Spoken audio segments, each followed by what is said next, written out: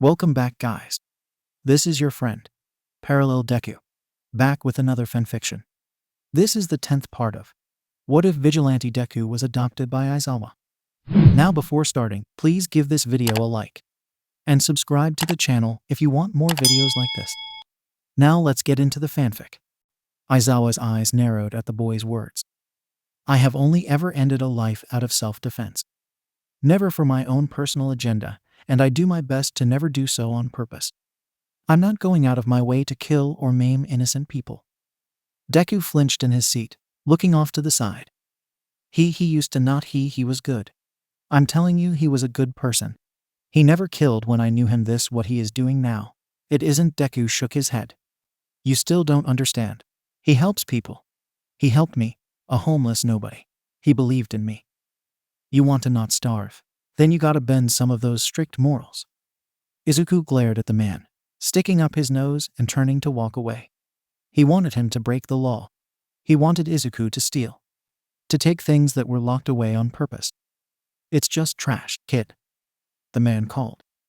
What difference does it make if you eat it here or eat it at the dump? At least this way it's still semi-fresh. Izuku hesitated, turning back towards the man slowly. It's illegal.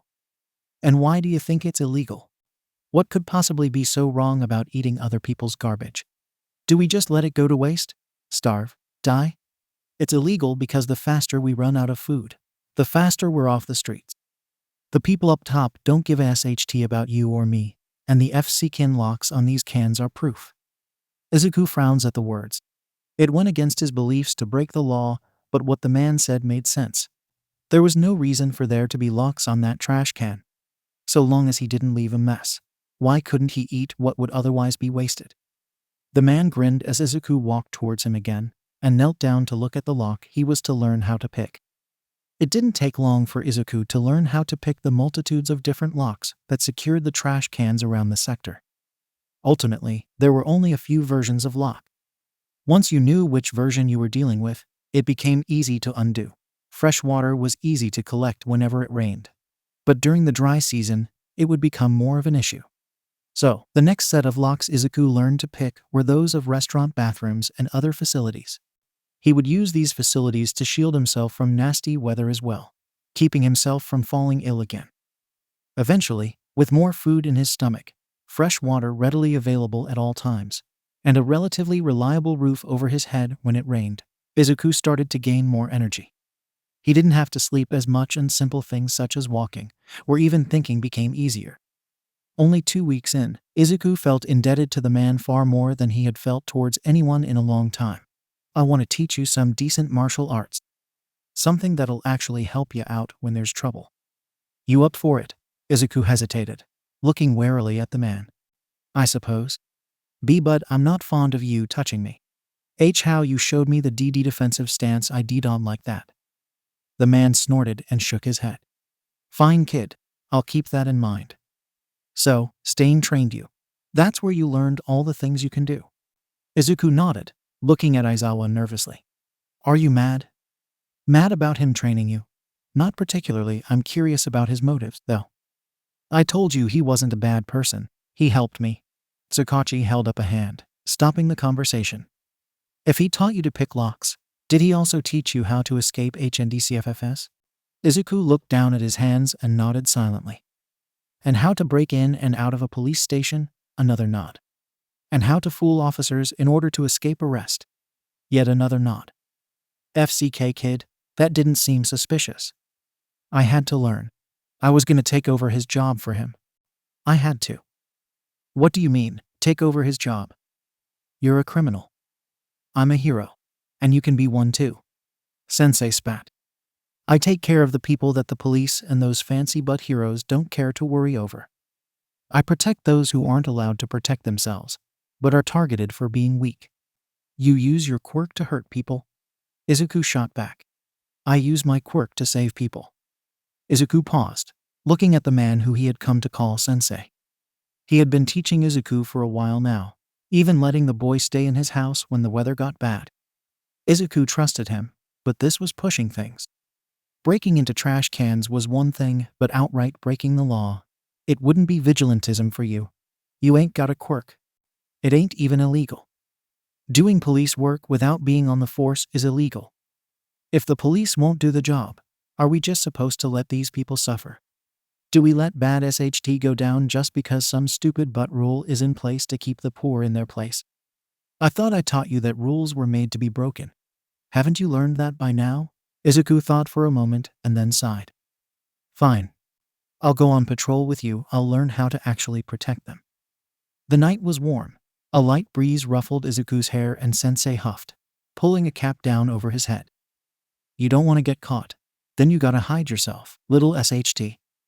Despite the cruel nickname, the words were said with affection, and Izuku felt a small tug of happiness at hearing them.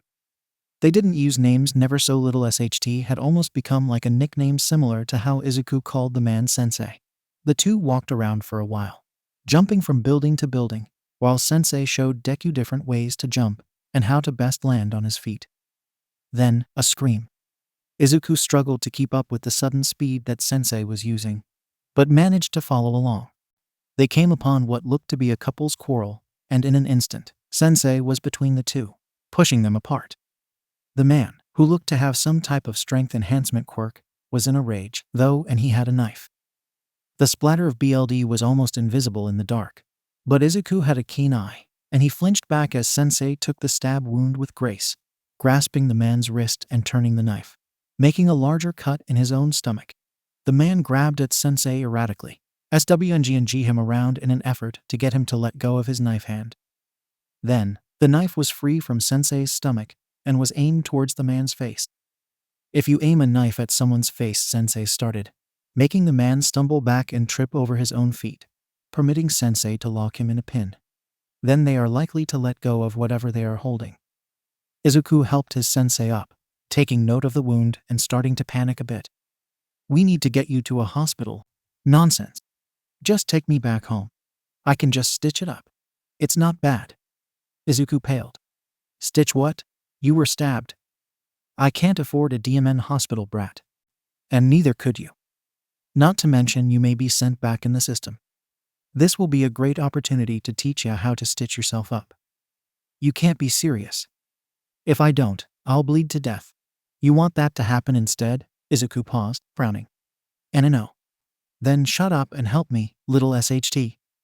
Aizawa frowned and sat back, running a hand through his hair. This was so FCK'd up. All of it.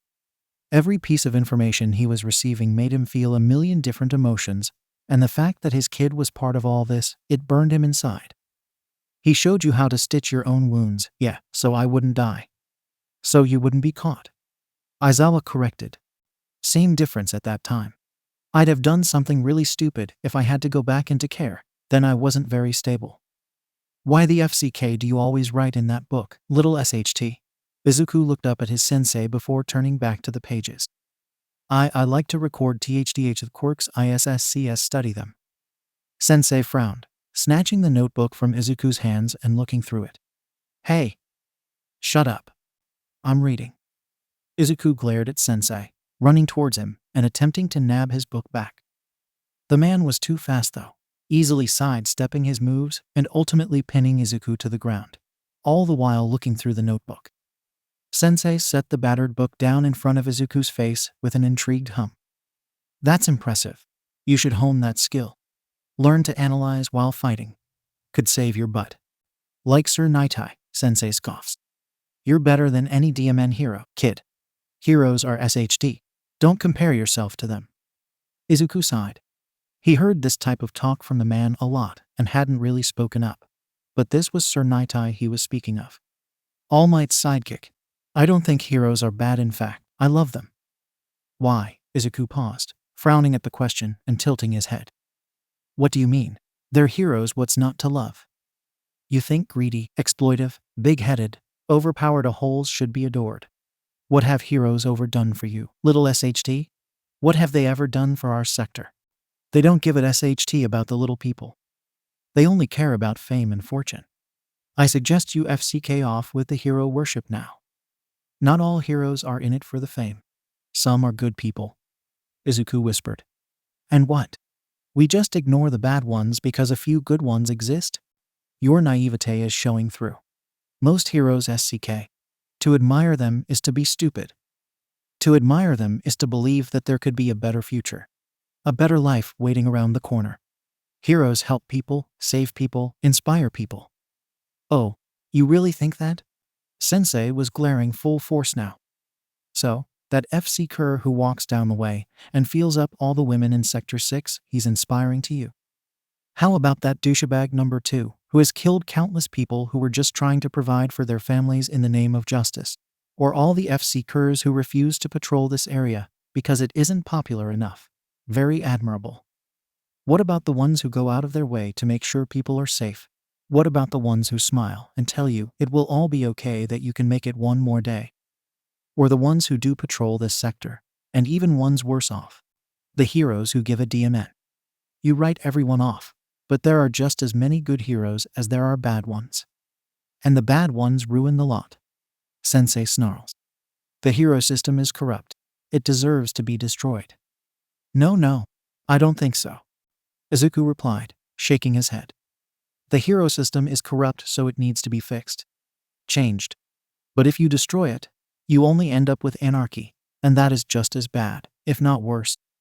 Thy key is to solve the problem of the bad hero. To differentiate the just from the unjust. And how would you do that? Well, I guess by looking at their motives and the actions they take to reach their ideals. Midoriya Detective Tsukachi said, face pale.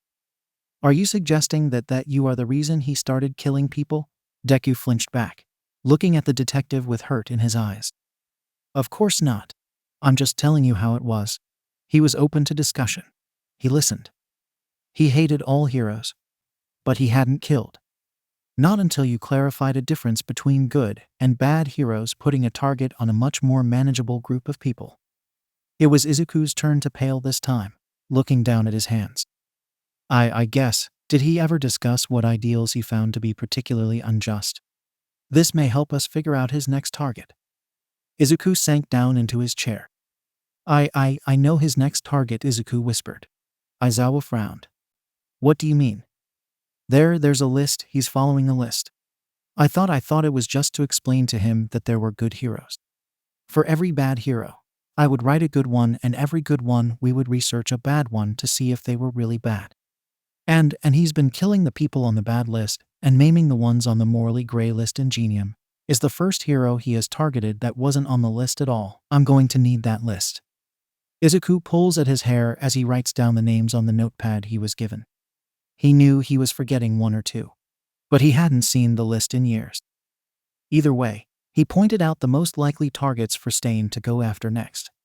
Aizawa-sensei sat to the side, glaring daggers at the notepad as Izuku wrote. It set him on edge. This was his fault. All those deaths, they were Izuku's fault, weren't they? Once he finished writing the names, the list was taken away, off to some higher up to review. He was left in the room with the detective and Aizawa-sensei once more. So, you made a list, but you said he hadn't killed yet when you knew him.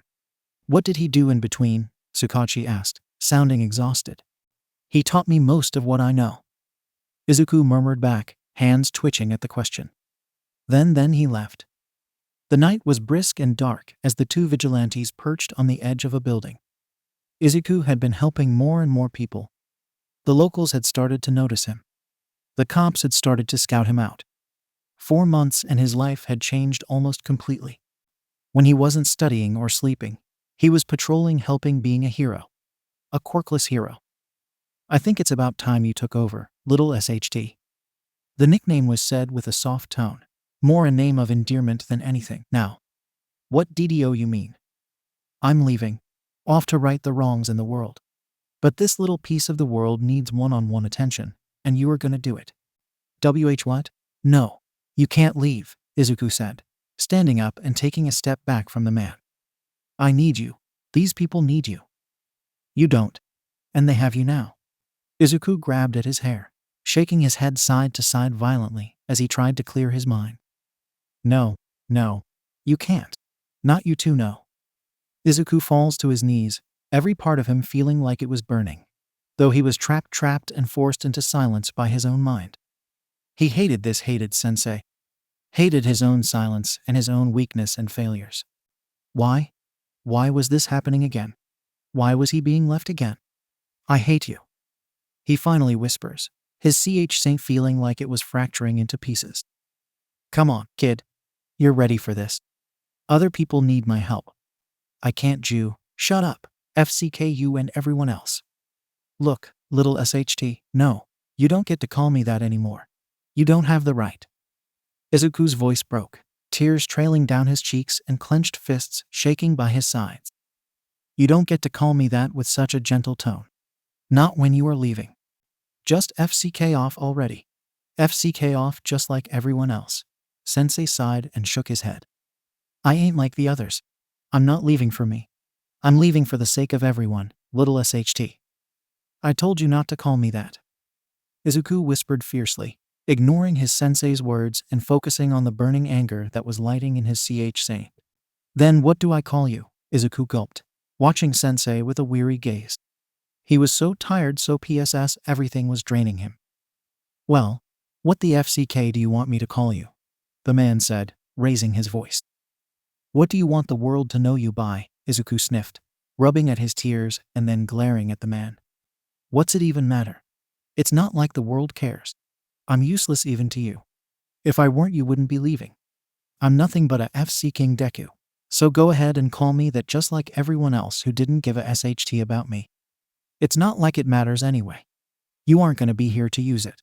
So just go. Go and save the world or whatever SHT you think you are going to do. Kid, go. Sensei stood from his crouch at long last. But he didn't move away. He stomped forward, pulling Izuku towards him and holding the boy close. Izuku pushed him away immediately, backing further away and holding his arms out to tell the man to back off. Don't FC King touch me, you piece of SHT. Sensei sighed and shook his head at the boy, but made no attempt to move close again. You ain't FC King useless. You and me, we just aren't supposed to stay with one another.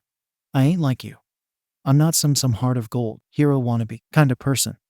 You're rough around the edges, but you're good inside. And that ain't worthless. So, Deku ain't gonna mean that no more. Nah. Deku is strong. And he ain't alone. Deku is the name of the best FC King hero I know. And I'll always be right in your corner, even if I ain't around. So cut this crying SHT. Cut this pitiful temper tantrum, and be the person these people need.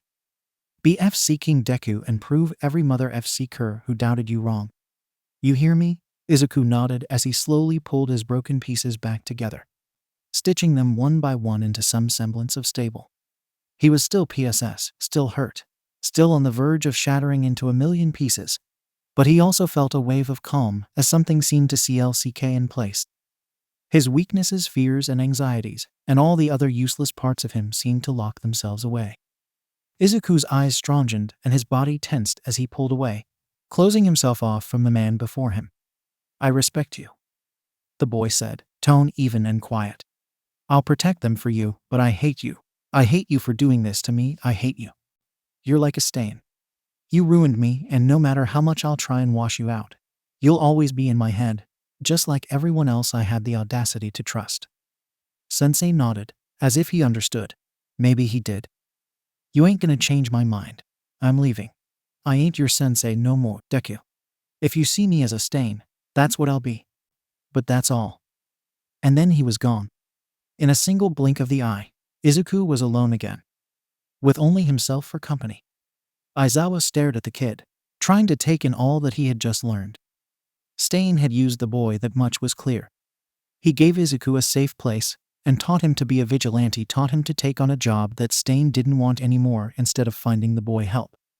Then, he had left him, just like every other person in Izuku's life. The hole. Tsukachi was busily scribbling things down on his pad, and then he sighed. Is there any more information you can give? You said you knew his quirk? Do you have a name? Deku was withdrawn, curled in on himself. His mumbled response was barely audible. Yeah. Tsukachi waits patiently for Deku to speak. On the other hand, Aizawa was just about done with the stalling. Kid, the longer this takes, the higher a chance that he kills someone else.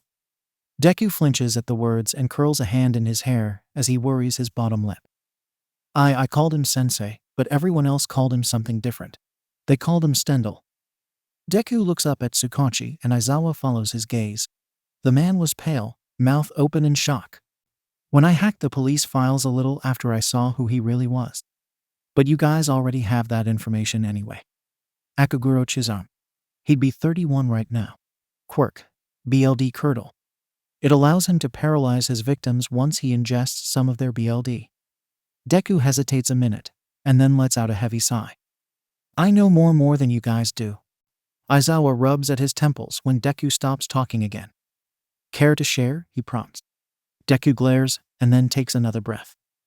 His quirk depends on BLD type. The longest a person can be paralyzed is 8 minutes, and is with BLD type B. The next longest is AB, then A, then O. He's a MSTR swordsman, but is also skilled with other blades, and keeps at least 8 blades on him at all times. His greatest strength is his speed, though. I almost thought he was dual quirked, but then he taught me. It's a technique that allows you to run with minimal movements and keeps your body low to the ground to negate air resistance. He's really good at it, though. Faster than even you, Aizawa-sensei.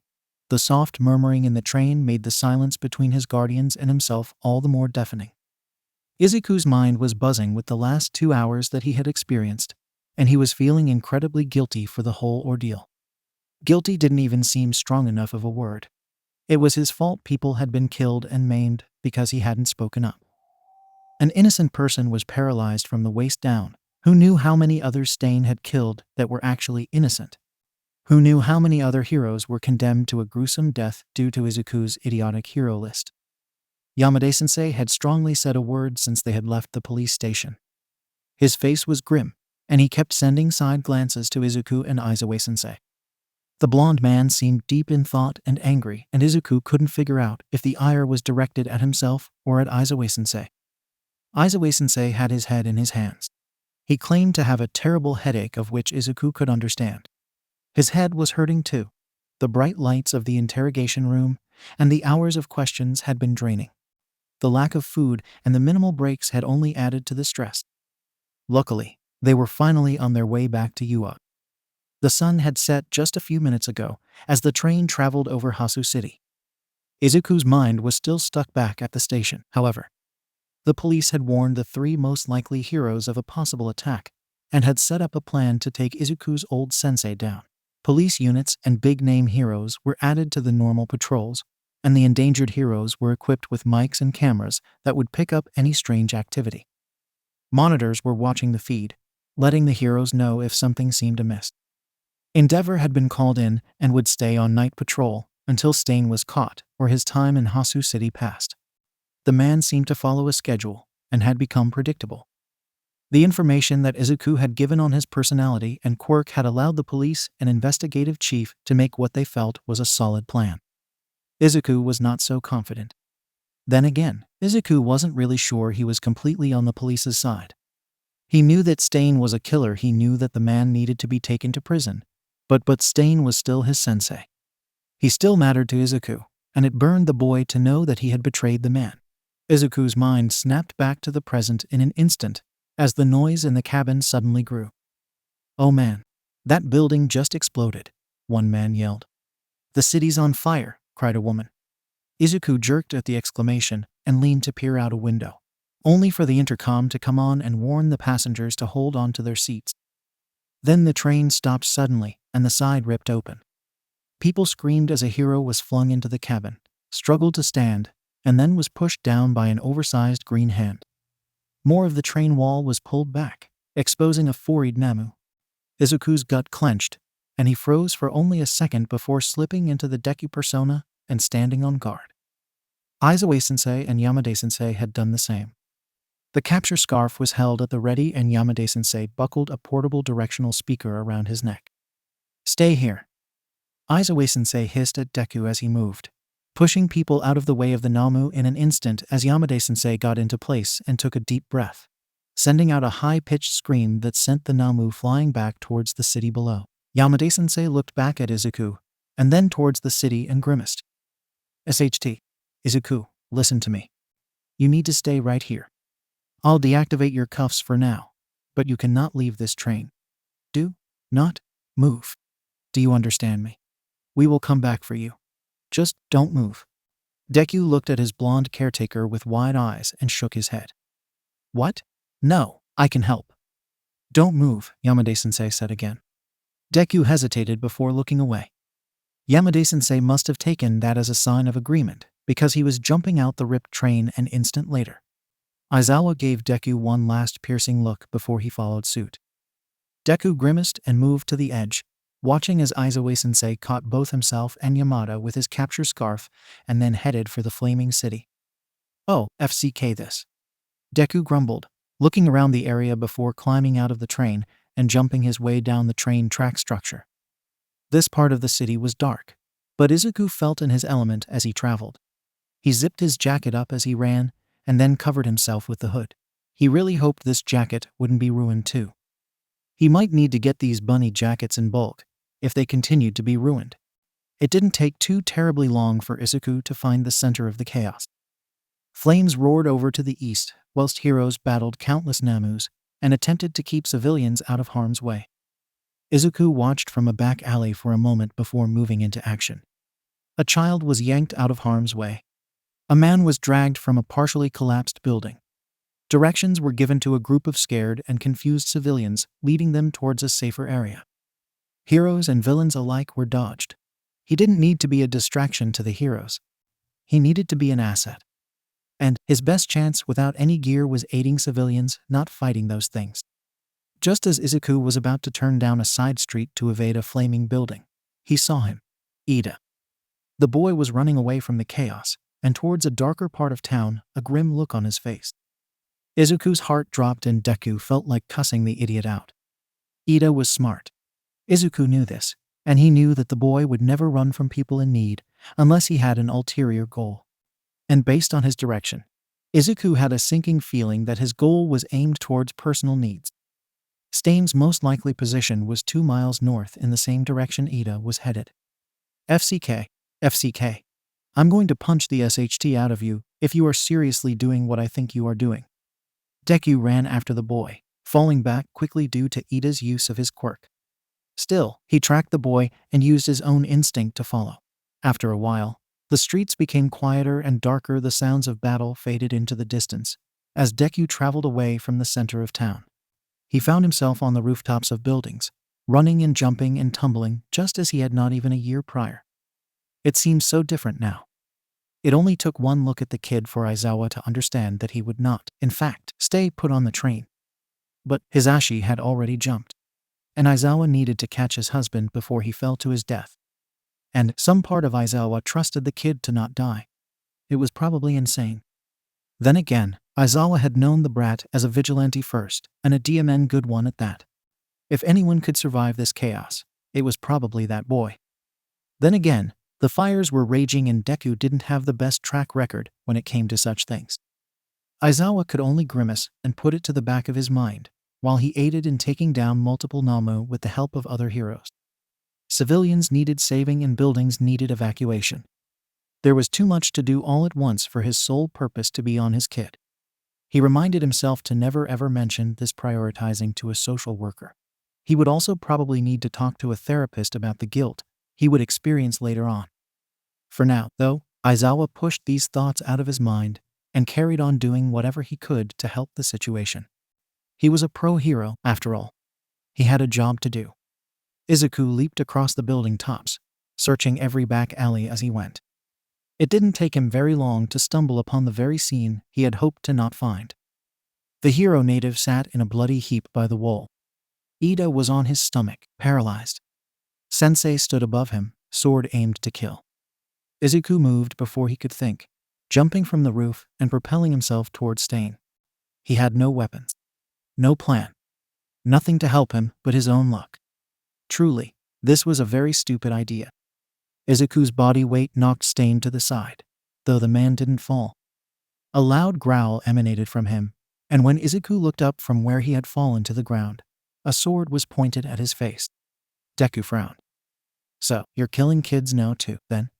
Deku spat, glaring past the weapon and up into his sensei's eyes.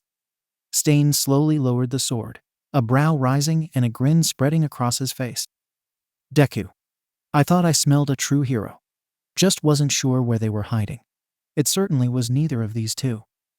"What the hell are you doing?" Deku asked, standing with slow, purposeful movements so he wouldn't register as a threat.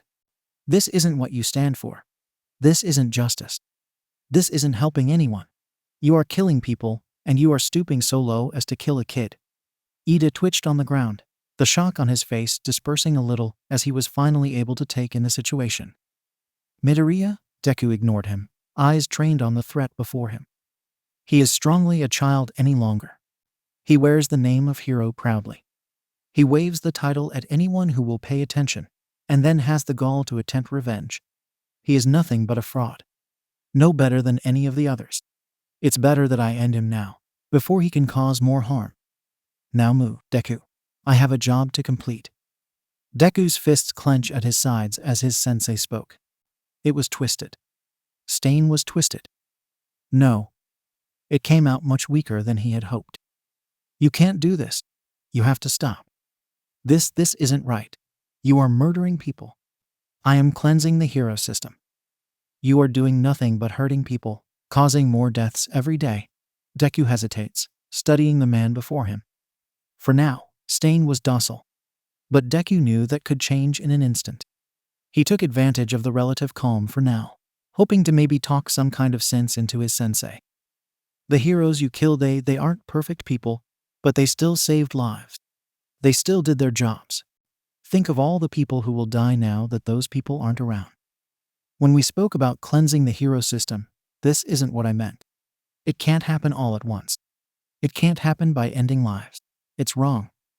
A dark chuckle filled the air as Stain studied Deku. "They've already corrupted you." Ida yelled a warning, but Deku was already moving, dodging the sword that had plunged towards his side. He jumped back, bouncing off the wall and landing off to the side. Stain was already turned towards him, lunging once more. Deku could strongly keep up with the speed, dodging as best he could but gaining no ground in stopping the man. Stain continued to laugh now and then, the barks of laughter sending chills down Izuku's spine. After a minute or so, Stain simply stopped and shook his head. "You came to a fight weaponless. I thought I taught you better than that." Deku hesitates only a moment at the sudden change of atmosphere. "I didn't really plan to be in a fight. I don't really have the choice of carrying weapons on me at all times any longer. They've imprisoned you like a criminal. They've helped me. They are giving me an education. They are helping me train. Helping me to become a real hero. A legal hero. They lock you behind the walls of that DMN school. They are brainwashing you into thinking that the system is working." Deku glared at Stain.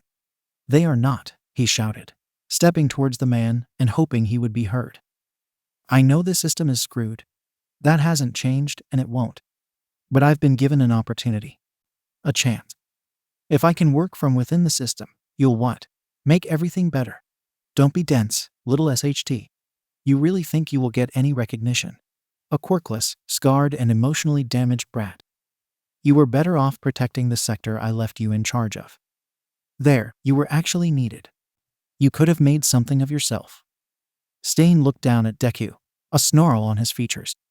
Deku tenses as Stain moves for his concealed knife, only for him to look at Stain confused when the man throws two knives at his feet. "You may not think that I have any morals left, little SHT, but I'm not gonna fight an unarmed man. So pick them up. You can either leave, which I doubt you will do, or you can fight me for the lives of these two imposters. Midoriya, stop this. It is not worth it. He will kill you. Go get help. Get a hero's silence," Stain hissed. "Or I'll end you before Deku even gets the chance to make his choice." Deku glared at Ada. "Shut up. I'm not FC King leaving you. Are you insane? Do you want to die or something?" He picks the knives up carefully, weighing them in his hands before settling a firm grip on the handles. "I don't abandon anyone. Ever. Midoriya, this is crazy." As Ida spoke, Stain made his move, lunging towards Deku with a speed that Izuku had only seen in Aizawa Sensei. Deku could strongly block the swing of the sword with his knives. He was on the defensive, trying to keep up with the quick and efficient swordsman. It was difficult, but not impossible. Deku waited, parrying and blocking until, at last, there was an opening. Deku dove to the side, turning his body and falling into the blind spot. He went for the hand that held the sword, but Stain managed to keep his grasp despite the sharp slash and heavy blow to his wrist. Stain turned in an instant, his own sword nicking Deku's shoulder. Deku moved forward, running full speed into Stain and knocking the man off balance. He went for a pin, but was pushed aside by the stronger man. His sword, at least, had been knocked from his hand at last. Deku huffed, rolling to a stand and moving to kick the sword further away. A twitch from Ida had him distracted for a second, and a sharp pain bloomed in his right thigh. Senbin needles of F-seeking coursed. "Oh, that F-seeking hurt, old man," Deku called, a familiar taunt reminiscent of when Stain used to train him. Stain seemed to realize this too as he paused and grinned. "Good. Maybe you won't make that mistake again, then. You are the one who lost your main weapon," Deku taunted. The longer he could keep Stain talking, the less time he would be fighting. The less fighting, the greater chance of help arriving. On the way over, Izuku had sent Shinsou a quick message over their communicators that gave a general location of where he would be. He could only hope the boy had noticed, and was smart enough to send reinforcements. Ida was starting to move a bit more. Good. Maybe the boy could use his quirk to get Native out of harm's way. That would be for the best. Stain may be bloodthirsty, but of all the people in this alleyway, Deku was probably the most likely to survive if the man decided to attack again. Better to get the other two away. "Midoriya, you have to run. Go now while he is weaponless." "Oh, I'm far from weaponless. Unlike you, I have more than one trick up my sleeve," Stain said. "If you survive, maybe you'll learn something from this." Deku kept a sharp eye on Stain as he slowly inched his way over to his classmate. "You have really got to shut up, Ida. I'm handling this." Ida looked skeptically at Deku. "Listen to me. I was already an idiot. Don't do the same thing I did. Go get help. That's what a real hero would do." Deku sighed. "If I leave, you and Native are dead. It's better than all three of us being killed." "No, it's not. Let me know when you can move again. Not very polite to have a conversation when I'm standing right here," Stain says, raising a brow. "When have you ever been polite, Sensei?" "Sensei?" Ida asked in a loud whisper. "What are you talking about, Midoriya? What's going on? Oh, have you not shared who you are with your classmates? Are you ashamed of your past now? Ashamed of the help you provided? Ashamed of all the good you did simply because it wasn't legal? Have they gotten to you that much?" "I'm not ashamed. I'm just not allowed to talk about it," Deku said through clenched teeth. Stain's eyes light up. "Not allowed? They have you on leash, like a dog." Ida squirmed again, his arms moving to try and push himself up though unable to quite yet.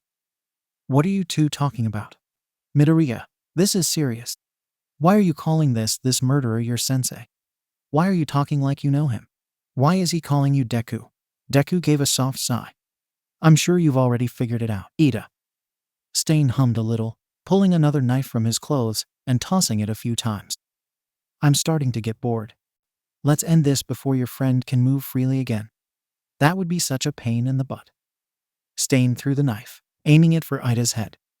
Deku managed to block it just in time, but the knife was merely pulled back to Stain by the string he had attached to it.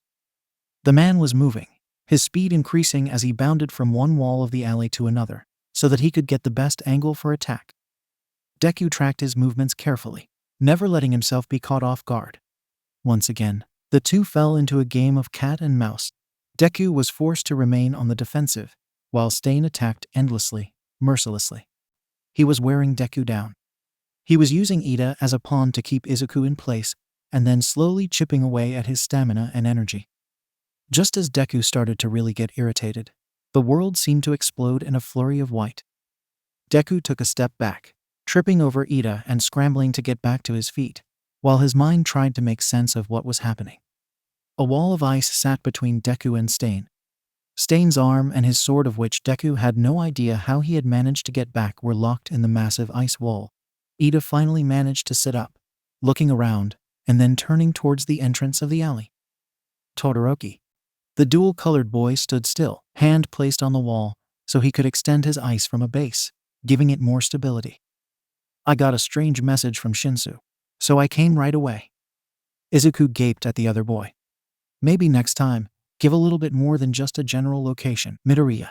I could have been too late. Deku watched in awe as Stain struggled on the other side of the ice wall. I think you made perfect timing, Todoroki. Deku pulled his gaze away from Stain and turned towards Native, who was sluggishly bleeding over by the wall. He moved over to the man and put pressure on the wound. Is there any more backup coming? My father should be on his way as soon as he takes care of the Namu he was fighting. I think Shinsou messaged a few others as well. He is probably heading this way too. Izuku nodded, taking in the information. For now, the threat was relatively subdued. The best course of action would be to take the injured to safety, even if it meant letting Stain get away. Native coughed as Izuku pressed on his wound. Cameras, I got cameras. I knew he was coming for me. Help should be here soon. Another spluttered cough. Should have been here already. Sent at FC King kids, stupid idiots. Yeah, we weren't sent by anyone. Your backup is being held up. You just got lucky that we came to save your butt. Deku replied. Todoroki had helped Ida stand and walk over to the two. I can ice his wounds over, and we can move him. In the meantime, care to explain how you two ended up here? Nope. Deku said definitively. I have nothing to explain. You're a vigilante. Ida said, eyes narrowing at Izuku. That's the only thing that makes logical sense. You know him because he trained you. You are Deku, that vigilante that kept evading police over in Sector 9. My brother was almost put on the case. I have nothing to explain, because apparently, Ida has all the answers and is going to say everything for me. Deku muttered under his breath. How did you get into UA? Surely they never would have allowed a criminal. Is now really the time to have this conversation? Deku asked, sending a glare towards Ida. Had he not looked back, Deku never would have known what hit them. Stain had somehow broken free. His sword was already mid-strike. Deku barely had time to pull Todoroki down and take his place, the sword cutting into his cheek instead of Todoroki's shoulder. Izuku watched helpless as a long tongue fell seeked across the metal surface of the sword. Then, his body went numb. Deku grunted as his body hit the floor. Every muscle attempted to tense, but even that was out of his control as the paralysis took effect. A strangled cry sounded from somewhere, but Deku was too lost in his mind to be able to tell where. He was trapped, unable to move, frozen, and at the mercy of anyone who wished him harm, unable to do anything to help. A burden, Midoriya. Deku tries to search for the voice calling out to him, but his head won't turn. His CH scent is tight. He can't breathe. Then, something cold is at his side. He is freezing. It feels like ice is traveling across his hands and legs, and just as suddenly as he had fallen into panic, his mind cleared. The world around him came back into focus, and Izuku found himself looking at Todoroki's shoe. Ice was coming from the boy, traveling over Izuku's hand. Stain and Todoroki were dueling it out just to his right, the latter barely able to dodge the swings of the sword. Ice surrounded the area and more flew in multiple directions as Todoroki defended himself. Every wall the dual-quirked boy raised between himself and Stain was quickly smashed to S-strongs, raining ice across the walls of the alleyway. Stain was quickly closing the distance that Todoroki fought to maintain, unfazed by the freezing temperatures, while the student huffed great clouds of frosty air as his body fought to regulate itself. Then, a blur rushes past and Stain is pushed to the side, giving Todoroki just enough time to rebalance himself. Stain grins and then snarls at the two, adjusting the grip on his sword as he stared them down. For a couple seconds, the only sound is heavy breath. Then, everything starts again. Stain makes the first move, ducking low and aiming for Todoroki once more. Ida pushes Todoroki out of the way, his clothing getting cut by Stain's blade. Don't let him get your BLD, Izuku rasps. It'll paralyze you. Length depends on BLD type. A little late to help your friends now, little SHT. Stain snarls. The moment of distraction was just enough for Ida to attack once more, aiming his leg for Stain's CH sent in a hope to send him back. The attack merely glanced off. Todoroki's wall of ice did little as a follow-up, as Stain shattered the frozen barrier into pieces, even as it was formed. The two students were barely holding the man back, escaping the swing of the deadly sword by millimeters. Deku struggled relentlessly against the paralysis, testing different parts of his body regularly to tell when the quirk was finally wearing off. At the same time, He is intent on the fight. At one point, Ida manages to send Stain sprawling to the floor and nearly pins him. But a hidden knife nicks Ida before he had the chance. FCK, Ida, Deku shouts, hands clenching on the ground below him. Just a little longer, and he'd be able to move. He just needed them to last a tiny bit longer. Todoroki sent another rush of ice towards Stain, though it was clear he was slowing. The boy's breath was fogging in front of him, and a thin layer of ice was starting to cover the opposite side of his body. Slowing down? Getting tired? Stain taunted. Deku struggled once more, cursing the situation as Stain gave them all a moment to realize how screwed they were. Todoroki, come on, Deku huffed. Don't let him win. Todoroki frowned and huffed. I wasn't trying to. Well, you aren't trying to win either, Deku growled back. You're slowing down. You're freezing yourself. Got him, Nit? Use your fire, dumbass. But it was too late. Stain was in motion again and heading straight for Todoroki. The boy barely had enough time to throw up an ice shield and force Stain back a few steps. A frown was clear on his face. I can't. Deku managed to struggle up onto his forearm. Don't be an idiot. Yes, you can. Another attack has Todoroki skidding and rolling across the alleyway. No, I promised I wouldn't use his cursed quirk. Todoroki barely dodges a kick to the gut, only to get hit in the side of the head. The boy falls. A sword plunges towards Todoroki's cheek. And at last, Deku can move again. Deku bolts from his spot, knocking Stain's sword from his hand and sending it flying into the wall. Deku would glare at Todoroki if he could risk shifting his attention away from Stain. His teeth clench and his eyes are alight with his anger. Are you FC King kidding me? After our last conversation, you still FC King refused to use your quirk to its greatest ability. Deku lands a solid punch to Stain's nose and then sweeps his feet. You are about to die, and you are so FC King stuck on that stupid SHD that you would just let it happen. Stain backflips out of the way. How moronic can you be? Deku hissed. It's your quirk. Todoroki stood shocked for a moment before he got back into a fighting stance, standing over Ida to protect the team. Don't blame me if you panic again. He grounds out. Deku scoffs. Worry about yourself, dumbass. The alleyway is alight with fire in less than an instant. A wave of flame shoots towards Stain, catching the man off guard as his scarf catches fire. Deku, despite his confidence, is biting down on his rising fear. His body is suddenly cold despite the heat of the alleyway, and he has to force himself to look away or risk melting down. Then, he sees a glint on the corner of his eye, and an idea hits him. Make steam, Todoroki. Limit what he can see. Steam seems to fill the air almost immediately. Deku had always been better at blind fighting than Stain. This would give him the advantage. They could possibly even escape. Oh, you think this little trick is going to help? Stain taunts. Yes, I do. I'm better in the dark than you are. That's very CCKY, little SHT. Good to know those DMN heroes haven't erased your spunk. Deku rolls his eyes, moving silently through the mist, turning his head to try and hear the smallest sounds. Stain was unnaturally quiet. He had always made sound before. Even still, Izuku used the movement in the mist to tell where the man was at. Stain seemed to have the same idea. The sword missed by centimeters as Izuku ducked and spun out of the way, landing a swift jab to Stain's side before he retreated.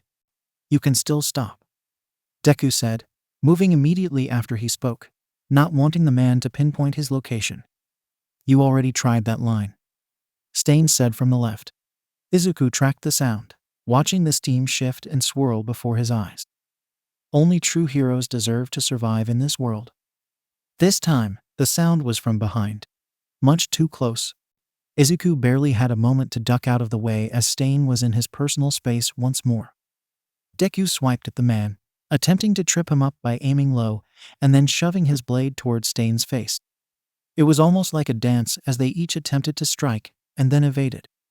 Who are you to decide who a true hero is? Deku hissed, landing a grazing slash on Stain's forearm. I'm using your list, Stain rebuked. Deku grimaced, falling back at this information. He had known it was his list that Stain was following, but it still stung that all those deaths were partially his fault. That list was to show you the good. And it did. I don't touch those who walk the line of justice. Except for Ida Tensei. Ingenium. Deku called back. He was grateful that Ida Tenya was smart enough to keep his mouth shut at that moment. Ingenium was blocking the hand of justice. My brother was doing his job. He was being a hero. Deku huffed and moved, pushing Ida out of the way just as Stain reappeared in that area. Shut up, Ida. Stain laughed and attacked once more, but yet another wall of ice shot out, sparing Deku from strike. It hissed and melted down in the heat of the steam. But it was just enough for Deku to make his retreat once again, while Ida and Todoroki did the same. You harmed Ingenium because you couldn't handle being called out, Deku proclaimed. You robbed the world of a just and honest hero. A person who genuinely wanted to help people.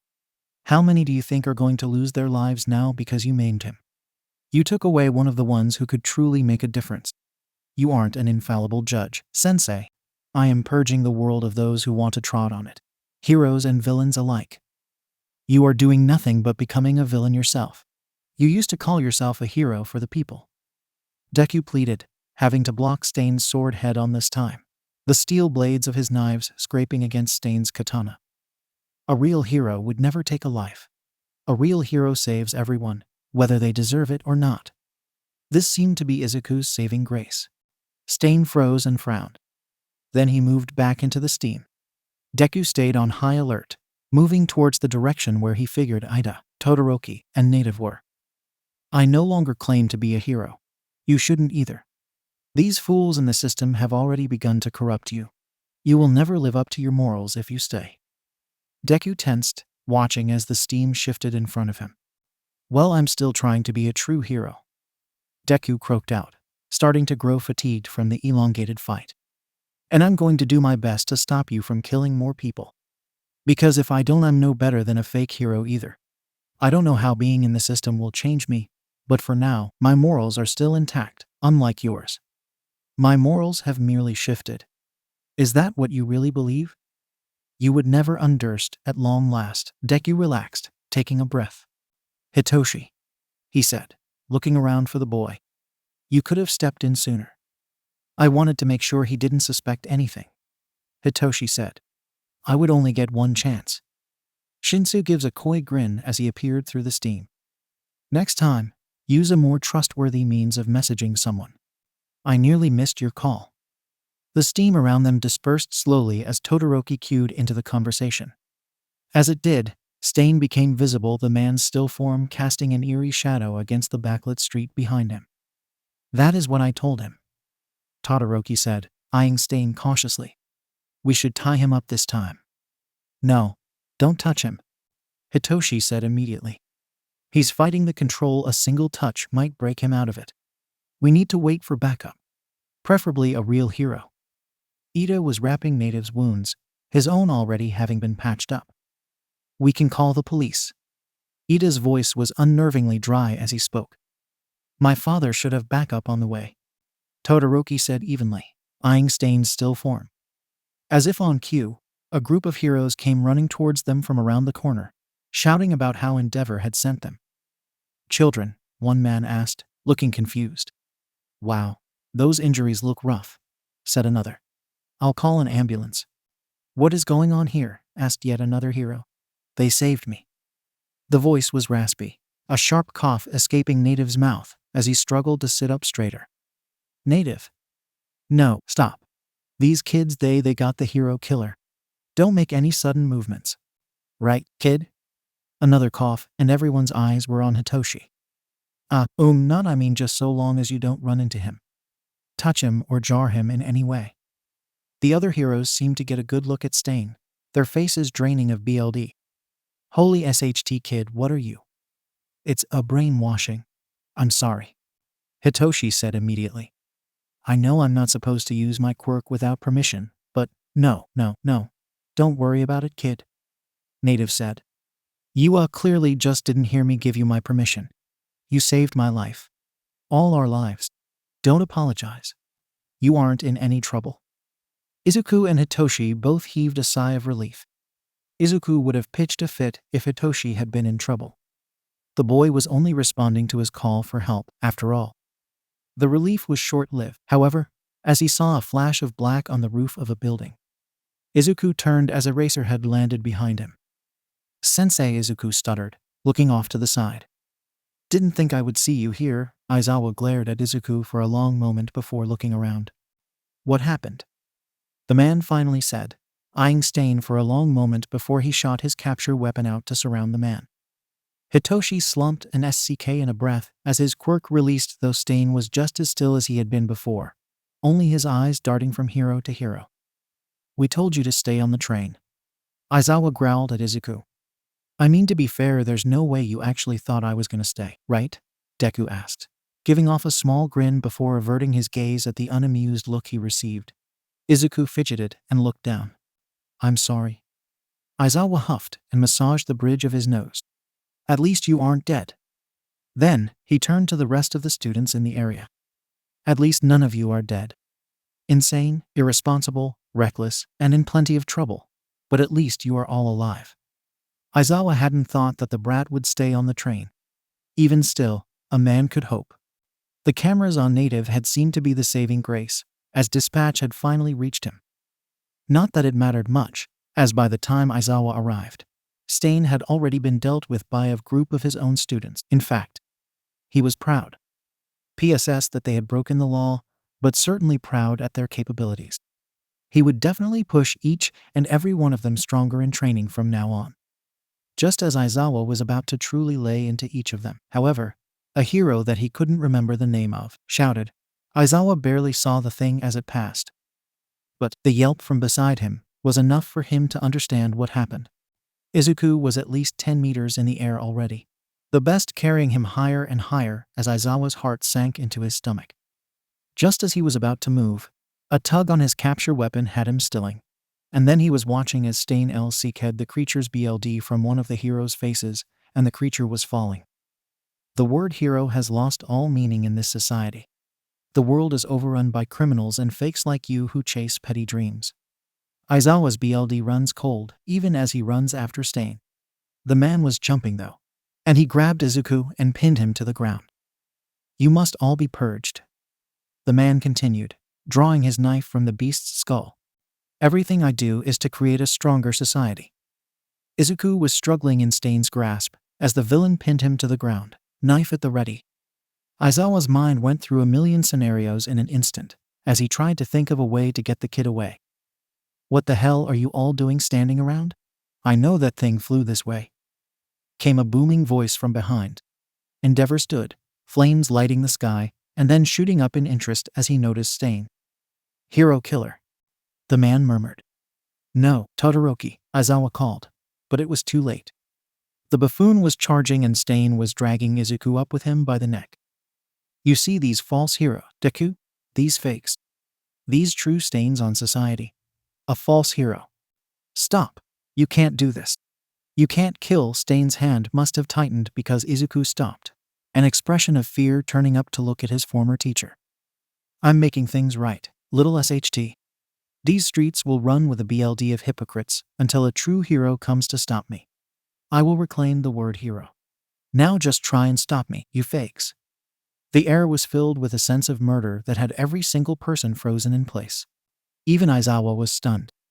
He mentally berated himself for hesitating when his kid was right in front of him, in the hands of a murderer, but the bloodlust had him just as still as all the others, even Endeavor. What happened next, Aizawa wasn't even able to comprehend. 1 second, Stain was taking a step forward, and the next, he was still. And Izuku was no longer in his grasp.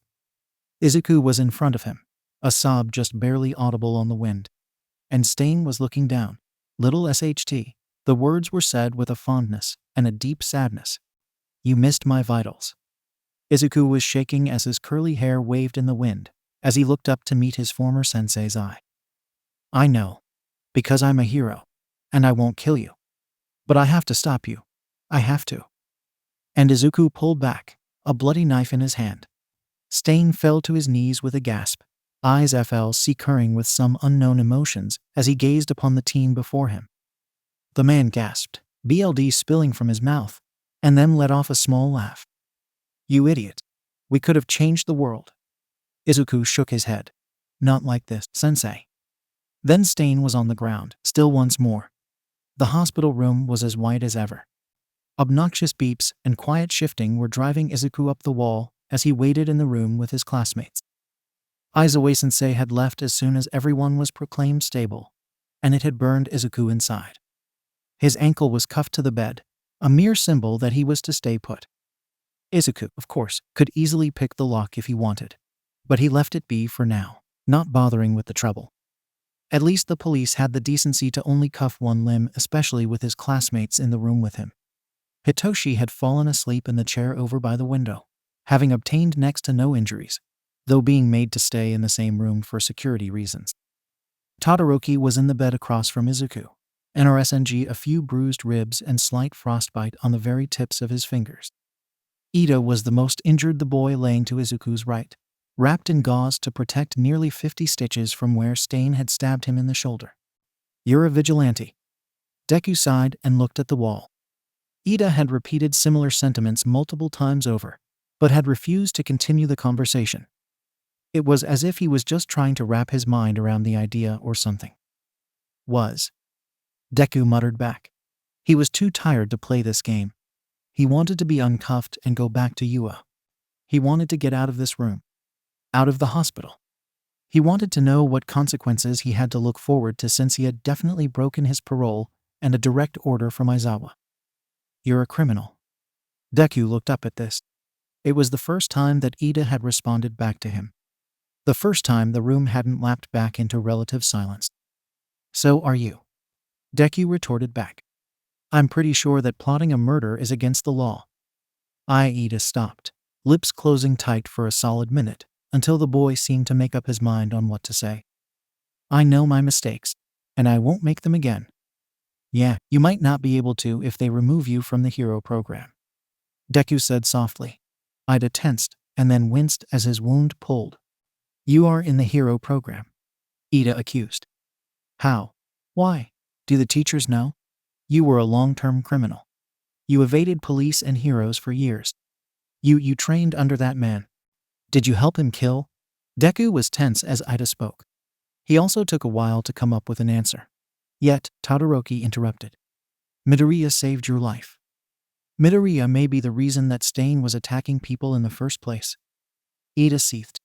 "Don't defend him." Deku flinched at the sheer hatred in Ida's tone. "Shut up," came a lazy voice by the window. Shinsou was sitting up straight, rubbing sleep from his eyes. "You can't exactly judge someone when you get up too." Ida's eyes flashed, and he sat forward, only to hiss and lean back against the bed. "Midoriya is the reason my brother is maimed." "No, Stain is the reason your brother got hurt. Midoriya is the reason you are alive," Hitoshi responded. "Why are you defending him?" "He defended you, didn't he?" Todoroki asked in a dry tone. "If you didn't notice, Midoriya is cuffed to the hospital bed right now. He is clearly just as responsible. I mean, technically that's just protocol.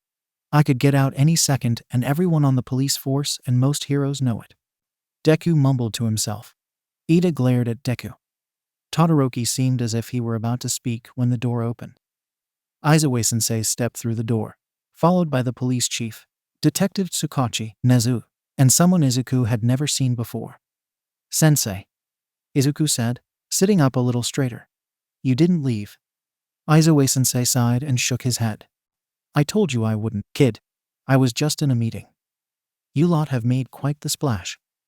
Police Chief Tsurigami huffed, his voice more like a low bark than a human voice. The adults in the room filtered in completely, and then the door was shut and locked behind them. Just as before, another silence enveloped the room, though this one had every student shifting uncomfortably as the adults stared them down. "Each and every one of you have broken multiple laws tonight. Do you all understand that?" Detective Tsukachi asked. The nervous shifts about the room told volumes that each student understood that fact.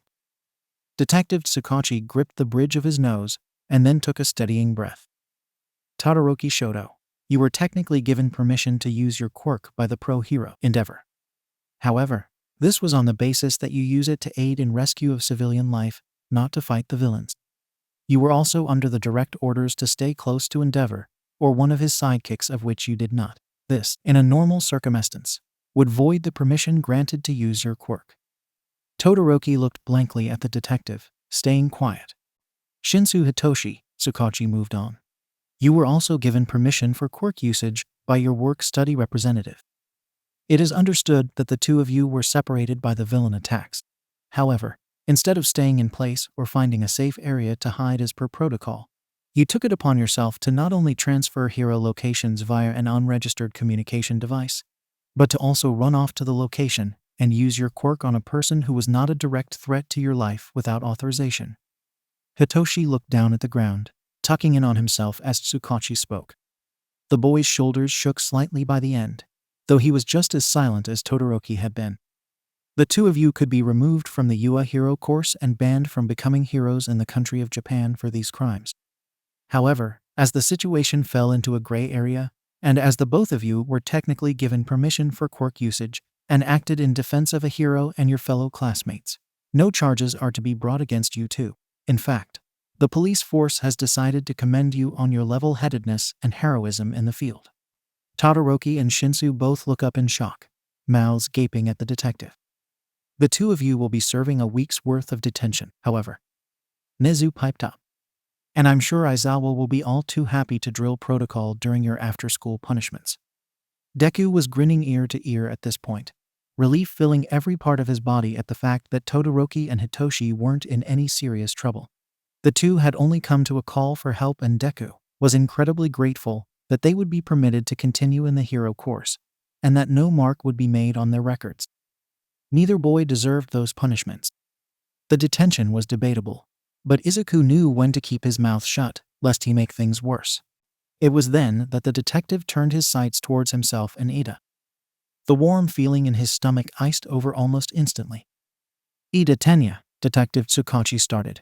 You actively went against direct orders from your work-study mentor during an emergency. You acted of your own volition and tracked down a target that was in no way in your jurisdiction to take down. You recklessly involved yourself in a villain fight and could have made a dangerous situation more unstable than it was originally. Unbeknownst to you, a plan was in place to take down the villain, Stain, and had the Namu attack not occurred and delayed backup, your actions could have seriously hindered the operation and led to multiple deaths. Ida was pale as he listened to the detective. Luckily, the detective said, voice softening, your actions ended up saving the life of the pro-hero native. It delayed Stain's killing and aided in his ultimate capture, despite the unfortunate delay in backup due to the more pressing Namu attack. The pro-hero native, despite video evidence to the contrary, has vouched for you and has given an official statement that he gave you permission to use your quirk to aid in the situation. Thus, charges have been dropped for your insubordination and illegal quirk usage. Ida's shoulders slumped and tears spilled from his eyes at the final words. He nodded, wiping at his eyes. Yes, sir. Thank you, sir. Came a soft reply from the boy. Aizawa-sensei and the other adults stared Ida down for a long moment before the teacher spoke. An official apology will be expected, the man drawled, and an official red mark will be put on your academic record, resulting in a 6-month probationary PRD. You will also have detention twice a week until the end of the semester and once a week until the end of your probation. Ida nodded and bowed as much as he could considering his injuries. Yes, Aizawa-sensei, and I do apologize for my actions. Truly. I'm sure you do. Nezu said with a nod and a grin. Young people are always so quick to act and don't often think through the repercussions of their actions until after. I hope this punishment will teach you to be more level-headed in the future, and that the mercy shown will create a better hero for the future. All that was left, now, was himself. Midoriya Detective Tsukachi sighed as he turned towards the green-eyed boy. Deku opted to take over the moment his name was uttered, and he sat up straight, looking at the detective in defiance. Detective, he said back, you also ignored a direct order from your mentor and guardian. In the process, you broke your parole and endangered your life. However, it is not lost on us that you did so in order to aid civilians in the attack from the Namu, of which led to you moving into action to aid the pro-hero native and your fellow classmate against the threat of a serial killer of which you happen to have accurate and useful details on. Thus, your actions have been deemed as more responsible than those of your fellow classmate, Ida Tenya.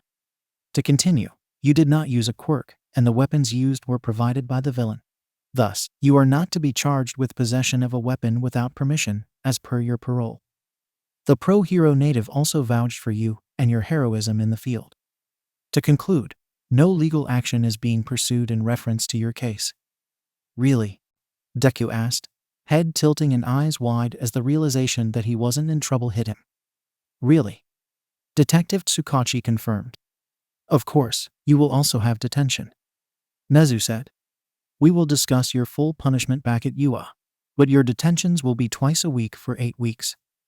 Deku nods and sits back in his bed. He had gotten off way easier than he had thought.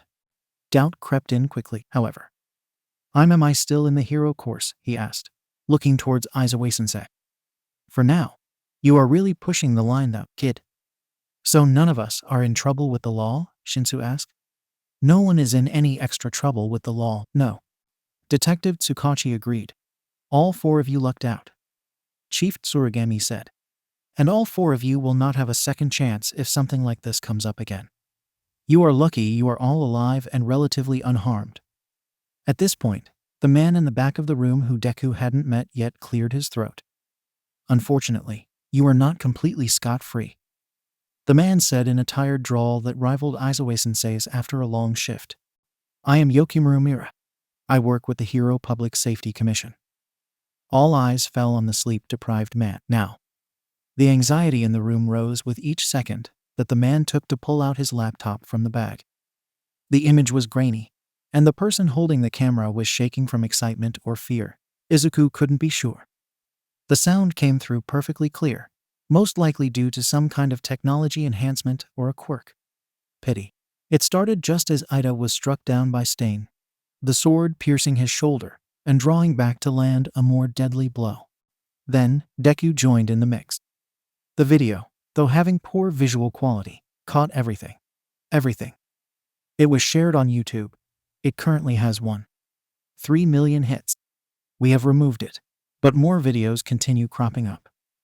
Yokimaru said with a sigh. The room was completely still. No one moved. Deku didn't even breathe. The Hero Commission will release an official statement, stating that the 4 of you acted on orders, but it is clear to many as to what actually happened. Stain is a popular figure online, and many support his views. There are many who will be unhappy that he has been taken into custody. On the other side, many will be thrilled at his capture, but just as appalled at how it was enacted. Many things have come to light in the public eye, and reports and critiques are already coming in about the safety of UA students and the responsibility of heroes in light of these recent events. I was sent to tell you that the Hero Commission is working to ensure yours and your family's protections, while this news story is at its height and your risk of personal attack is at a peak.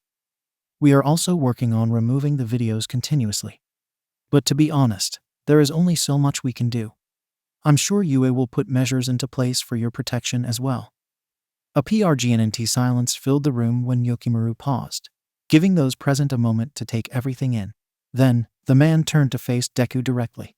Your identity as the vigilante Deku has been revealed to the general public. The Hero Commission has made an official comment stating that due to your quirklessness, you do not qualify as a true vigilante, and thus are permitted to become a hero. In return for this kindness, the Hero Commission does hope that you will reveal any and all information on villains and other distasteful subjects you may have run into during your time as a vigilante. Of course, you are free to choose, but it is important that you keep your future in mind. It would be a shame if you were robbed of your ability to gain a hero license in the end. Deku glared at the man, hackles raising at the threat. Yokimaru grunted, and then sighed. That is all. The man closed his laptop, turned on his heel, and left the room. Aizawa stayed slumped next to the wall as the video was played. He had already seen it. It was far from an ideal situation. It seemed that each passing hour seemed to add more stress onto his plate today. Once Nezu showed the police out of the room and closed the door back, Aizawa straightened up. Izuku was stiff in the hospital bed. His head was down, his hair covering his expression. Aizawa frowned at the reaction. Did you think they wouldn't ask for information? He questioned, studying the boy closely. After what you proved to know, you're smarter than that. Izuku merely jerked at the question. Ah yes, speaking of, the information that you would categorize as top 10% in importance will need to be turned in within 3 days. Nezu said with a nod, pulling out 2 notebooks and a pack of pens from a bag. Deku stared at the rat, confused for a moment. Then the expression strengthened. What? I don't think it is that difficult to understand, Midoriya-kun. I'm not a snitch. The words were barely a whisper, but it was clear everyone heard. Ida tensed in the opposite bed. Shinsou and Todoroki both frowned, giving Izuku bewildered looks. Kid, Aizawa started. But Deku shook his head violently. No, Deku looked up, eyes blazing. I'm not letting them blackmail me into giving away identities of people who I merely suspect. Other than Sensei, I've reported every true villain I've encountered. But they're asking for more. They want potentials, people who may not even have done anything wrong. Or people who did one thing because they were in a bad spot. It's wrong, Aizawa-sensei. It's your duty, Aizawa snapped. If the Hero Commission wants information, then they should send out their own spies. Just whose side are you on? Nida snarled, sitting up gingerly and glaring at Izuku. You have information on more potential criminals, on possible killers or RPST or drug dealers, and you are risking the lives of innocents to favor them. I had thought you had a higher standard of morality. Deku's lips curled back in anger. So says the one who plotted and attempted to end someone's life before a conviction. Don't act so uppity, Ida. You are just as bad as anyone I have information on, and in most cases, worse. Maybe the commission should have their eyes trained on more people like you, instead of lower-class citizens who make mistakes because they are struggling to care for their families. Shinsou had stood from his chair and shifted closer to Izuku. He's right. Of all people right now, you have little to say of morality, Todoroki said softly. But it would be idiotic to not reveal potentially dangerous individuals. They aren't dangerous. Like I said before, I reported everyone who was dangerous. Sensei Stain, he was different. The situation was different. I don't have anything else of the sort, I swear. Shinsou frowned, tilting his head. You can't be sure of that, though. If you have people in mind already, then they are probably sending up red flags for a reason, right? If they are truly innocent, then the commission wouldn't actually hold them longer than necessary, right? Deku shifted in his bed. It's still wrong. They haven't done anything to go through the trauma of being arrested in the first place. None of us are even sure they will make arrests. Todoroki supplied. Deku gave him a look, similar to that of a parent looking at a naive child. Enough. Aizawa snapped, drawing his student's attention. This is non-negotiable, Deku. Deku snapped to attention, the cuff on his ankle yanking and jingling as he did so. You so easily suspend the freedoms of the bottom class. I thought you were better than that. Deku spat. Aizawa straightened to his full height and stared Deku down. When it comes to the safety of society as a whole, I am willing to see the benefit in keeping tabs on those who could pose a danger to innocents. We are talking about people who are just down on their luck. Mochizuki-san, Kai and Kei, Seichu-san. People who just need help, not more speculation. Not prison sentences the moment they toe out of line. If they are criminals, they deserve to be put away. Ida interrupted. The world isn't black and white, Deku shot back. In this case, it is, Aizawa said firmly. These people you know, that you have valuable information on, they pose a threat, Deku. Think about it. Kai and Kei, they broke into the USG. They attacked you and your classmates. They backed down, Deku said, desperation rising in his voice. They stopped and SWCH sides. Because they trust me. They just needed to catch a break, and no one gave them a single ounce of support. I left, and you didn't keep your promise to protect my people. So they turned to the only option left, crime. You know how it is. And what of Seichu, then? Aizawa growled back. He didn't stop and help you. He didn't back down at the USG. He stayed on the side of the villains, gave them information on how to harm you, and has no regrets. For every bad person let free, imagine 2 misled ones dying, if that helps ease your conscience. Having eyes on at-risk people doesn't guarantee negative consequences. It's a security measure. It's an invasion of privacy targeted at a specific class of people. This isn't about classism. The people we want information about are the ones who have engaged in illegal activity or suspicious behavior. It's strongly a private matter when dealing in crime. Deku. You and I both know that the moment I hand names over, those people will immediately be collected and held in a facility. Deku's voice was weaker this time, pleading. Aizawa gulped. He knew that. If the commission was involved, it would more likely lead to an extreme response than not. Still, after Stain, if Izuku had information on more people like him, Aizawa could only imagine the potential lives the boy would actually be saving. Both points of view hold merit, Nezu said, voice chirping happily. Alas, unlike Yokumura-san suggested, this is not a choice. You so easily take away the rights of others to please those in higher positions, Deku accused. No. I weighed the cost and benefits of this action. Nezu's grin dropped as he continued. Considering the magnitude of the most recent down on their luck person you hid from us, the chances of another person of similar, or even greater importance are too high.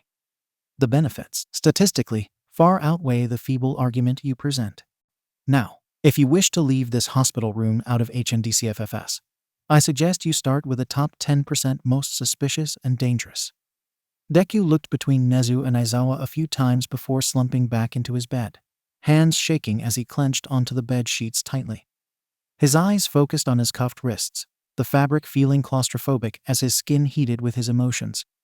Aizawa-sensei seemed to take this as a warning, because the man stepped forward cautiously. Deku jerked away when Aizawa-sensei got too close. The man sighed. Don't beat yourself up over this, kid, he said softly, pushing the notebook towards Izuku. Deku grimaced as he slid the notebook into his lap, opening to the first page. Every name I write will be another red blemish on my life. But every falsely imprisoned person will be on your hands. I hope the guilt burns. Izuku frowned as he watched the security screen.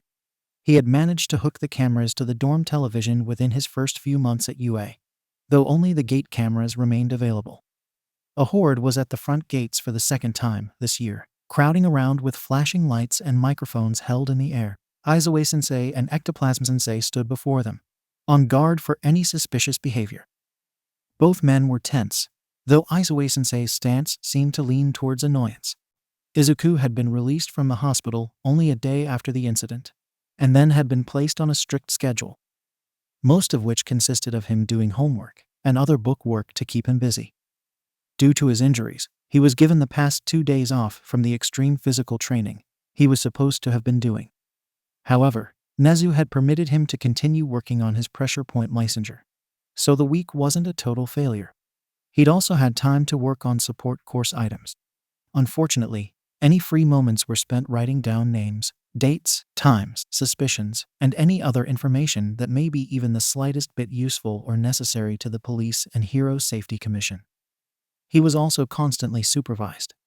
The constant presence of someone in his space was making his skin prickle. Even now, Yamada-sensei sat beside him on the couch, working on lesson plans. I know you're technically up earlier than your schedule states, but that doesn't mean you can take a break from your punishment. Nezu said you should be writing any free moment until you turn that in, Izuku, Yamada-sensei said in a dull tone. The man had repeated it many times over the weekend already. Each time the words were said, Izuku let out a sharp huff and turned to glare at the notebook he had been given. It's due tonight, Yamada-sensei reminded in the same tone. I know, Deku mumbled, tempted to throw the notebook at the wall just to spite it. I'm pretty much done, anyway. He starts writing again despite his words. After another few minutes, he finds himself looking back at the security film. There's a lot of them. How are students going to get to class? The police are coming to control the crowd. They should get here just a little before the first students start showing up for class. Izuku hummed and squirmed in his seat. Do I really have to go to class today? Yamada-sensei took a deep breath and put his work to the side. No, you don't, he said softly. If you really, honestly need this day, you can have it. But I hope you aren't just running from your problems. Because the longer you wait, the stronger they will be to deal with. And try to remember that you aren't going to be the only one struggling. There were 3 others with you, 3 others who were also caught on the video, whose lives are now in more danger, and who are also going to be judged by their peers. Izuku looked down at his hands, an icy wave filling his CH sent at his guardian's words. He hadn't seen the other 3 since he had left the hospital.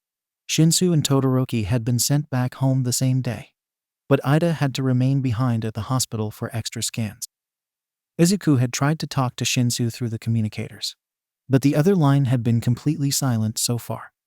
It stung that the other boy had gone silent, though Izuku couldn't blame him. It had been Izuku's fault that Shinsou had even known about the situation. If the boy hadn't known, he never would have been in trouble in the first place, so of course he would be silent.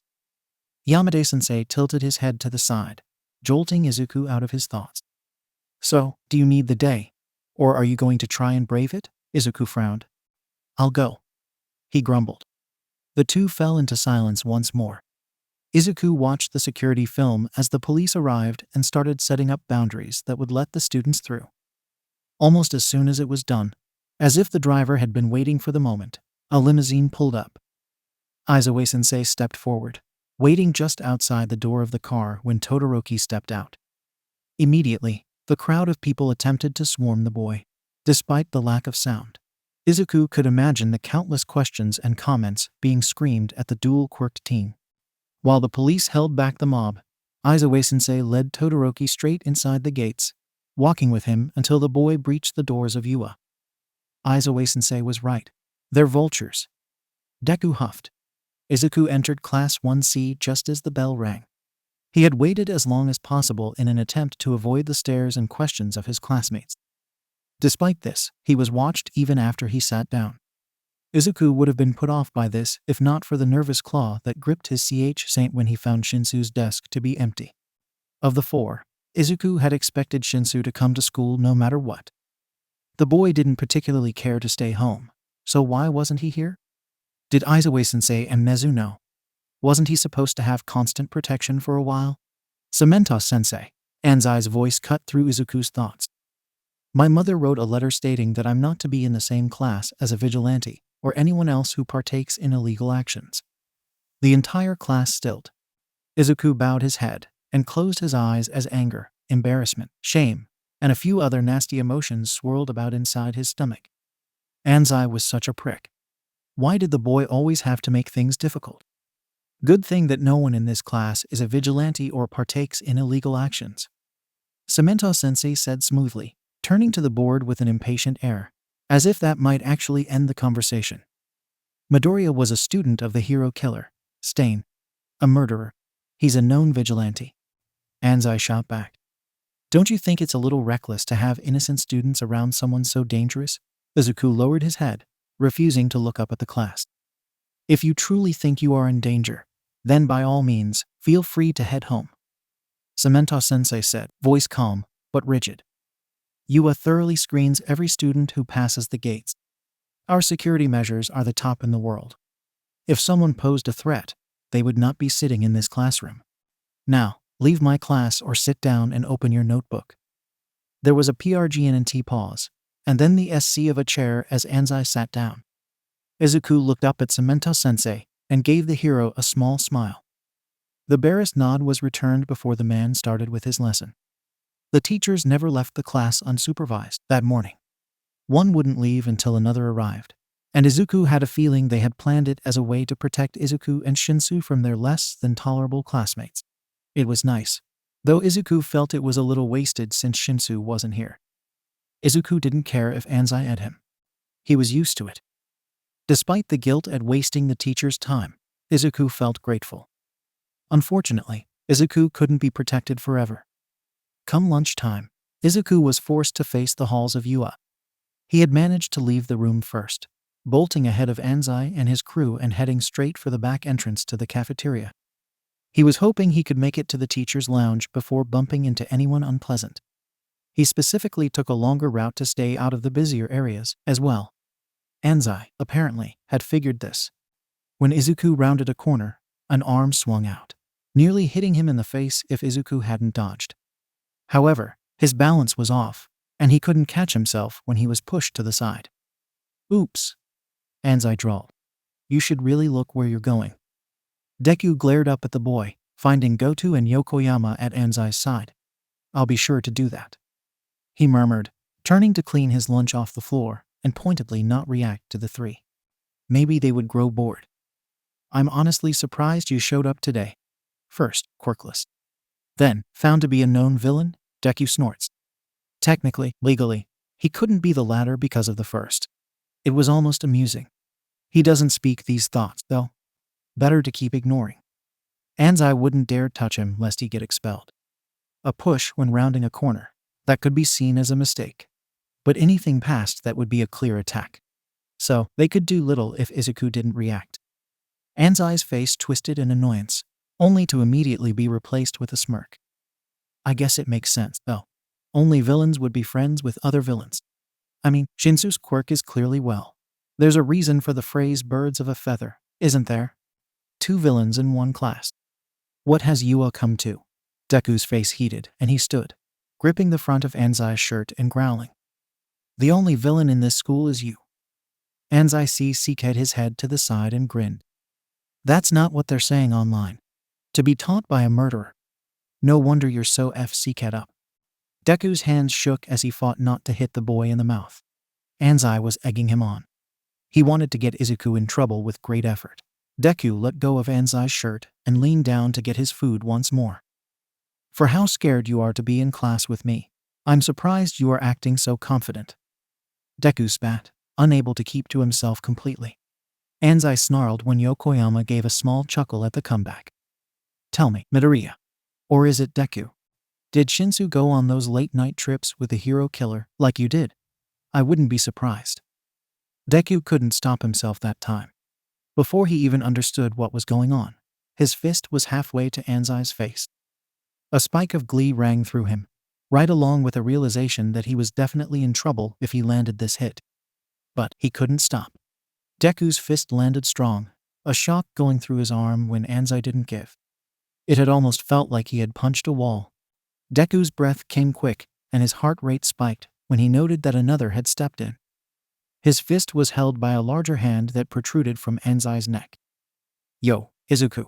A smiling face loomed over Anzai's shoulder. Mirio stood at the boy's shoulder now. The older teen dropped Izuku's hand and moved his own arm out from Anzai's body, stepping to the side. Nezair came bounding up and grinned at Izuku. A little enthusiastic on that fist bump, Midoriya-chan. Remember, it's just a little tap. Mirio laughed heartily, nodding in agreement. Always so enthusiastic. Don't you just love that energy, Tamaki? Tamaki, who was standing pretty far back, shrugged.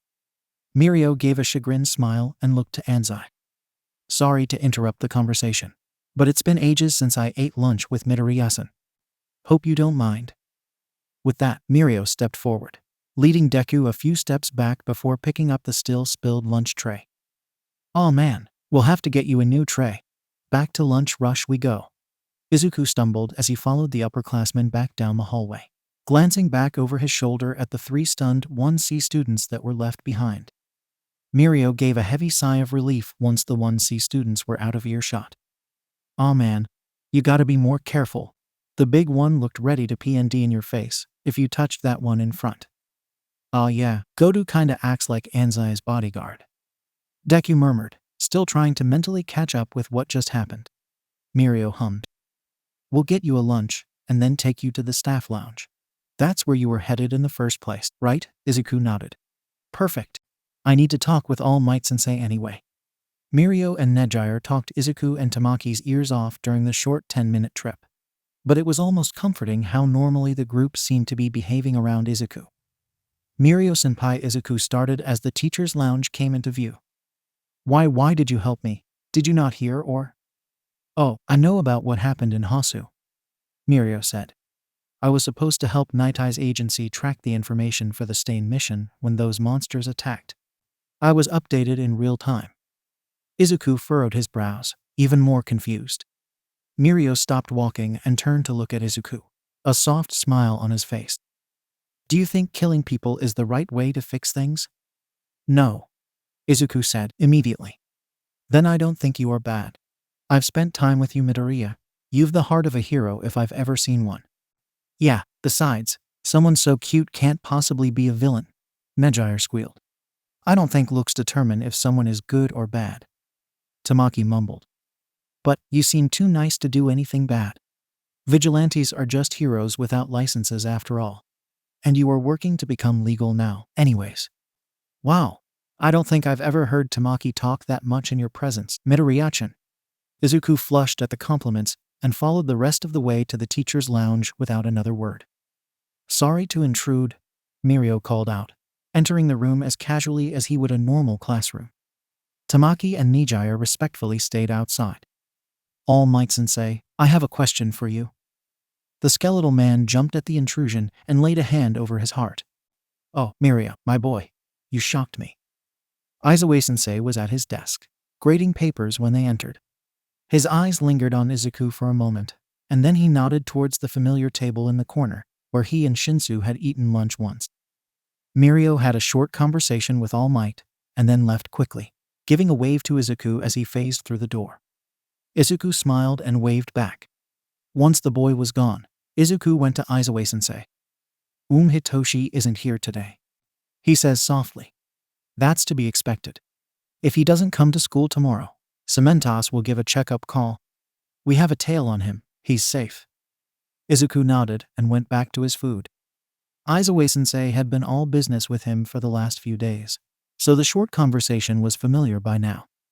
Izuku ached to get more of a reaction out of the man, but for now, he let peace reign. If the man kept acting cold by the end of the week, then Izuku would let the Deku side come out for a bit of mischief. Until then, Izuku was on his best behavior. Aizawa was quiet during the lunch PRD.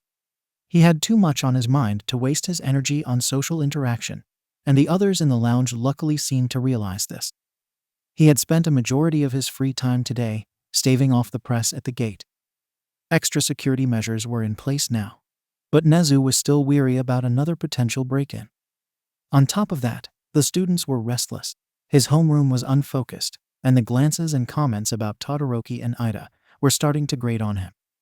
Of course, Hagakure had unfortunately broken the silent rule to not outright ask questions about the topic, and had then created a much larger interruption in class time. Aizawa-sensei, is Midoriya-san okay? Is he really the vigilante Deku? Did he actually train with a hero killer? Aizawa had groaned at the apt looks the class had sent him, silent, still, and hopeful. He had attempted to brush the question off, continue with class. But then, didn't you guys see the video? And the Hero Commission confirmed that the fight actually happened. I mean, Kaminari glanced at Ida and then to Todoroki. You guys aren't denying it, so it's really true. Neither boy moved in their seats, eyes firmly staring down at their desks. It can't be real. Midoriya is good. But have you read some of the stuff that Deku has done? The villains he's taken down. Probably just someone who edited the voices in the video. Minda supplied after the long silence, his wavering tone betraying his uncertainty. Oh come on, you can't seriously still be underestimating Midoriya-san. He's clearly shown himself to be capable, more so than some of us, even. Uraraka piped up. And is it truly unreasonable to believe? It kinda makes sense, adds up. But if he's Deku, then that means he broke the law. Yayurazu whispered. And it means that he knew who Stain was all this time and didn't say a word. Ida's fists clenched as his expression turned sour.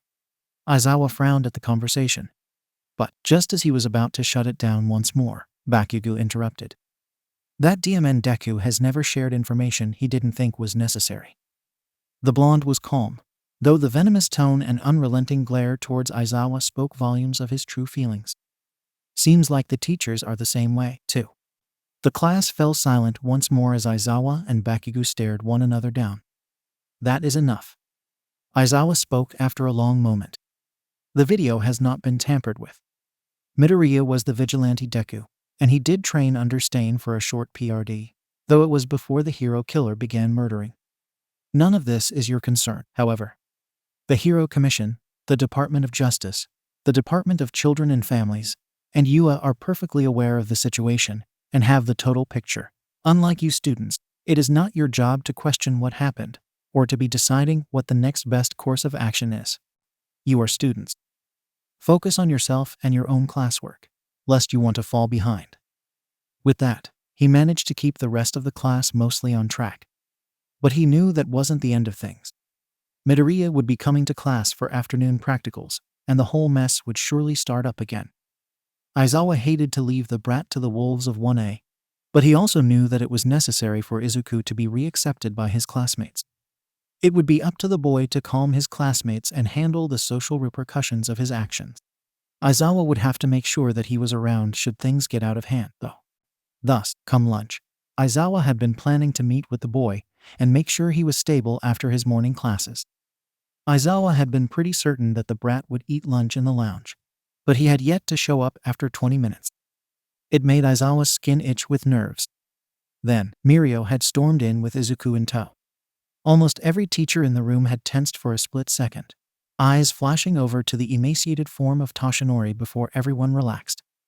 Mirio, due to his internship with Night Eye, knew about All Might's condition. Not that it would have mattered anyway.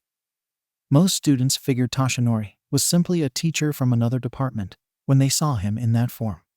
But after the last week, most everyone was on edge. Izuku had frozen in the doorway, eyes finding Aizawa immediately.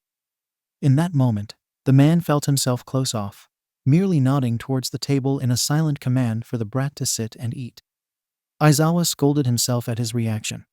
He was confused when it came to Izuku. He felt irritated, frustrated, and highly disappointed both in himself and in Izuku, but didn't feel comfortable truly letting on due to the boy's mental health. However, Aizawa couldn't stop the feelings that bubbled in his saint when the kid was around. So, he kept the interactions limited and to the point. It was only logical to make this barrier while he pulled himself together. Otherwise, things may simply get worse. A few more minutes passed, Aizawa mulling over his own reactions, when Izuku came up and questioned him about Shinsou. His clipped response had Izuku hesitating. That hesitation had Aizawa taking a deep breath. He knew it was only a matter of time before the kid reacted negatively to this treatment as well. He could only hope it wouldn't be today. Luckily, Izuku seemed to let it go, packing up his bag quickly and then heading for the door. Gonna go to Inui sensei, I guess. I'll see you in class, sensei. And with that, the brat left the room.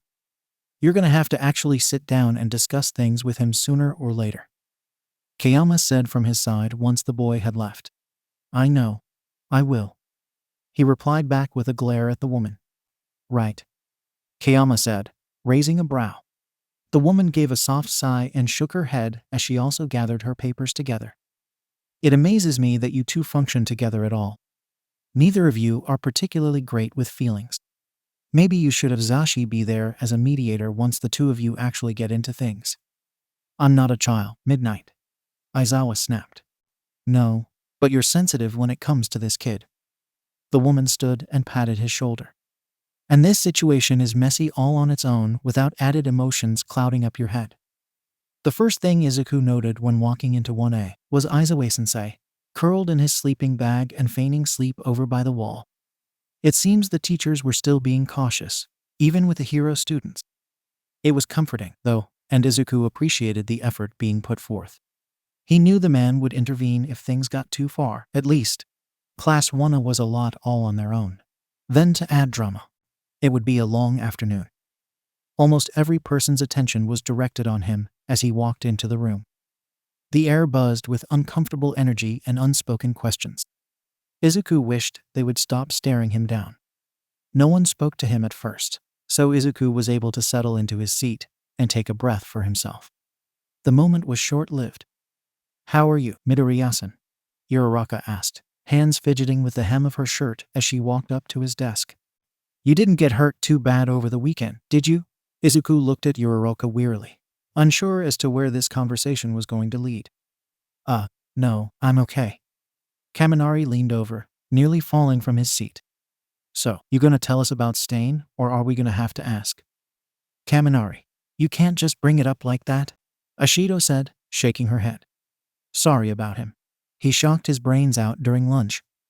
Izuku gives a nervous smile in reply. It's fine. An awkward silence passed as Mina, Uraraka, Kaminari, and a few others continued to stare. Suo, are you gonna say anything? Mina asked slowly. I don't know what I'm supposed to say, Izuku said, tensing at the uncomfortable situation. Well, I mean, is it true? Are you really Deku? Izuku frowned, sitting back in his chair and preparing to shoot down any questions that he had no intention of answering right now. Luckily, Aizawa-sensei cleared his throat at that moment, causing the class to bolt to their seats in an instant. Aizawa-sensei eyed the class for an uncomfortably long minute before speaking. Suit up. The lot of you will be demonstrating what you learned during your internships. Meet with me and All Might at Ground Gamma in 10. The class hesitates only a second before standing and heading towards where the hero costume cases were sliding out from the panel in the wall. Izuku stayed in his seat, waiting for the crowd of students to thin before going to grab his own. As his hand touches the case, the hair on the back of his neck stands on end. Deku turns quickly, falling into a fighting stance as he looks at the person leaning on the wall to the far side of the classroom. Aizawa-sensei was still in the room, his eyes seeking between Izuku and the blonde across the way. Midoriya, Bakugo, go change. Kaken snorted, shaking his head. Are the two of you really trying to ignore things till they go away? Deku shifted uncomfortably at Kaken's words and fierce stare. Aizawa-sensei's frown deepened as he watched the explosive boy. Kaken tusks and rolls his eyes. You haven't been in class much, Deku. But you should know by now that this class isn't going to let that slide.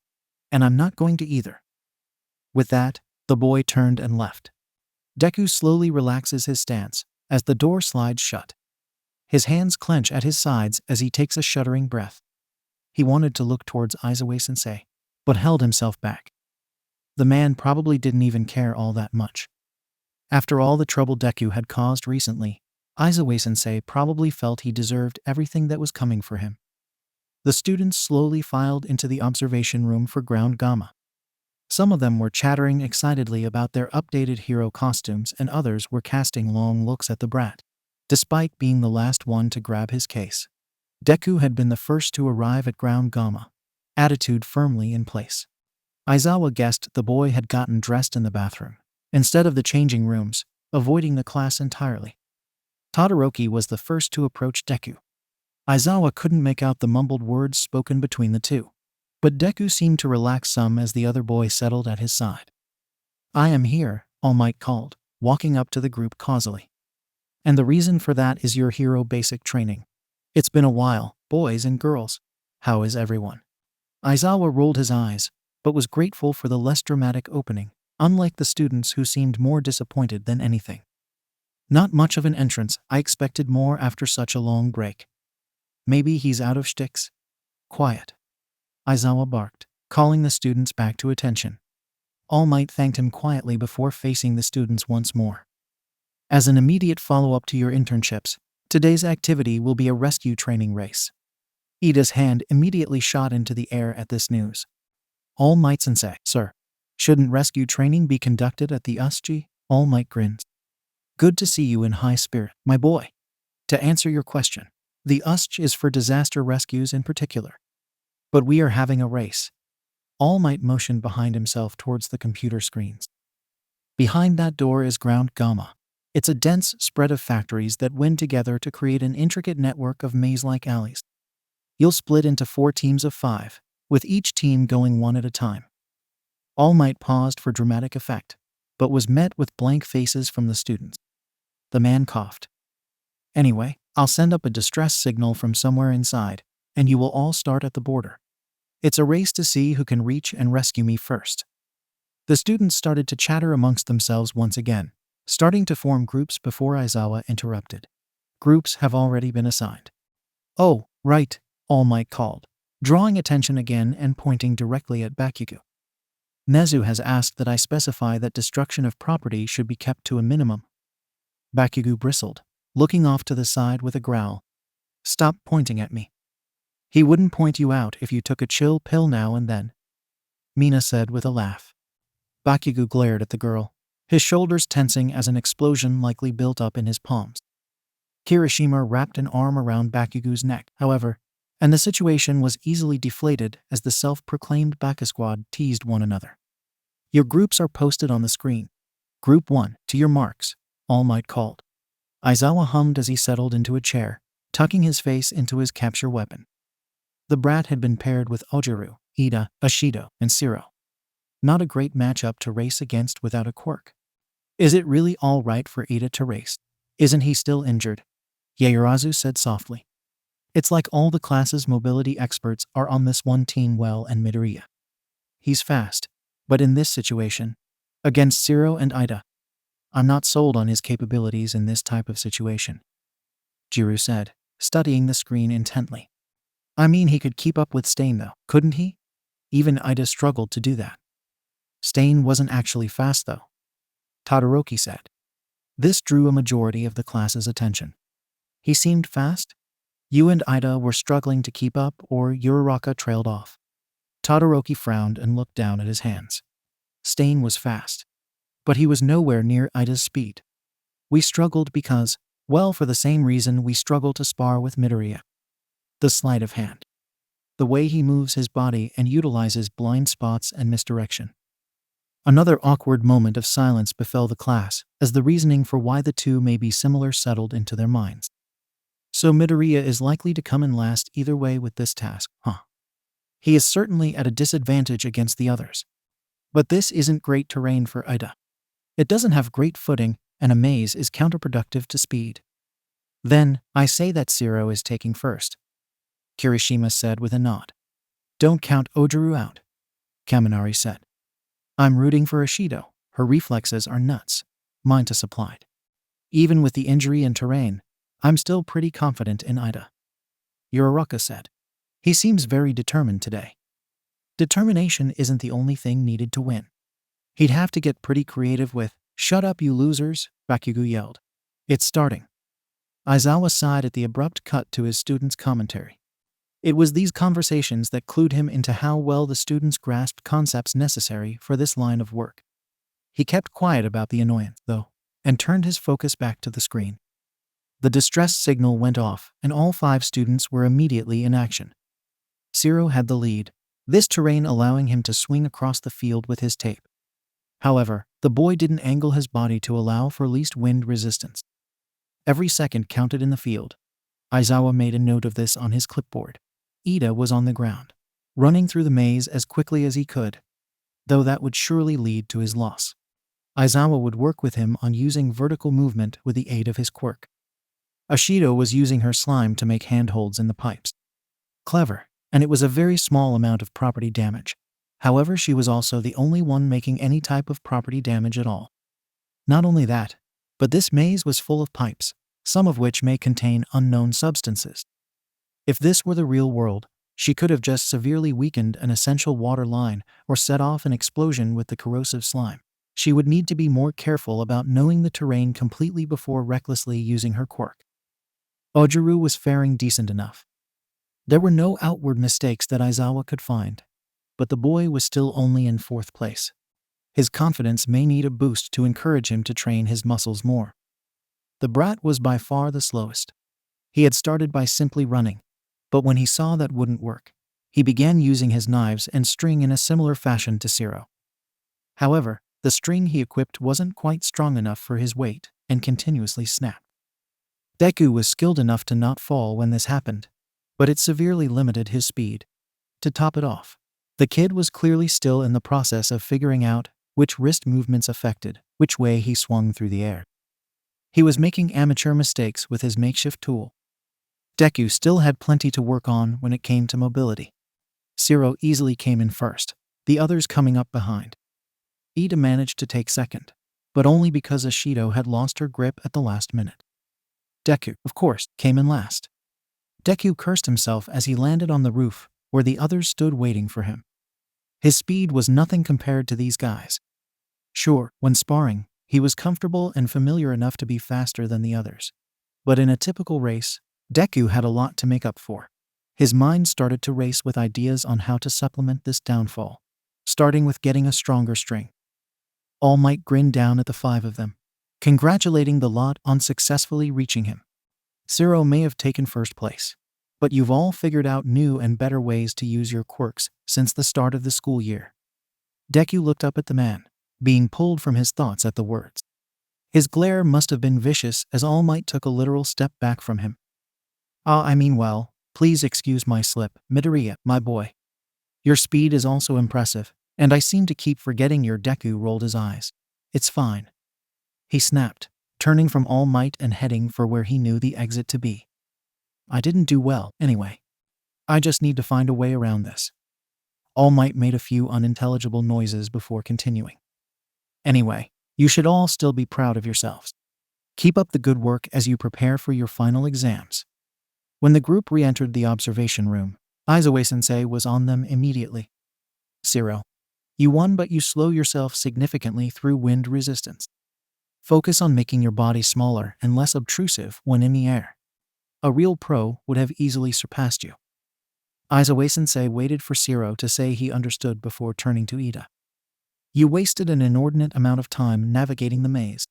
You need to learn to utilize vertical space. With your quirk, a race should have been a piece of cake for you, but you are too rigid in your quirk use. Ida nodded and looked at the ground. Maybe I can talk with my brother. No, Aizawa-sensei said immediately. Tensei won't be able to help you with this. He was also rigid in his quirk use. You need to speak with someone more creative to help you. Next, it was Ashido's turn. Aizawa-sensei had been mostly bland in his corrections up until this point.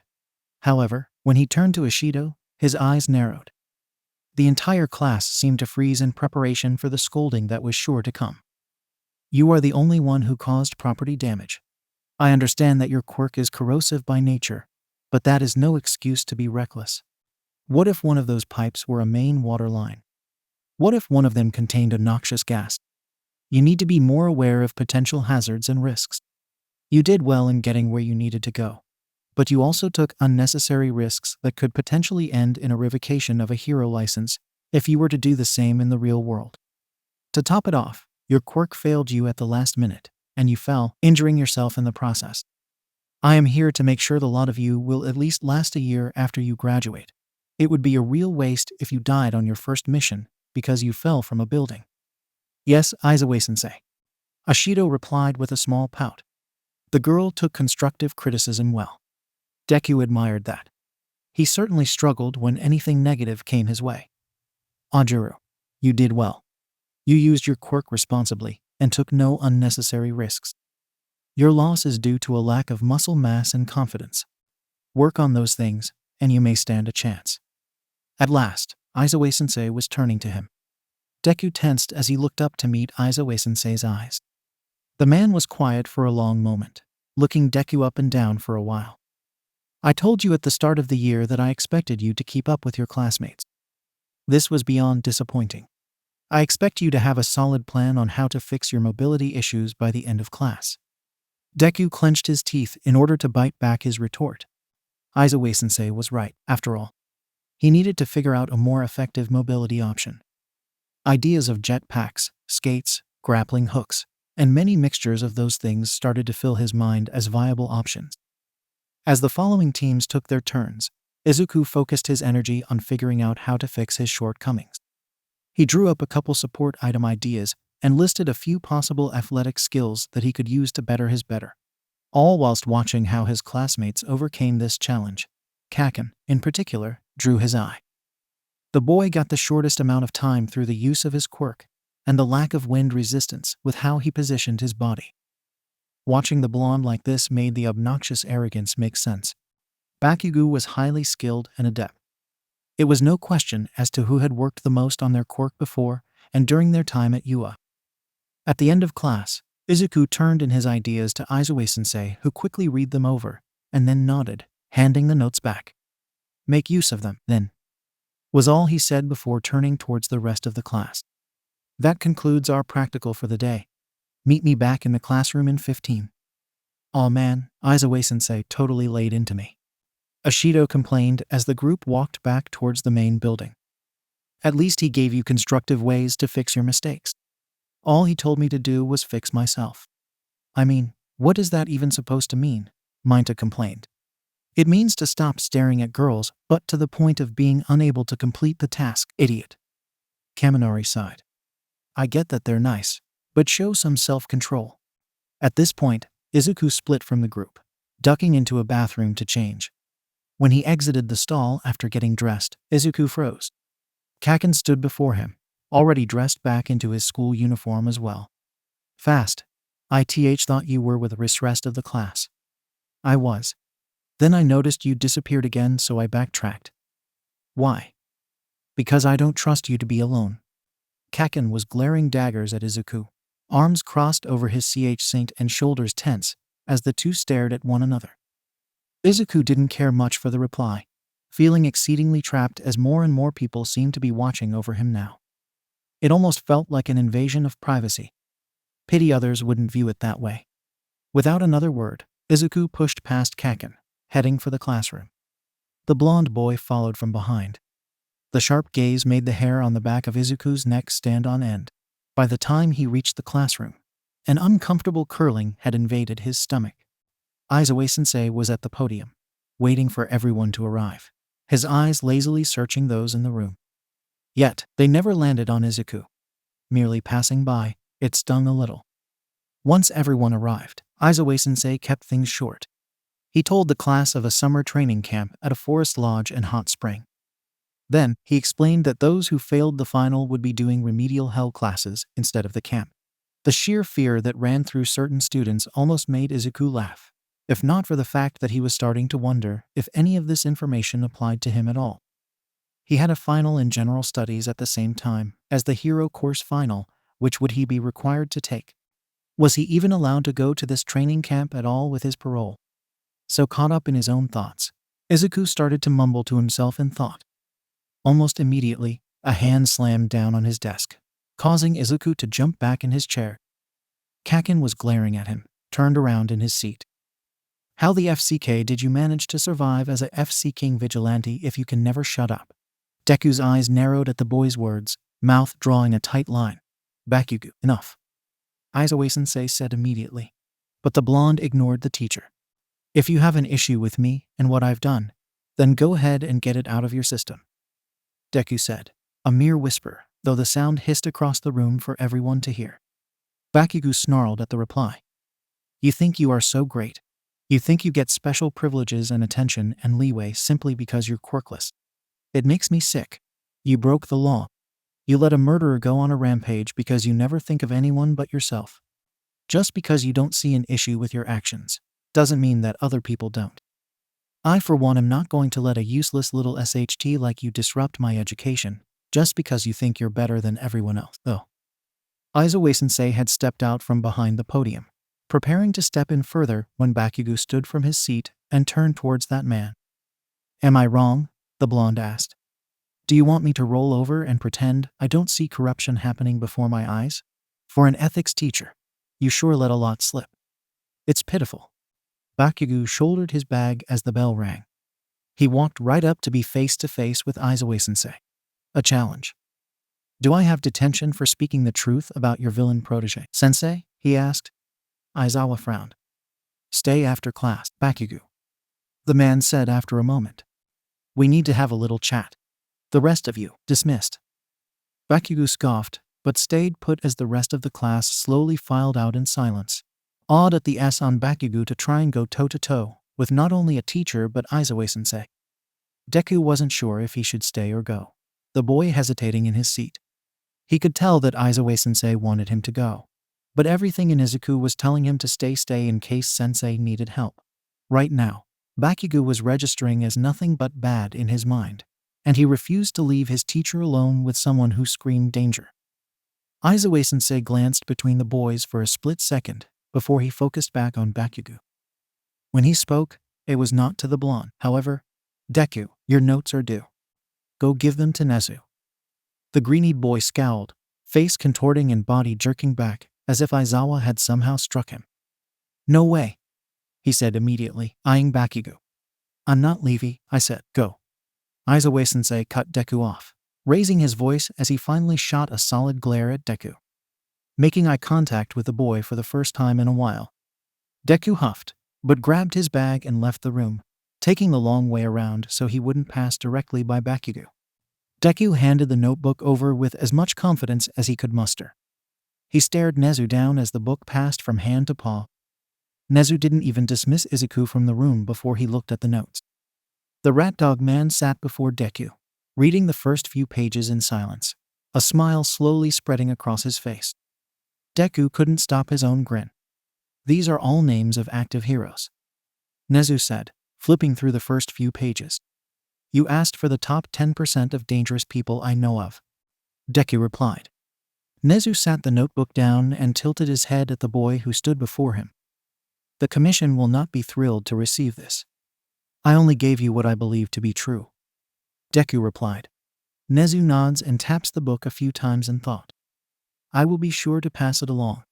However, they will expect notes on those not on their radar. And if I have none? Nezu's grin drops and he sighs, sitting back in his chair. I believe we have already had this conversation, Deku.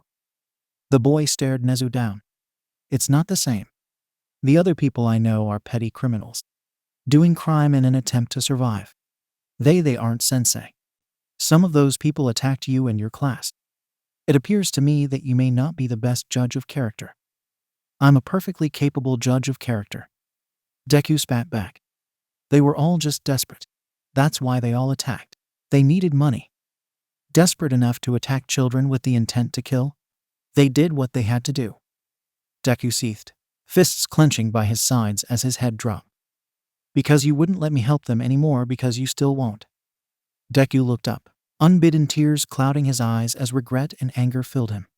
They attacked us because I wasn't there to protect them anymore. Nezu stood from his chair and walked over to the tea bar. He went through the motions of making 2 cups and then moved towards the couch on the opposite side of his office. Come sit, Midoriya, he said, the sound of his voice genuinely gentle for the first time when speaking with this boy.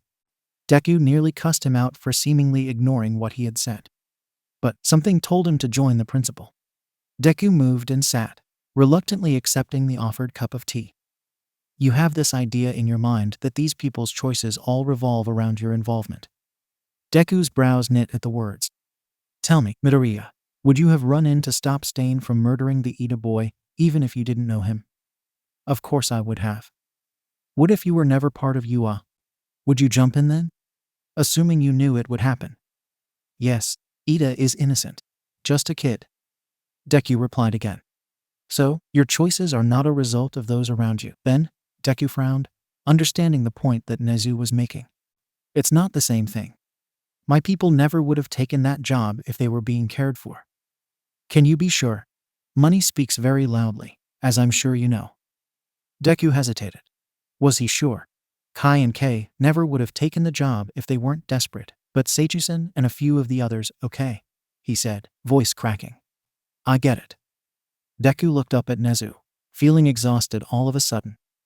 How can I betray them, though? How can I possibly give the government a list of names for them to target? The commission is not aware of all the people you know.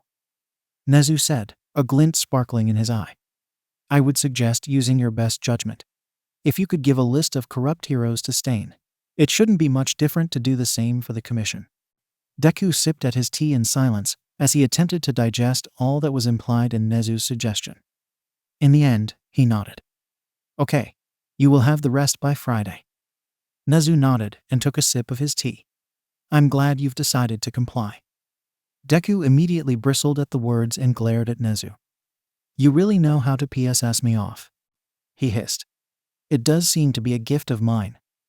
The rat replied, smiling wide. Aizawa collapsed into his office chair, groaning as he rubbed at the bridge of his nose. Cementos shot him a concerned look, but said nothing, much to Aizawa's relief. Yamada, on the other hand, long day, Eraser, he said, leaning over and nudging at his irritated husband. You could say that. Was it your last PRD? It wasn't the kid, if that's what you're suggesting. Aizawa said, leaning away from Yamada. Even as he said it, he knew it was a lie. Well, not directly, at least. Yamada opened one of the drawers in his own desk, and then passed Aizawa a bottle of his eye drops. Aizawa took them and immediately administered a few drops. He hadn't used his quirk much in class, but the drops had a soothing effect on his psyche as much as his dry eye. It was Bakugo. He challenged me in class. Like, to a fight? Yamada asked, surprised and highly amused at the thought. Not a physical one. He called me and all of you a corrupt. The staff room went annoyingly quiet all of the sudden. Of course the other staff was listening in. That's a bold statement from a first year, Snipe said. On what grounds? 13 sounded appalled at the idea. On the grounds that we allowed Aizawa paused. That we allowed Midoriya into UA.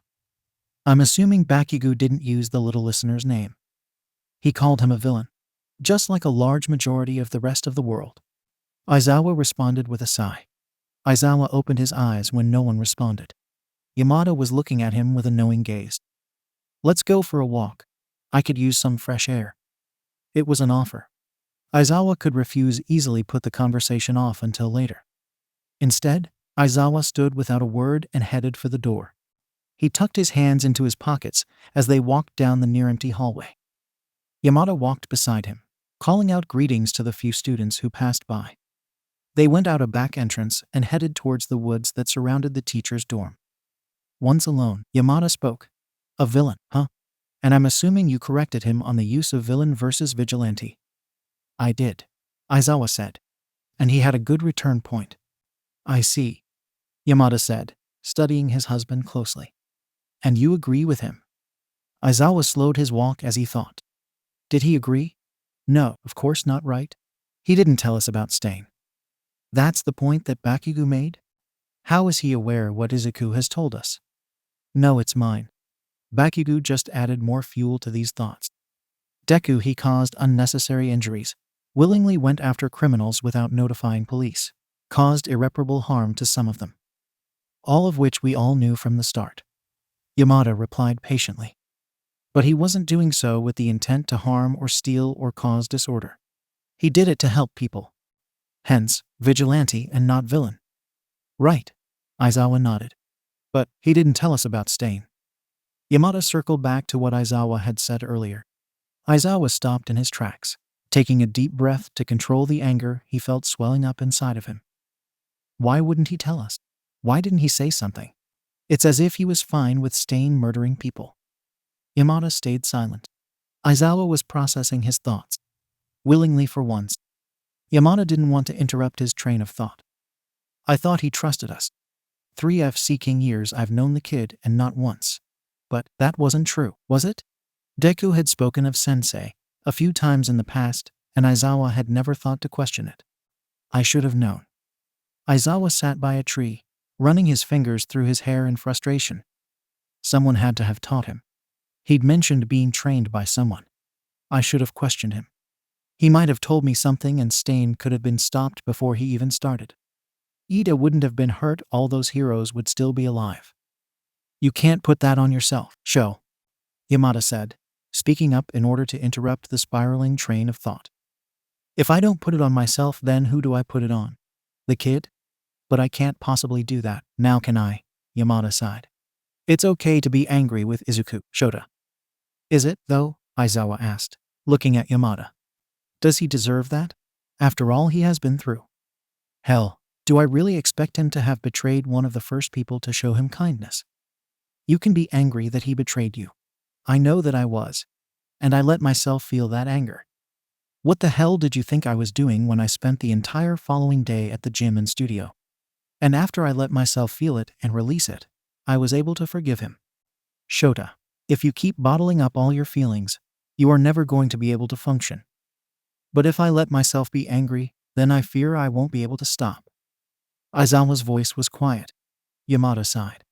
His husband was so emotionally stunted, sometimes it was like dealing with another teenager. You will, Shota, because you love Izuku. And because you can recognize that he is just another stupid kid who makes stupid mistakes just like we were at that age. Aizawa frowned, tucking his head into his hands. Yamada huffed at the action and tugged at one of Aizawa's hands. Get up. Let's go. Aizawa glared at Yamada. He needed to think. What the hell was Yamada up to? I just need a minute. No. You are trying to push your anger down again, and I won't allow it. So get up before you regret it. Aizawa rolled his eyes and shrugged off Yamada. Then, he stood. Now spare with me, Yamada said, removing his jacket. You're joking. Aizawa responded. Oh, I'm dead serious. Fight me, babe. Yamada readied himself, taking on a fighting stance. Yamada, please, Aizawa said with a roll of his eyes. And then a fist was inches from his face. He barely had a second to dodge. The corner of Yamada's hand grazed his cheek and caused Aizawa to stumble to the side. But he quickly refound his footing, sidestepping so he continued to face the blonde. Zashi, this is ridiculous. It's present Mike when I'm fighting Eraserhead. Aizawa frowned. So, this was really happening then. When Mike came closer once more, Aizawa took a stance as well, blocking the immediate attack and moving to gain the upper hand. Mike countered easily, remaining on the offensive. They went back and forth for a few minutes, Aizawa's body warming up and his mind starting to slide into an instinctual mode. As it did so, he felt the rage build up again. Mike managed to land a hit to his gut. Aizawa grabbed his hand, barely wincing at the pain as he twisted, attempting to pin the other. Then he was being thrown off, his ears ringing from the sudden intense sound. Aizawa glared at Mike, eyes glowing red as his hair stood on end. Mike grinned at him. Aizawa landed, keeping an eye on his husband. The man's quirk could knock him out in an instant if he let his guard drop.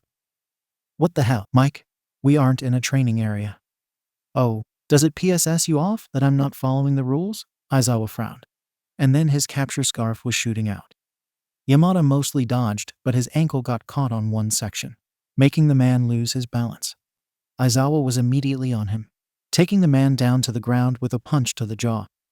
He wanted to hit him again and again, but held back, his fists shaking by his side as he practiced self-control. Mike wasn't a close-range fighter, and he couldn't actually take Aizawa on under these circumstances. Had he attacked from afar and managed to blind him, of course Mike would win.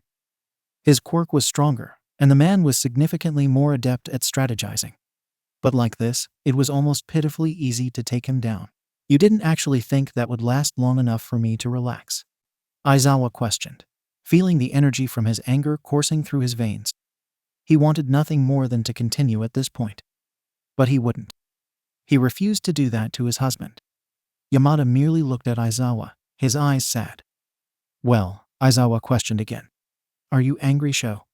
Aizawa huffed. Obviously. You're still holding back. Well, what the hell do you want? Aizawa hissed. Want me to punch you into the ground, knock you out? I'm not going to hurt you over something so. Aizawa's ears popped, and he winced in pain. And the world was moving? No, Aizawa was moving. His face was being slammed into the ground. He couldn't hear past the ringing. Aizawa struggled in Mike's grasp. How the hell had he done that? Aizawa had him in a solid pin. Mike's leg was pressing into his back, and Aizawa's arms were being yanked back. The injury from the uschi caused his shoulder and elbow to ache. Aizawa grunted out a curse. He pushed up, trying to break free. Are you angry, Sho? It was the first thing he heard past the ringing in his ears. Aizawa wasn't sure what sound came out of him, but it was feral, guttural. It came from his very core as he struggled. A sweat started to form on his skin. Mike's grip loosened at the sound, and Aizawa managed to break free. He turned, pushing Mike away and using his quirk once more. He lunged at Mike, attempting to pin him once more, never letting him out of his sight. Another one-on-one match. Mike landed a brutal kick to his side, and he landed a few good hits of his own. His adrenaline was pumping strong, and for a while, Aizawa wasn't even aware of what was happening. He was safe here. It was okay to let go, to completely give in to his instincts. Mike was safe. The next thing Aizawa was conscious of was being wet. Aizawa was sweating profusely. His body ached as he knelt over his husband. The man looked like he had been through one of Aizawa's third-year defense lessons. His eye was starting to swell. His lip was busted. His hair was a mess. Even still, Zashi was smiling at him. His hand was gently caressing Aizawa's cheek. Aizawa was breathing strong. The ringing in his ears was replaced by his heartbeat. His arms shook as the adrenaline waned. He felt weak and tired and not done. Not yet. Why didn't he tell us? Aizawa screamed, voice hoarse. I don't know, Sho. Zashi replied softly. Why doesn't he trust me? His voice was softer this time. I don't know, Sho. Aizawa closed his eyes at the answer. I don't know what to do with him. His voice broke on this one. I've tried so strong and still I keep hitting these brick walls. What if I can't help him? What if all of this ends up in tragedy again? Yamada sighed softly. I don't know, Sho, and we won't. But I'll be with you no matter what happens with Izuku. You don't know that. Aizawa whispered, fear playing on his face now. I almost died. You could be next. Someone could attack, and it could be you who Aizawa stops. I almost died, he said again. Yamada's brows knit, trying to keep up with the change in topic. Yeah, you did. I don't want to die. Aizawa leaned his head down onto Yamada's ch, saying, I am scared all the time. Yamada didn't respond right away. He didn't want to say the wrong thing. He had thought that Aizawa had gotten past the Usch incident already, but now that he thought about it, Aizawa had only ever spoken of Izuku's trauma from that day, not his own. Yamada took a breath. I don't want to die either. Aizawa took a shuddering breath. I don't want Izuku to die either. Yamada nodded. Stain could have killed him. Yeah. He's such an idiot. Aizawa nearly spat the words. Teenagers usually are. At that, Aizawa nearly laughed. He sat back, helping Yamada sit up as well. You look like SHT. You should take a look in the mirror. Yamada retorted. I left you with plenty of bumps and bruises too. I've been practicing. Izuku was writing in his notebook on the couch. The television was turned on to the security cameras. Only a few reporters remained at the gates, now since most of the students had gone home. Midnight, Snipe, and, to Aizawa's surprise, Nezu, were also in the room. All four of the occupants looked up at the same time, taking in the new bruises forming on Aizawa's face. What happened to your face? Kayoma asked, raising an eye. Mike and I were sparring. Izuku tensed at the words, eyes sharp now as they studied Aizawa intently. Have fun? Kayama asked with a snort. It was cathartic. Aizawa responded. He was relaxed. And this seemed to ease Izuku as the boy also relaxed. I do hope you used a sparring room, Nezu said as he hopped down off the couch. Oh no. We were in the woods. Any property damage from Mike's quirk will be taken from his paycheck, the rat said as he left the dorms. Also, no need to pressure Midoriya for the notes. He has agreed to provide them by Friday. Aizawa looked at Izuku now, raising a brow. Right. Aizawa-sensei's cheek was a mottled blue color, and his nose was swollen. BLD had been haphazardly wiped from his upper lip and chin, and a few drops were clear on his white scarf. Yamada-sensei had done that, but not to hurt, apparently right. Aizawa-sensei was relaxed, though. In fact, he seemed lighter than he had in a long while. Izuku slowly relaxed as Nezu departed. I'm gonna wash up real quick, Aizawa-sensei said as the front door closed shut. Then, I want to speak with you, Izuku. Izuku nodded. He knew this had been coming, and was half glad that Aizawa-sensei actually seemed interested in him again.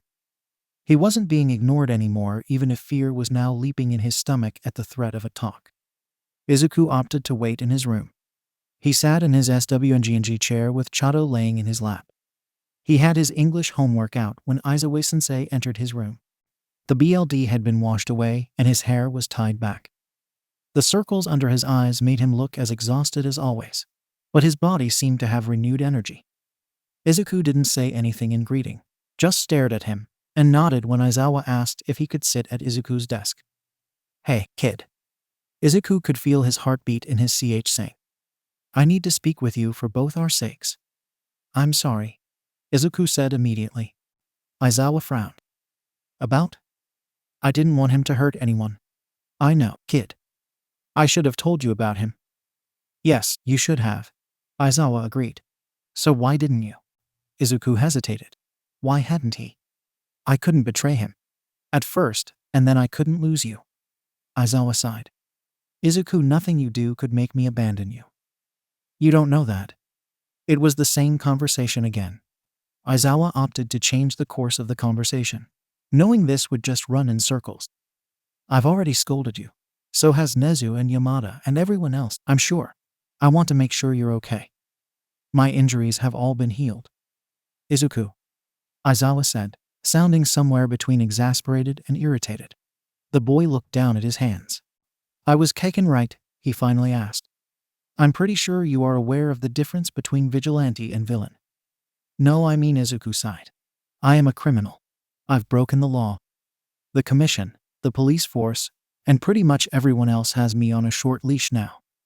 I'm getting special treatment, aren't I? Because I'm quirkless. No.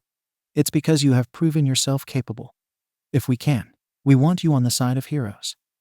But those with a record aren't supposed to be heroes. You have some pretty extenuating circumstances, kid.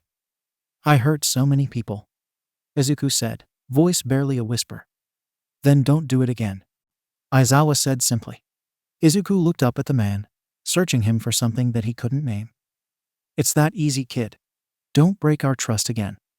Don't hide things from us, at least nothing this important. And, eventually, people will trust you again. You can make amends. The media are just as annoying and nosy as ever. Ida will need to come to terms with what he is feeling. You only need to follow his lead.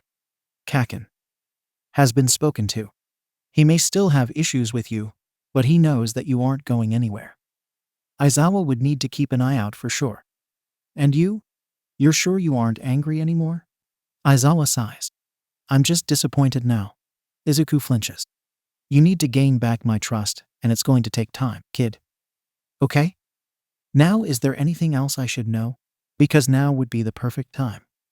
Izuku delved into his memory, but nothing stood out. He shook his head. That was all. I don't know anything else, I swear. Aizawa nods. Okay then, kid. If you think of anything, or if anything happens in the future, don't be afraid to tell me. That's what I'm here for, brat. The following day was much the same. Only this time, even more of the media was crowding the gates. Do they ever give up? Deku asked as he glared at the TV screen. Eventually. Yamada-sensei sighed, sipping at his morning cup of tea. Can I go wait for Hitoshi and Todoroki?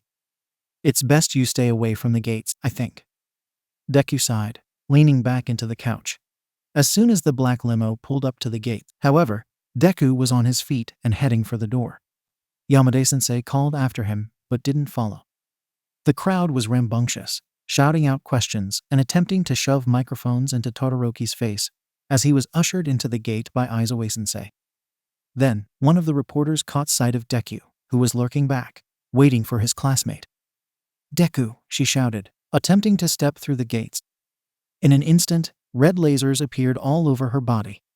The woman froze and Aizawa-sensei forced Todoroki through the gates quickly before they slammed shut. Deku watched as it happened, silent and waiting for Todoroki to meet up with him. You shouldn't have come this close to the gates, brat. Aizawa-sensei huffed as he corralled the two towards the main building. I wasn't that close. I kept back. Aizawa glared at Deku, who merely looked away. Did you have a tough time getting here this morning? Deku asked, changing the topic and focusing on Todoroki. No. Not until we reached the gates. The boy responded. You have support course today? Yeah. Mind sending me any important notes? The dual-quirked boy nodded. I'll see you in detention after. I can hand them to you then. Deku deflated at the mention of detention. Right. The two boys waited in the main hall, watching for Hitoshi. Ida was the first to come through the doors, though. The boy looked at Todoroki and then Deku. He looked torn about something but ultimately walked right past and headed for the upstairs classrooms. By the time the first bell rang, Shinsou had not appeared. 2 days in a row. Todoroki said with a frown. Perhaps he is ill. Izuku was frowning too. I doubt it. Morning classes were just as unbearable as the day before. Anzai didn't make a huge scene again, but Izuku could feel his classmates' stares. He knew it wasn't an accident when he was tripped on his way to his desk. And he wasn't at all surprised to see the vandalism on his desk. A crude picture of him and Stain holding hands next to what appeared to be a dead body of a hero. Samantha-sensei tried to figure out who had drawn it, but no one confessed or ratted anyone else out. Even when the entire class was given detention for the stunt, no one came forward. As Izuku packed up for lunch, Anzai and his posse surrounded his desk. Kayame-sensei stayed back to keep an eye on things, acting as if she were sorting papers. Shinsou's a no-show again, huh? Anzai asked, sounding innocent. Obviously. Deku responded. Probably scared shitless. I'd be surprised if he came back. Deku glared at Anzai. I don't blame him, you know? Anzai continued. I wouldn't want to sit next to a criminal in class all day either. Deku rolled his eyes and stood. Just leave me alone, Anzai. Why are you even wasting your time picking at me? Do you have nothing better to do? I'm just making conversation, the boy said, stepping back to let Deku pass. Deku went straight to the staff lounge, and went up to Aizawa-sensei immediately. Hitoshi wasn't in class again. Are you calling to check in? Aizawa sighed, setting down his chopsticks. We have everything covered, Deku. He wouldn't miss school on purpose. I know, Deku. We are taking the necessary steps. You need to go check on him. Deku insisted. Aizawa sat back in his chair and leveled the boy with a calm gaze. Deku, we have called and are giving them to the end of the day to call back. If they don't, Nezu is going to send one of us out to check in. Trust that we are looking out for him.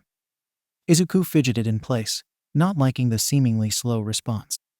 But he nodded anyway. You need to eat lunch. Go grab some food. Almost as soon as Deku slumped out of the room, a phone rang. Cementos answered on the second ring. This is Cementos. A pause. Yes, I am Shinsou's homeroom teacher.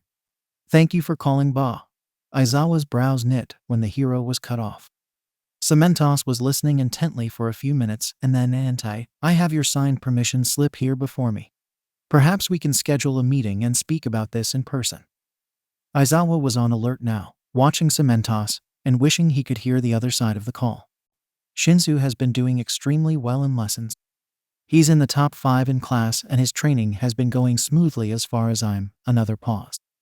No, that is not what our focus is. Training our students to use their quirk has proven much more effective than. Cementos sat back in his chair, a stern look on his face. I do not believe that withdrawing him would be in his best interest. Allow me to schedule a meeting with you. We will still need to have an in-person meeting with Shinsou in order to withdraw him. No, I can't just take him off my roster. There are protocols. Cementos pulled the phone back from his ear and frowned. She hung up on me. What was she saying? Aizawa questioned. Cementos frowned and looked up at the man. She said that they never gave permission for him to participate in the work study. They say he forged their signature, and they want to withdraw him on the basis of lack of safety. Aizawa frowned. We need to notify the principal. Something doesn't seem right. Cementos already had his phone out. Yes, I will suggest a home visit as well. Aizawa wrapped his capture scarf around his shoulders while Cementos gathered up some papers. The brat was watching them like a hawk. He was clearly burning with questions, but had yet to voice any. I'll be back. Yamada is in our room if you need him. Where are you going? Ah, there it was. Cementos and I have a meeting. Another quizzical look. Is it about Shinsou? Aizawa sighed. It's none of your business, Deku. The boy frowned. So it is about him. Is he in trouble? If we thought he were in danger, we wouldn't have waited until the end of the school day. But you are concerned. Deku said back. You think something might be wrong. Aizawa gave nothing away as he looked at the boy. We will be back, he repeated. As he headed for the door, a tug on his shirt had him stilling and turning back.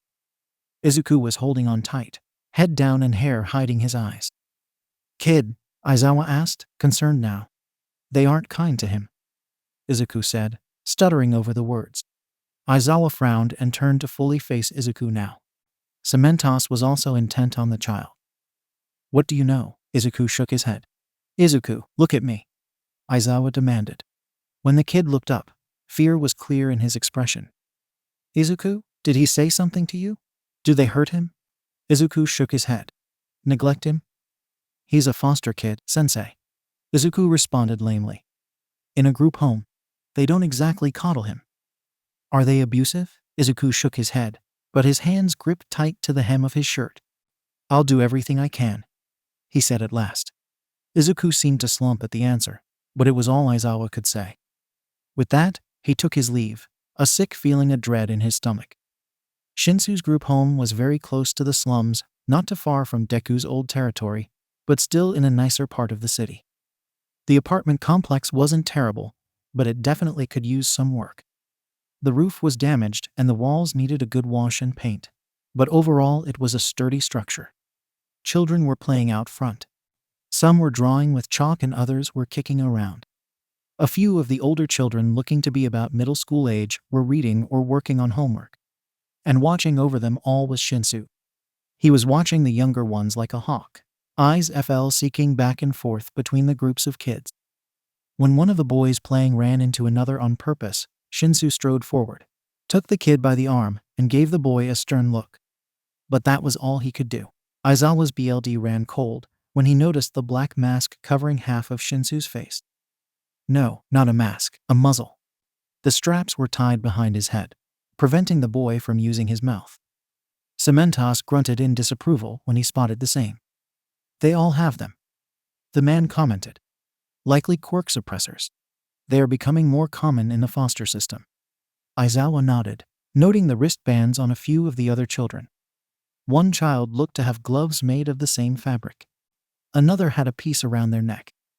Aizawa sighed as he stepped out of the car. When he shut the door, Shinsou looked up. The boy's face turned a bright red at the sight of his teachers, and he took a step back, hand coming up to the muzzle and tugging a bit, as if he were trying to remove the shameful accessory. Toshiniai, one of the girls asked nervously when they saw his reaction. Holy SHT, that license plate says Yua. Are those your teachers? One of the older children asked. Shinsou nodded his head, eyes downcast now. Uwo, you're in trouble. Another teased. No one is in trouble, Cementos said as he approached. Shinsou shifted uncomfortably. We came to speak with your guardian, Aizawa said, brows knit as he watched the boy. Mind leading the way? Shinsou was tense, but he nodded. He leaned down and gathered up his textbooks and a small bell before ringing it. As soon as the bell sounded, all of the children stopped playing and came up to him, groaning and complaining. It's too early, Toshiniai. One of the youngest boys whined. I don't want to go in. Hush. An older child commented, pushing the younger forward. We have guests now. Best behavior. Shinsou motioned towards the stairs, still refusing to look the teachers in the eye. The younger kids went up first. The apartment was on the 3rd floor. When they entered the house, Aizawa was immediately on alert. Why are you all inside already? The woman sounded stressed. Dinner won't be ready for another 30 minutes. I can't have you all causing mess in here. Hitoshi's teachers are here, one of the older girls said. Shinsou's. The woman rounded the corner and glared at Aizawa and Cementos before her eyes moved to Shinsou, who was focused on taking his shoes off. I already told Yua that I was withdrawing him. Why are you here? The woman asked, hands on her hips. I have 9 children to care for. I can't deal with you lot right now. It is protocol to make a house visit when a student is being suddenly withdrawn, Cementos said. The woman frowned. Well, you came, now get out. I'm afraid we will need to have more of a chat. 30 minutes shouldn't be too much of a hassle. Aizawa spoke up. The woman eyed the man and then shook her head. Shinsou, go start the baths and then join us in the living room, she commanded as she waved the teachers inside. Miku, I need you to keep an eye on dinner. And Aoi, I expect you to keep the littles in the room. Don't interrupt us. Aizawa looked around. The place was relatively clean, if a little small for the amount of people living there. The children were all clean and seemed healthy and well-fed. None of them sported any bruises, and there were no signs of neglect in the home. The only issues seemed to be the quirk suppressors. I don't have any tea prepared. You weren't exactly a planned guest, the woman said, sitting in the chair across from them. I don't even understand why you are here. I said my piece over the phone. My husband isn't even here. Please excuse our intrusion, Cementos said. Yua finds it is often in our students' best interest to follow up and provide any necessary resources to them if they find a need to drop out mid-semester. Very well. Then give them. Perhaps we should wait for Shinsou to join us, Cementos said. They sat in brutal silence while they waited. The woman glared at them and complained of the two wasting her time. When Shinsou finally came into the sitting area, Aizawa tensed again. Well, let's get started, then. You've already stayed past your welcome. Mind taking the muzzle off? Aizawa said, voice low and threatening. The woman raised a brow and stood, making her way over to the stir-draws and taking our key. It's completely legal. CPS provided them to help keep the children safe. Shinsou here has quite a viscous quirk, as you know. The suppressor is for mine and the other children's safety. Imagine what would happen if he took control over all of us. The havoc he could reap. Shinsou stood just inside the room, not moving from his spot. His fists clenched at his sides at the woman's words. If he pulls something, it's on you. So he has it on at all times when at home? Aizawa questioned. Of course. With the exception of meals, showers, and hourly water breaks, of course. Aizawa frowned. The woman moved to Shinsou and unlocked the cloth muzzle. The boy immediately stretched his jaw and moved away from the woman as soon as it was off. He finally looked up, eyes confused. Aizawa-sensei, Cemento-sensei, he said, voice quiet. Why are you here? Don't answer that. The woman said immediately, glaring at Shinsou. That's how he gets you. We came to check on you. Aizawa answered anyway. He was not afraid of Shinsou's questions. Hitoshi was. Mortified that his teachers had seen him with the muzzle. He felt ashamed at being forced to wear it, and the fact that the two had seen him so helpless when he had been trying so strong to prove himself to them all year long. I'm fine, he said quietly. He wanted them to leave. He didn't want to face the embarrassment that he knew would come. Aizawa-sensei motioned for him to sit and Shinsou did, opting to take a place on the floor instead of sitting next to his caretaker. We understand you want to withdraw Shinsou on the basis of safety, Aizawa-sensei stated. Hitoshi squeezed his eyes shut at the words. He hated it. He had tried so strong to get to where he was. Yes, I saw him in that video, using his quirk without any supervision. Not to mention that you allowed him to go on a work study despite being in general studies. He never should have been given a hero student's task. We have his permission slip, Cemento-sensei said, taking out the piece of paper. Hitoshi winced when he pulled the paper out. His foster parent looked it over and snorted. So, the kid forges my signature, and you fall for it? All the more reason to remove him from your reckless care. Shinsou, Aizawa-sensei said. Hitoshi looked at the man cautiously, pleading for him to not ask the dreaded question. Did you forge her signature? The boy gave the slightest nod.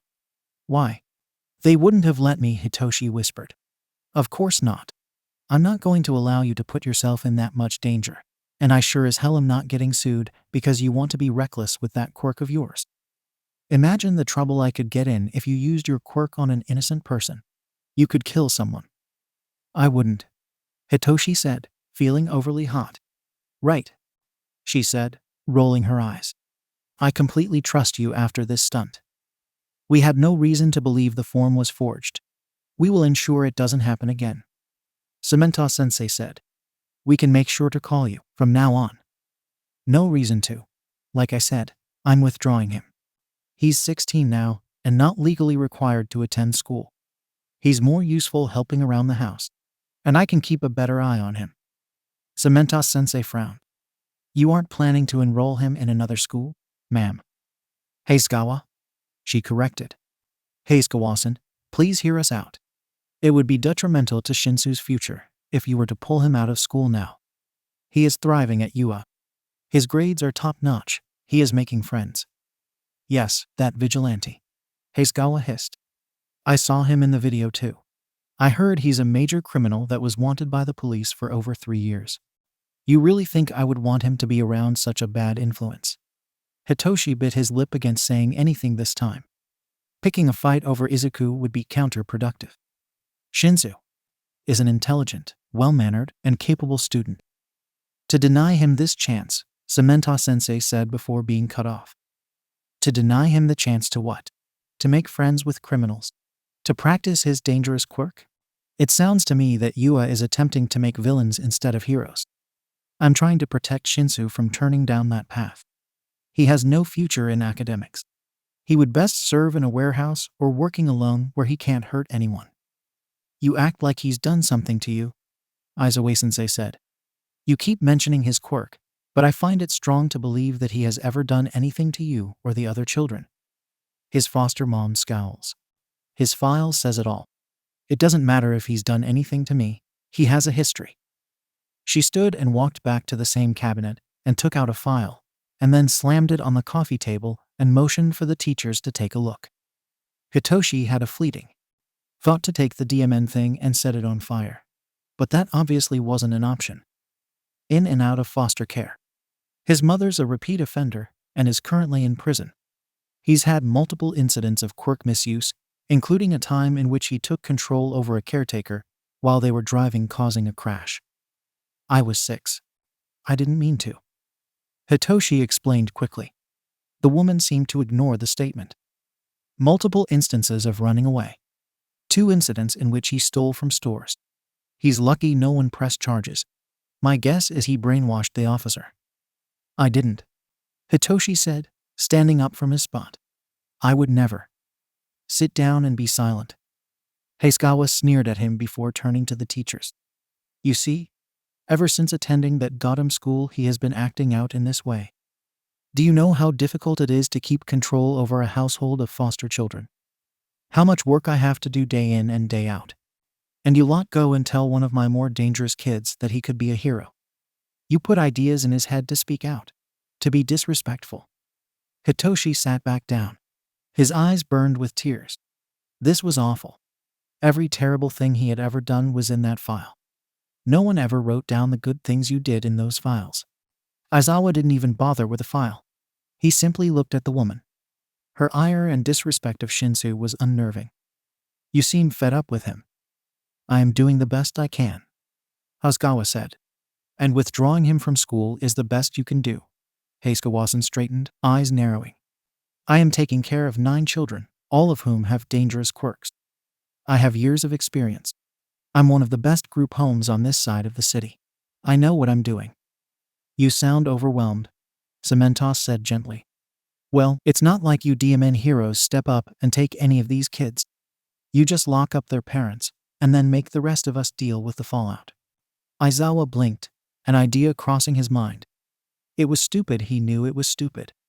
But Izuku's face flashed in his mind. The fear in his eyes. He couldn't leave Shinsou here. He couldn't allow it. We could take Shinsou, he said suddenly. Cementos looked over at Aizawa in shock, but said nothing. We are licensed fosters. I'm sure having such a dangerous child off your hands would be a relief. The woman seemed to hesitate, considering for a moment. I've never given up a child in my care, she said after a moment. You wouldn't be giving him up. I'm offering to take him. Aizawa clarified. The woman leaned forward. You're serious?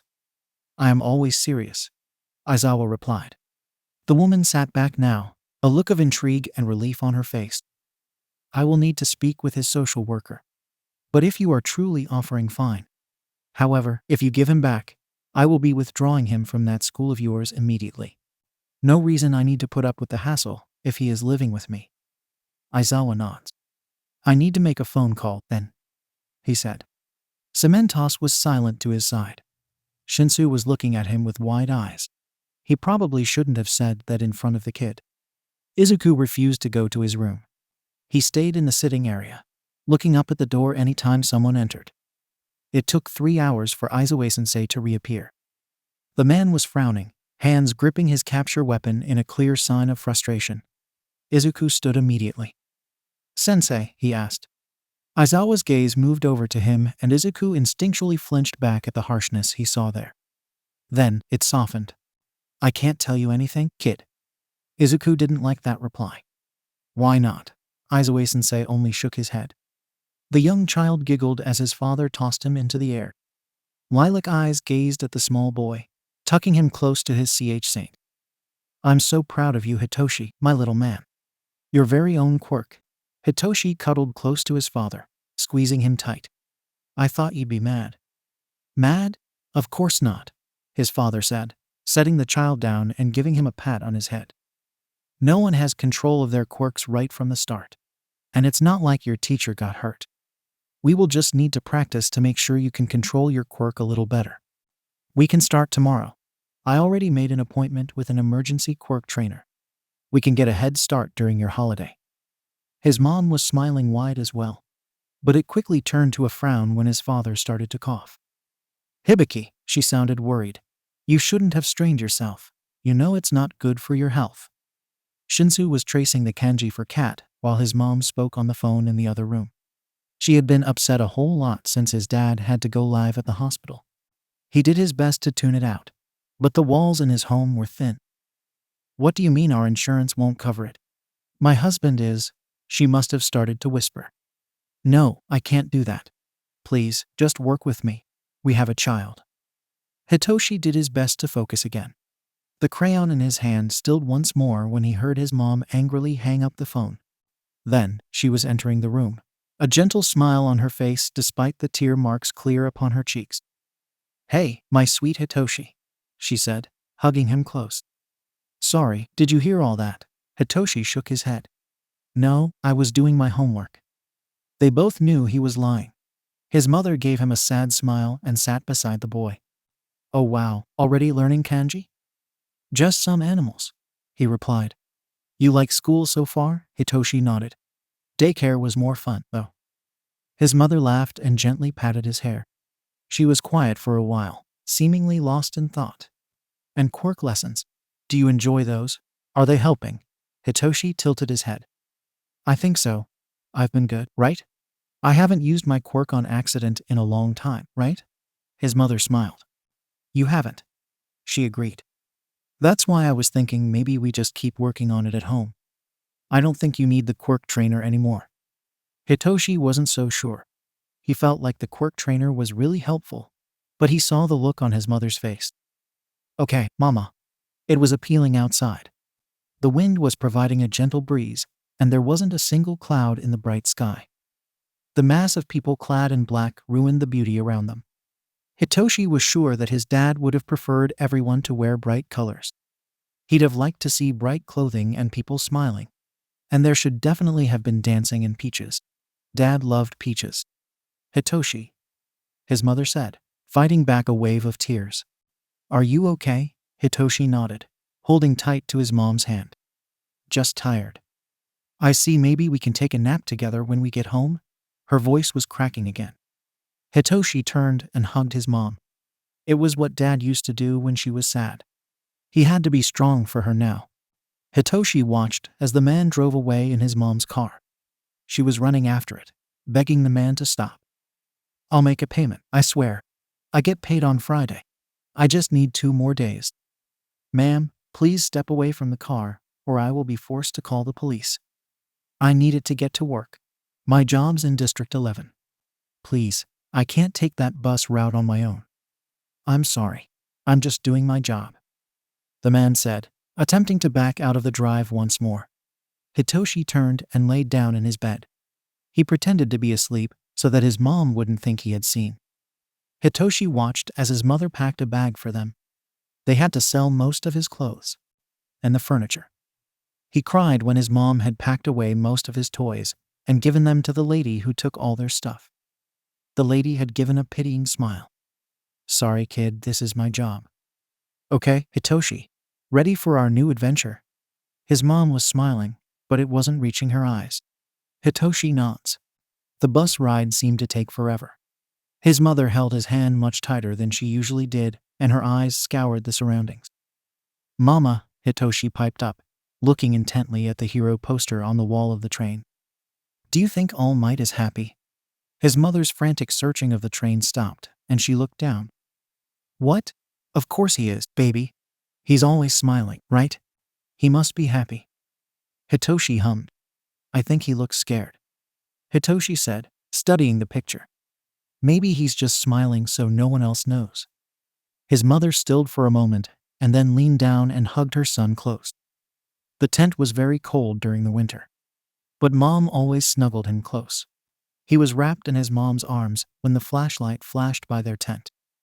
Hitoshi was half asleep and didn't understand what was happening when he was taken from her arms. All he knew was that she was crying, and that made him scared. Hitoshi started crying as well, struggling in this new person's arms. No, let me go. SHHH, it's okay, kid. I'm a police officer. I'm here to help. Hitoshi still struggled.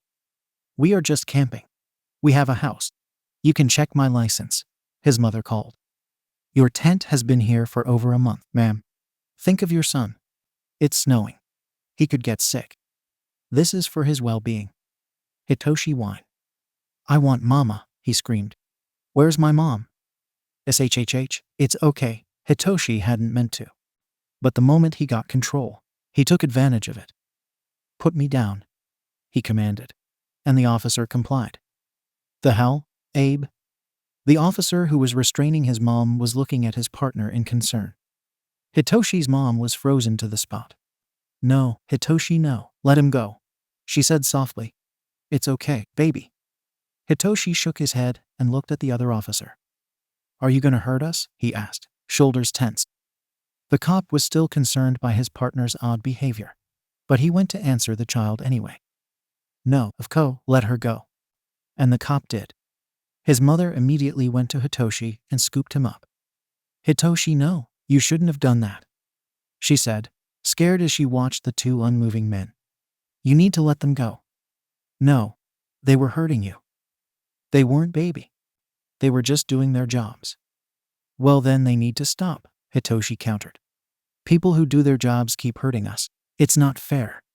Hitoshi's mom held him close and rocked the boy for a moment, openly weeping now. Oh, Hitoshi, his nose itched. He did his best to scratch it, but the mask was in the way. It was so annoying, and it was frustrating to not be able to talk. It wasn't fair. All the other kids got to talk all the time. Tears welled in his eyes and Hitoshi fell to the ground, screaming as loud as he could through his nose while he kicked his hands and feet. It was the only thing he could do to let out all the bad feelings inside now. The caretakers were on him in seconds, cooing gently and trying to soothe the little boy. "Shinsou, I know you don't like it, but it's to keep everyone safe," one of them said. Shinsou only tried to scream louder. When he had been given back to his mom, she had thrown the mask away in disgust. They had a house now. It was run down and Mom didn't let him play outside anymore. But she was allowed to keep him now. The woman looked worn down. She had been pulling triple shifts in order to afford the down payment. But at last, she was able to prove to CPS that she could provide for her son. Hitoshi, on the other hand, was looking far more positive than he had before. He was back with his mom, and that's all he needed.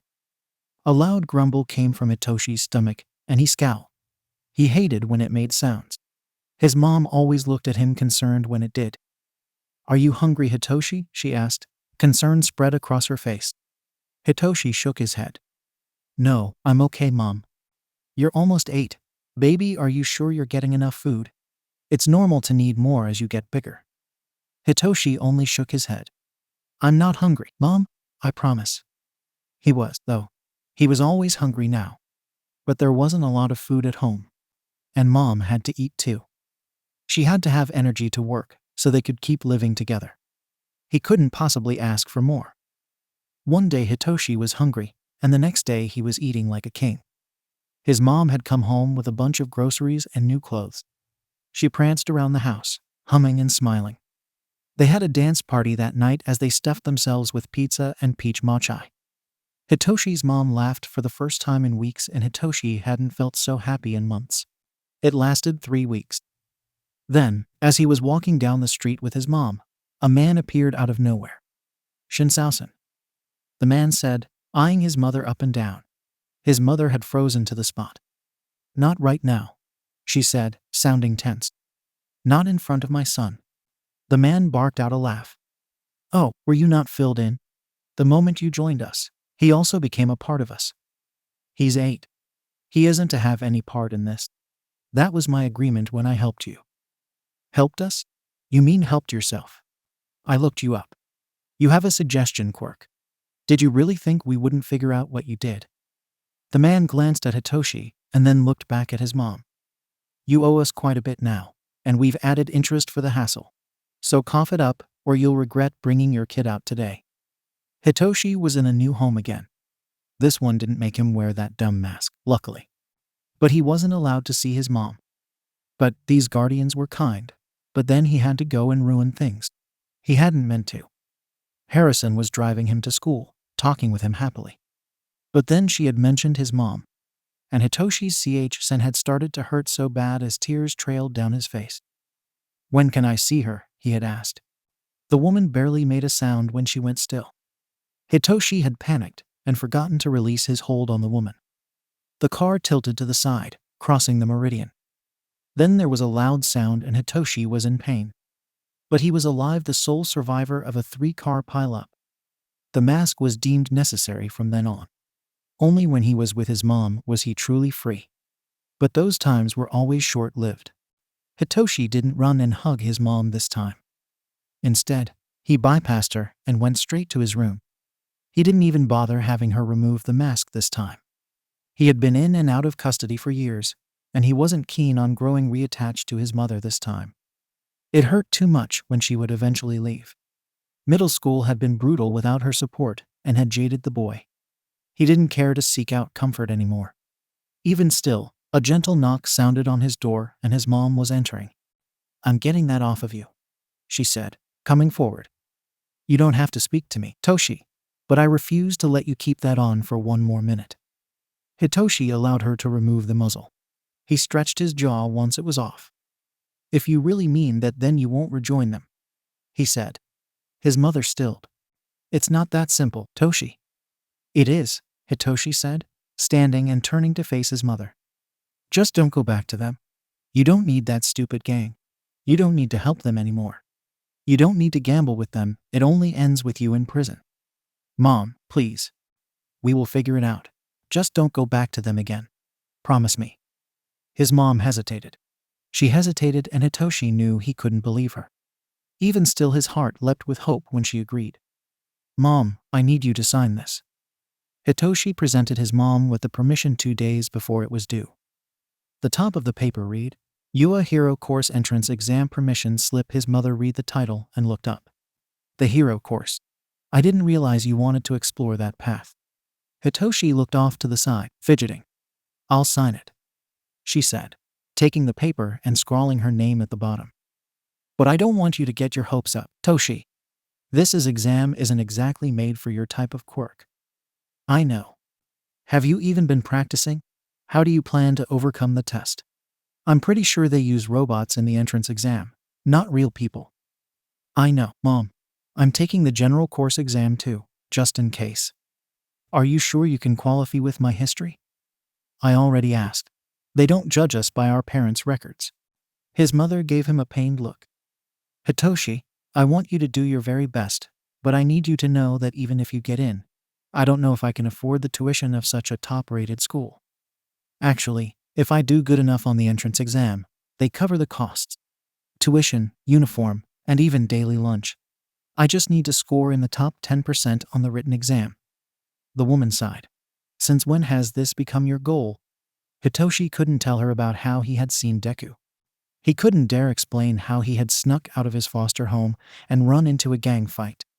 She would lose it for sure. "I'm just tired of everyone calling me a villain, I guess," he answered instead. It was still the truth. Hitoshi's mother stood and cupped the boy's face, making him look up at her. "You are not a villain," she said firmly. "And anyone who says otherwise must be blind." Hitoshi gave a weak smile in turn. "How could you do this?" Hitoshi hissed at his mom from the other side of the glass. She sat defeated, her hands cuffed as she held the phone to her ear. "I'm so sorry, Toshi. No, you don't get to be sorry this time," Hitoshi practically screamed. "You promised me. You promised you wouldn't go back to them." "We needed the money, Hitoshi." "No, we didn't," he cried back. One of the guards stepped forward and Hitoshi lowered his voice, sitting back into his chair. "They can pull me from UA if they can't find a close enough home. I'll lose my scholarships. Right as I start training with a teacher who could actually get me into the hero course." Hitoshi was shaking. "Toshi, I don't want to hear it," he said, voice cold and eyes sharp as he glared at her. "You said you wouldn't FCK up again, and you go and rob a FC King casino. Do you not see what you're doing to us? To me? Do you even care how this affects me? My life? My future? We couldn't afford food, Hitoshi. So? We go hungry for a little bit. It would have worked out. I could have gotten a job after school. We could have sold some more things. The couch, the beds, the dishes. Hitoshi." He couldn't even look at her. "I hate you," he said, voice like ice. "Don't expect any visits from me this time. I'm done." And with that, he got up and left the room, not daring to look back as his mother wept on the other side of the glass. Hitoshi looked out the window, resting his head against the glass as scenery passed him by. His foster mom was driving him to Yua. They were going to have a meeting with Aizawa Sensei, Cemento Sensei, and Principal Nezu, along with his social worker and a new one who would take over his case. Wearing the muzzle so close to school made him antsy. He had begged his foster mom to take it off, but she had refused. She didn't trust him in public. She didn't trust him around her. The gates of Yua came into sight shortly, and Heiskawasen groaned. What the hell are all these people crowding the gates for? Hitoshi went rigid, tilting his head down to hide his face. That was likely the media, trying to get a statement after the Stain incident. The gates to Yua opened up, revealing Aizawa Sensei and Cemento Sensei just inside. As soon as the car came to a stop, a wall of cement blocked in the car, leading it straight through the gates, but denying anyone else entrance. Relief washed over the teen as he was led inside, hidden from the cameras. Once safely in the gates, his foster mom parked the car and got out. Hitoshi followed suit. As soon as he stepped out into the sunlight, Principal Nezu was greeting them. Welcome to Yua, Heiskawasen. Welcome back, Shinsou. Shall we get the meeting started?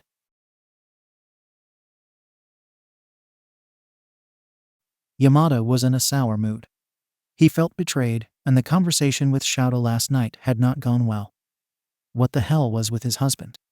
To say something so idiotic in front of Shinsou, claiming that he would take him. Izuku was one thing, but they couldn't take in every kid with a sad backstory. How many times would they need to discuss boundaries with one another? However, he understood Shota's decision the moment he saw Shinsou exit the car. A black mask was bound around his head, preventing the boy from opening his mouth. Dark memories of cold metal digging into his jaw made Yamada flinch back, a hand finding the scar that marred his face. Zashi, Aizawa said softly, jolting Yamada out of the flashback. Yamada scowled and strode forward, breaching the space between himself and Shinsou's current foster parent in less than a second. Give me the key, he demanded. The woman looked taken aback, her eyes wide as she looked at the livid hero before her. I'm sorry. The key to the muzzle. Hand it over. She glanced at Shinsou, and then looked back at Yamada. Her hands were trembling. It's just a quirk suppressor. It's for our protection. I don't care, Yamada hissed. You have 3 seconds. The woman looked like she was about to refuse. 2. She dug into her purse and brought out a key card, passing it to the voice hero. Yamada snatched it from her hand and turned to Shinsou. The boy was bright red, eyes downcast in shame as he fidgeted next to the car. It burned Yamada inside. Shinsou, I'm going to get that thing off of you, Yamada said gently, moving behind the boy. It took a moment for him to figure out how the device worked, but the muzzle was removed relatively quickly. Yamada took the muzzle, scowling at it, before he looked Hitoshi in the eye. I am going to do everything in my power to ensure that you never have to wear this again, he promised. Hitoshi had never seen Mixensei look so terrifying. It was like the man had flipped to SWCH inside himself, completely dropping the happy-go-lucky persona. The rage on his face made even Hitoshi's BLD run cold. He couldn't imagine what Heiskawasen was feeling. As the mask was removed, Hitoshi noted how Aizawa Sensei's hair was only just settling. Had he been using his quirk on Mixensei? Once he was free of the muzzle, Hitoshi took a deep breath. At the hero's words, a lump formed in his throat, but he was quick to swallow it down. Well then, shall we move inside? Principal Nezu asked, acting as if Mixensei hadn't just scared the shit out of his foster mother. Shinsou's caseworker is already inside. The meeting wasn't so much a discussion of where Shinsou should be placed, as it was the logistics of having the boy share a space with Deku. At this point, the heroes in the room were dead set on removing the boy from his current living situation, whether the woman across the table from them was breaking the law or not, of which she wasn't. Mike was tense, likely thinking of the countless children still in care that were facing the same brutalities he had experienced. Legal or not, Aizawa said. Muzzling a boy over something that happened when he was 6 is a little extreme, don't you think? Not to mention that preventing him from practicing his quirk has actually made his control more unstable. You've hindered his growth, and if this continues, you will be actively neglecting his developmental needs. Yua can help him catch up again. Mike has experience with voice-based quirks, and I'm basically a human quirk suppressor anyway. It's only logical you SWCH his custody over regardless of who is taking care of Midoriya as well. 2 foster children isn't a simple task, Mochizuki-san warned, and Shinsou isn't exactly an easy foster. Udasan Shinsou's current caseworker said. He's a runner and has multiple instances of outright disobeying his guardians. I'm sure you would do the same if the people who were supposed to love, protect, and support you decided to muzzle you anytime you were with them. Mike spat. Udasan frowned. If we can handle Midoriya, I doubt Shinsou will be an issue. Aizawa drawled, drawing the attention away from his husband's outburst. The room went silent for a moment, and then Mochizuki-san sighed. You have a good point. The woman tapped her pen on the table, thinking. As of right now, despite my fears of Midoriya not handling a new foster sibling well, I think Aizawa-san is correct in saying that Shinsou would thrive in their care. I will allow this on my end. The adults exited the room one by one. Shinsou watched them, trying to find any hint of what they had decided. Yamada-sensei was the first to approach him. Well, little listener, I hope you packed your things because I'll blow out someone's eardrums before I allow you to return to that place. The man was using his cheerful tone despite the threat. Shinsou couldn't stop the bewildered snort he let off. Aizawa-sensei sighed from behind the blonde. Watch it, Mike. They can still hear you. Aizawa had a grin on his face though. Victorious. It was only then that it truly registered. I don't have to go back. He didn't trust himself to ask it as a question right now. It was decided that you would best thrive under different care. Aizawa agreed. Yamada and I will have legal guardianship over you from here on. At least until your mother is released again. That DMN knot in his throat came back with a vengeance. He nodded again. My bag is in the car. He managed to choke out. I'll show you to your new room then. Yamada-sensei said, motioning for Shinsou to follow. Aizawa will grab your stuff for you. Hitoshi wasn't even cognitively aware of the walk to the dorms, his sleep-deprived mind still trying to catch up. One moment he was in the halls, and the next, he was standing before a large dorm surrounded by forest. A dorm. Yeah, the teachers stay here when necessary. Because of Izuku, Sho and I pretty much live here permanently now. Hitoshi blinked at the information. Right. Izuku lived with Aizawa-sensei. They would be foster siblings now, wouldn't they? You all right? Yamada-sensei's voice was surprisingly quiet and gentle. Hitoshi had stopped mid-step to look at the building.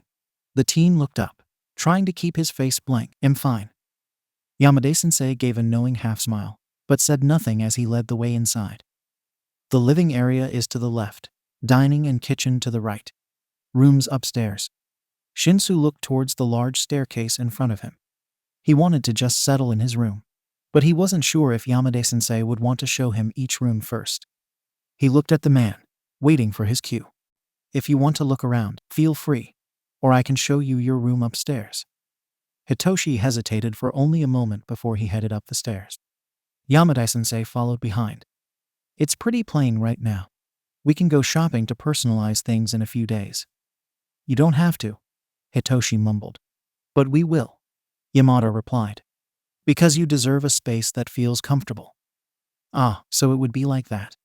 Great. Plenty of uncomfortable silences were ahead of him. Then, Yamada-sensei stepped in front of him, leading him to the second-to-last door on the left. Inside, a queen-size bed sat in the middle of the room. 2 side tables and a large dresser were also inside. Despite all the large furniture, there was still plenty of room to walk around. Holy shit! Yamada snorted at the exclamation. Shinsou flushed in turn and bowed his head in apology. Sorry, sensei, I just wasn't expecting it to be so plus ultra, Yamada asked, allowing himself to drop his hero persona and stay calm. Take a bit to relax. You had a long night, I'm sure. We can talk more a little later. Yamada turned to give the teen his privacy. Yamada-sensei. Shinsou called out. Yamada turned and raised a brow. Thank you for offering to foster me. Yamada nods, gives a gentle smile, and then heads out of the room. Morning lessons had just concluded and Deku was itching to get away from his classroom. All he could think of was Hitoshi, and the empty chair to his right seemed to taunt him. Anzai's literal taunts weren't helping either. He took a shortcut down to the main lobby, beating a majority of the crowd. That was when he saw her. Izuku's breath caught in his throat. His heart seemed to still, and the world started to cave in around him. Mochizuki-san was standing in the entrance hall, speaking with Nezu and Aizawa-sensei. Izuku's knees would have given out if the Deku side didn't immediately take charge. "Why are you here?" Deku growled, low in his throat. The few students in the area, all second and third years by the looks of it, stopped in their tracks, Deku's fear-fueled rage palpable in the air. Nezu turned to Deku and raised a scarred brow. "She isn't here for you, Midoriya. Please return to your daily routine." Deku didn't move from his spot. He didn't trust the two of them together. He didn't trust that whatever they were speaking of didn't have to do with him. Why else would she be here? "She's here for Shinsou," Aizawa-sensei said calmly, giving Izuku a level stare that calmed him almost immediately. "Shinsou?" Izuku spoke slowly, his mind taking a moment to understand exactly what Aizawa-sensei had said. "Is he okay?" "He's fine," Aizawa-sensei answered. "You need to get lunch before your next class." "No," Deku said, standing straighter once more. "No. Where is he? You can't just tell me he's fine. What happened? What's going on? What does she have to do with any of it?" he hissed, glaring at Mochizuki-san again. "It's not the time, Deku. I promise I will tell you more later," Aizawa-sensei said again. Despite his calm facade, Deku could hear an underlying tone. It made him uncomfortable. "Tell me now," Aizawa-sensei sighed. "Perhaps you can email me the rest of the details," he said to the woman. Deku bristled at being ignored. "Details of what? What happened to Hitoshi?"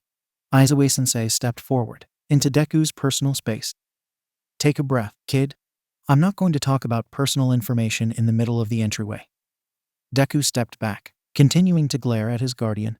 "Then let's go somewhere private, and you can finally share whatever it is that you're hiding."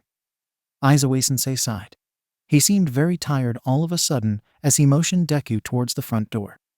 Deku hesitated. He didn't want to get any closer to Mochizuki-san, of whom stood between Deku and the door. She was watching them with concern written all over her face. Her hands fiddled with her watch.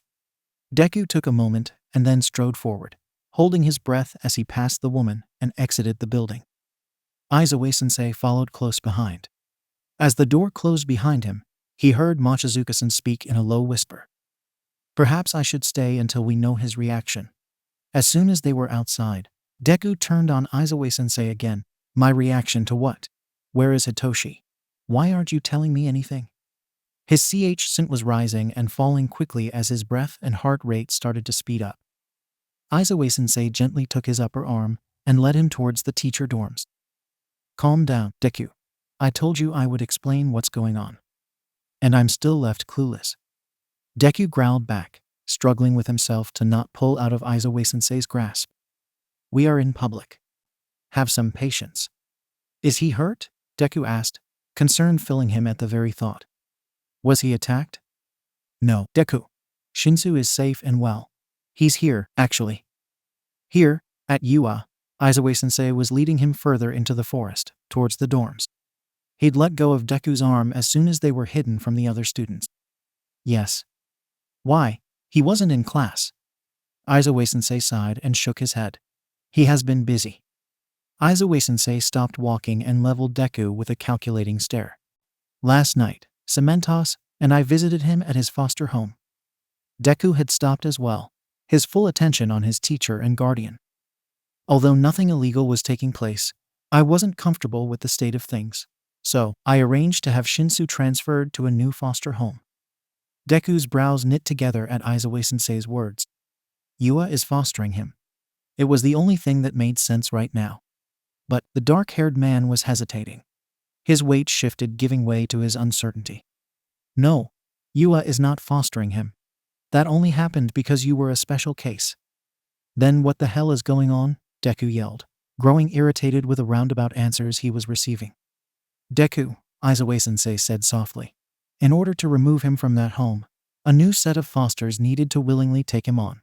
So, Yamada and I took over Shinsou's custody." Izuku stilled, taking a step back when he finally understood why Aizawa-sensei had been hesitating. It was the only logical option. Right? Izuku's mind felt numb all of a sudden, like he was falling into a deep sleep while still awake.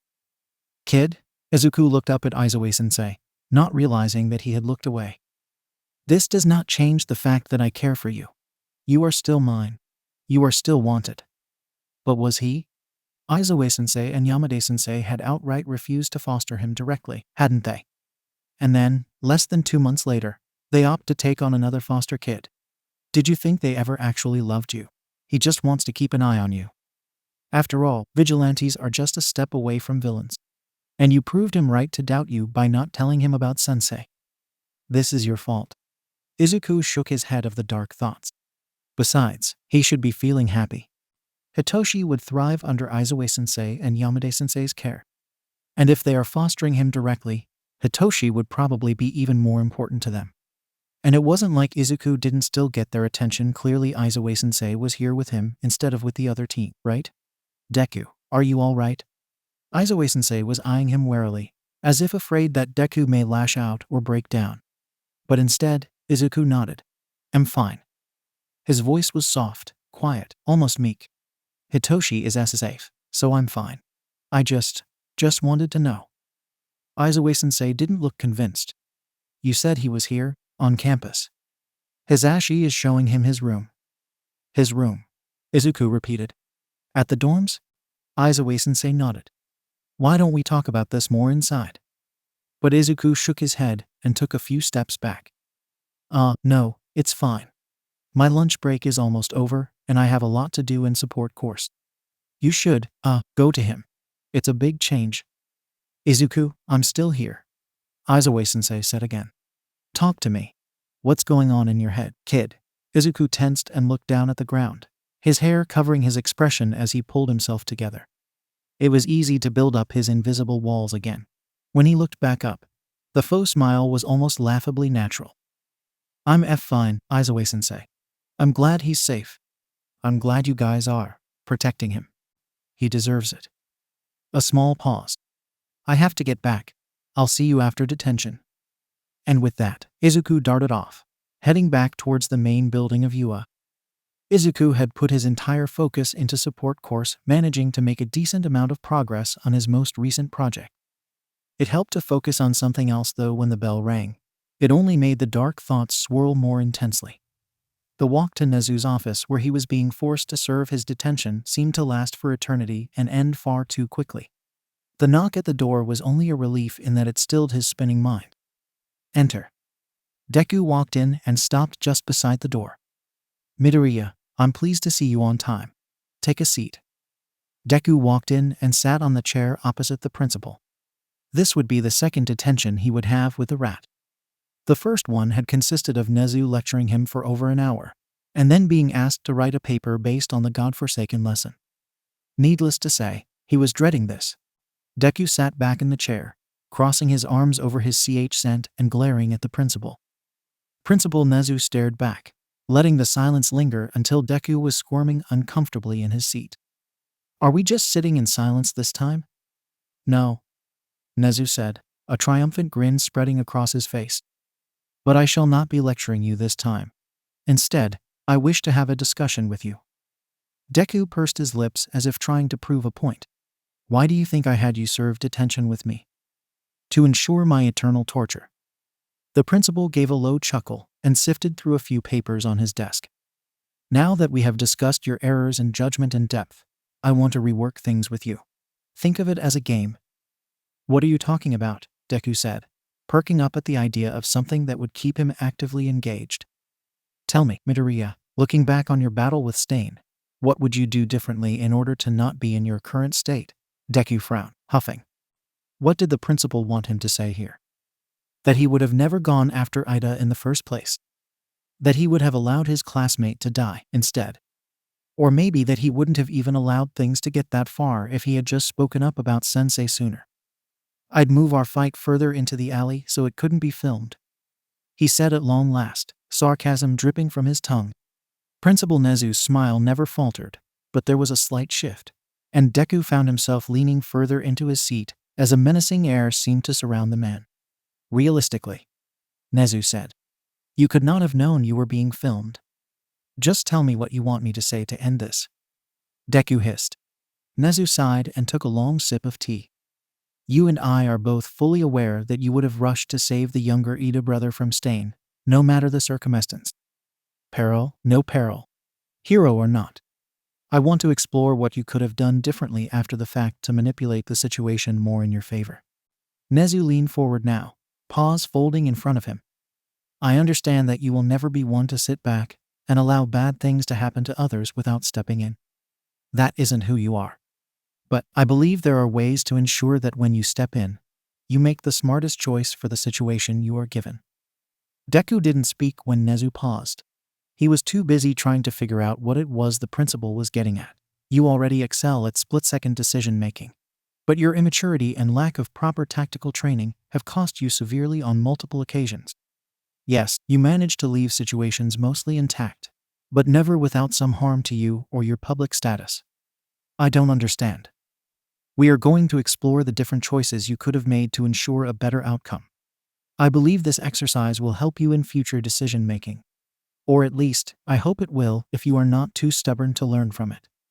It was nearly 19 and Deku was pacing the room, mind running through different options as he tried to figure out the right course. If I sent out a proper message, it would have changed to many variables by this point. By the time Todoroki showed up, surely other heroes would have arrived as well. The battle would have been completely different. You cannot be sure of that. Namu were attacking.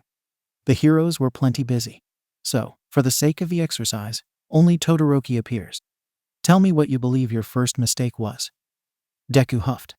I tripped over Ida. Nezu nods. And the reason? Todoroki shocked me. I had thought it was another attacker for a moment. So you opted to put yourself further into harm's way. I didn't trip on purpose, Deku seethed. And yet you could have prevented doing so on purpose. You must be aware of your surroundings at all times. Keep a map in your mind of the terrain. I'm not like you. I'm not some insane genius. Deku hissed. Nezu looked unamused. Do not underestimate your mental capabilities, Midoriya. The principal sighed and looked at the clock.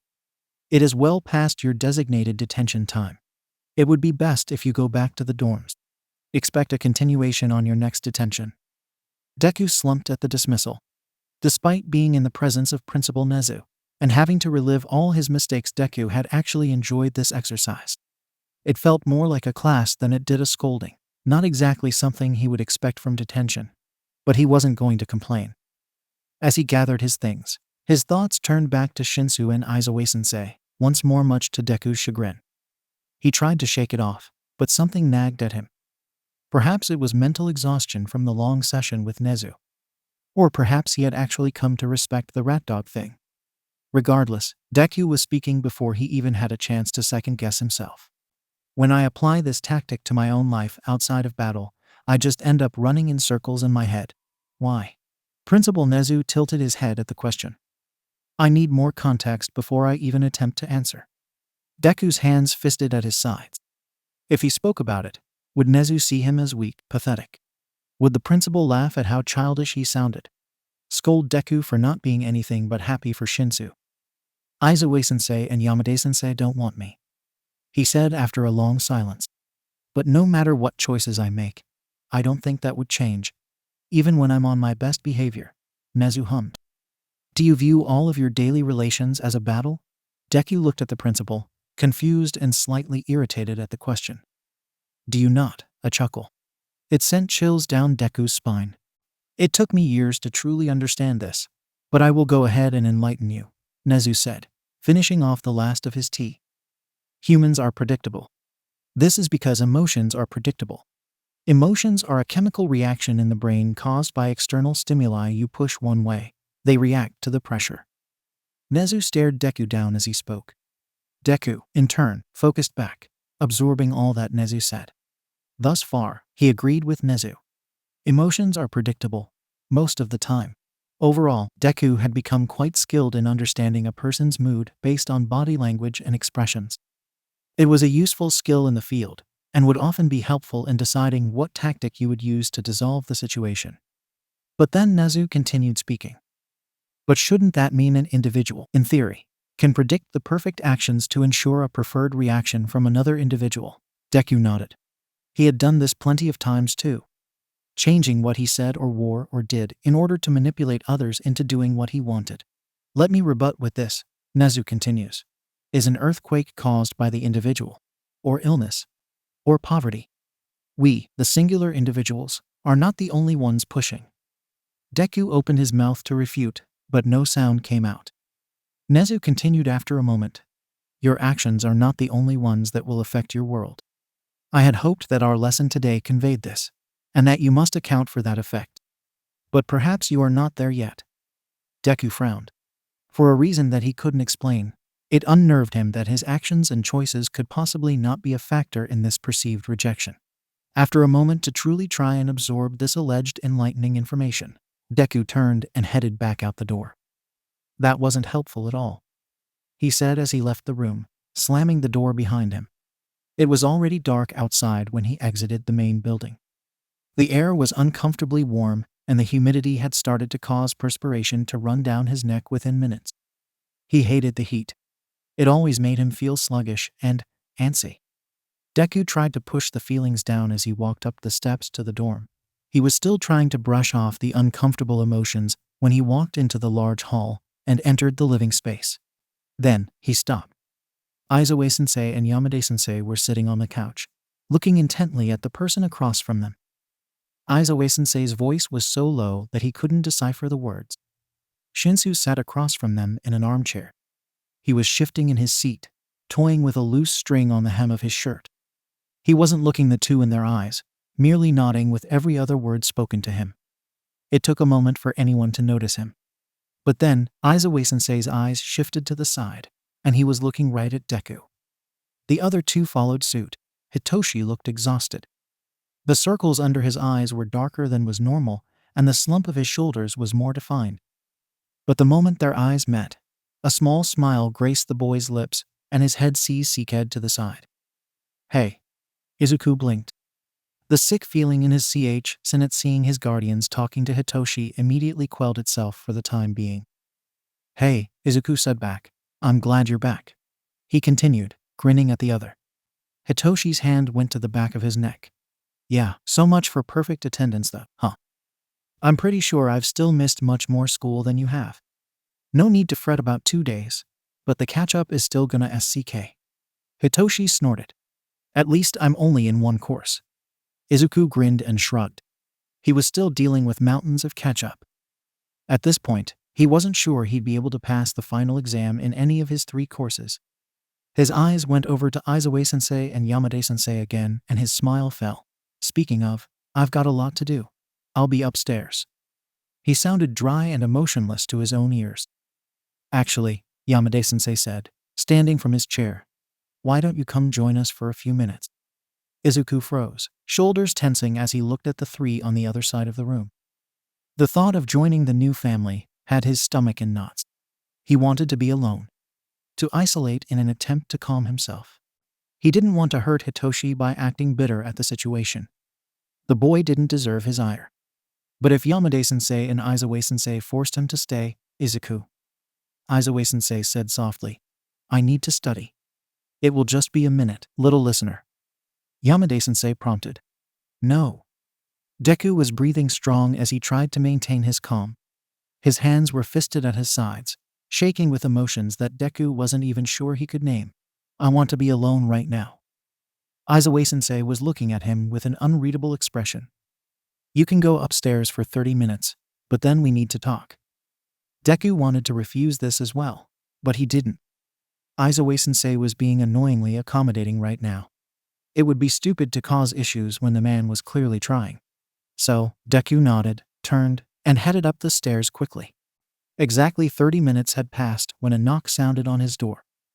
Izuku was face down in his bed, hands pulling at his hair as he did his best not to scratch. He felt out of control, and he hated it. He wanted things to just be easy, simple. But he had ruined that by not telling Aizawa-sensei about Stain. He had destroyed the trust that Aizawa-sensei had built with him. And then they had gone and gotten a different kid to fill up their time with. Is an earthquake caused by the individual? We are not the only ones pushing here. Deku shook his head of Nezu's voice, and then sat up as the door to his room opened. It's been 30 minutes. Aizawa-sensei said softly. Ready? No. Deku replied, FSTNG the sheets underneath his hands. Aizawa-sensei sighed and stepped in the room, leaving the door ajar. What's going on in your head, kid? You don't want me. The words tumbled out of his mouth before he could even think. We do want you, Aizawa-sensei said immediately. You don't. You said so at the hearing. You couldn't take me. Aizawa-sensei sighed and Deku bristled. I'm not wrong. That's what you said. You said you couldn't take me on. But then you choose to foster Hitoshi in less than a day. You didn't even have to think about it. The circumstances are completely different. The man said. It doesn't feel different. Deku spat back. If you are ready to foster, then foster me. Aizawa-sensei, I know I messed up. I know I should have told you about sensei. But I wrote all the notes for the commission. I'm not complaining about my detentions. I won't hide anything that important again, I swear. Deku, it's not, it is. Deku cut off his guardian. It is that simple. You said you couldn't foster me because of personal things. But then you foster Hitoshi, so you could foster me. But you aren't. You won't. Doesn't that mean you don't want me? The circumstances were different. Aizawa-sensei replied softly. There wasn't another choice with Shinsou. Bullshit, Deku said, standing from his bed now. That's bullshit, and you know it. They were withdrawing me from school. Deku jumped at the new voice, spinning around to look at the door. Hitoshi was standing in the hall, looking into the room. I had to be out immediately, or I'd lose my spot at UA. Deku hesitated, hands shaking by his sides. He hadn't meant for Hitoshi to hear him. He hadn't wanted the other teen to see how upset he was. He didn't want to make Hitoshi feel unwelcome. And yet, Nezu would have kept a spot for you. Deku, Aizawa-sensei sounded exasperated. Am I wrong? Deku asked, looking back at the man for a moment before turning back to Hitoshi. It's not that I don't want you here. I'm not upset with you. In fact, I'm glad you're here. It's just… Deku put his head in his hands, trying to organize his thoughts. I just need them to be honest. Why did you choose Hitoshi over me? They were muzzling me. Deku looked up sharply, horror clear in his expression. You don't need to share anything you don't want to. Aizawa-sensei said softly, looking between the two boys. Hitoshi waved the teacher off, focusing on Deku. It didn't have anything to do with you. They took me on as a foster kid to keep me from having to put the muzzle back on again. That's all. Hitoshi's face was bright red with a flush. His hands fiddled with the hem of his shirt and his eyes glancing off to the side as he spoke. Izuku didn't know how to respond. He sat back down onto the bed, reworking his view of the situation now that he had all the information. Oh, was all he could think to say. Aizawa-sensei took a breath and then reached over to run a hand through Izuku's hair. He hesitated for a moment to give Izuku time to pull away before he made contact. I'm not abandoning you, brat. Do you understand now? Izuku nodded, looking down at his lap. Yes, he murmured. Aizawa-sensei tousled his hair slightly. Let's go talk with Azashi. There are some ground rules we need to go over now that you both live here. Then you need to eat dinner. Detention doesn't excuse you from meals. Things were nearly exactly the same. The rules, the consequences for breaking the rules, the schedule, the expectations, all the same. But now, Izuku had someone his own age living right next door. Someone to study and train with. Someone to relax with. Well, they had yet to relax together, but Izuku assumed it would happen at some point. The boys were studying in the sitting room the day before finals. Izuku had been working nonstop to catch up on all 3 courses and was quickly losing his patience with the overload of material. Hitoshi, on the other hand, was idly working through a few flashcards. This is impossible. I'm going to fail. Izuku mumbled to himself for the second time in the last 10 minutes. Impossibility is but a mindset, Midoriya-kun. Nezu said, strolling through the open door of the sitting area. Deku immediately tensed. I thought I was free of you for the day. He grumbled, sitting back with a glare. The last attention had not gone great in Deku's book. The DMN rat had nitpicked every action Deku had taken when he had battled Sensei down to his choice of fighting stance. It had irked the teen to no end. To make it worse, Deku was now expected to explain why he had SCK so bad. What had originally been an intriguing way to learn from his mistakes had quickly become a frustrating exercise in humility. I am simply making my rounds. Nezu responded cheerily. How are you, Shinsou-kun? Settling in? Hitoshi gave a small nod, opting not to say anything. Good, Nezu chirped. Now, what has you looking so glum, Midoriya-kun? Nezu said, turning back towards the green-haired boy. Deku frowned. He couldn't tell if the principal was sincerely asking, or if he was trying to set him up to look like an idiot. Well, studying for 3 finals when I've missed a good bit of class isn't the easiest thing in the F-seeking world, now it is? Nezu raised a brow and tilted his head. Ah, I see. If I may ask, why are you studying for 3 finals? Deku looked at the principal blankly.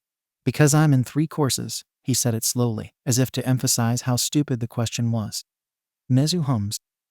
Perhaps I wasn't as clear as I needed to be with your teachers. Deku's brows knit together. You will only be taking the general studies final. You will also need to turn in a final project for support course, but that I believe is a given. Deku's mouth fell open. What? You need only study for your morning course. Why? Nezu chuckled. Do you want to take 3 finals? Deku shook his head quickly. Then does the reason why matter? Aizawa rubbed at his eyes with a groan. He had been working for hours without a break, trying to finalize the final matches between students and teachers. But no matter how he moved the kids around, there was always an issue with placement, specifically in reference to a particular green-eyed brat. Deku was an anomaly in the class. He was skilled in stealth and hand-to-hand.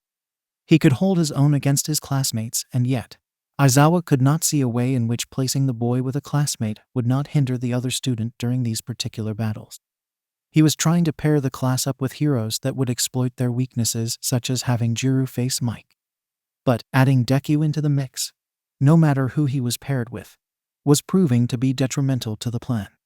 Unless, there was always Bakugo. But Aizawa couldn't find it in himself to make that pairing. Not when things were so unstable right now. Aizawa-san, you look troubled. Aizawa looked up, turning his head to find Nezu standing next to his desk. It always amazed Aizawa how the principal could so easily sneak up on him. Nezu crawled up Aizawa's leg and then sat on his shoulder, looking down at the paper Aizawa had been writing on. I'm trying to pair the students up for finals. Nezu hummed. I see. Well, perhaps this will help. Midoriya will not be taking the hero course finals, written or practical. Aizawa blinked and then sat back, running a hand through his hair. And why would that be? It would be cruel to make him take 3 finals. Besides, he has missed too many hero classes for him to reasonably be tested on the material.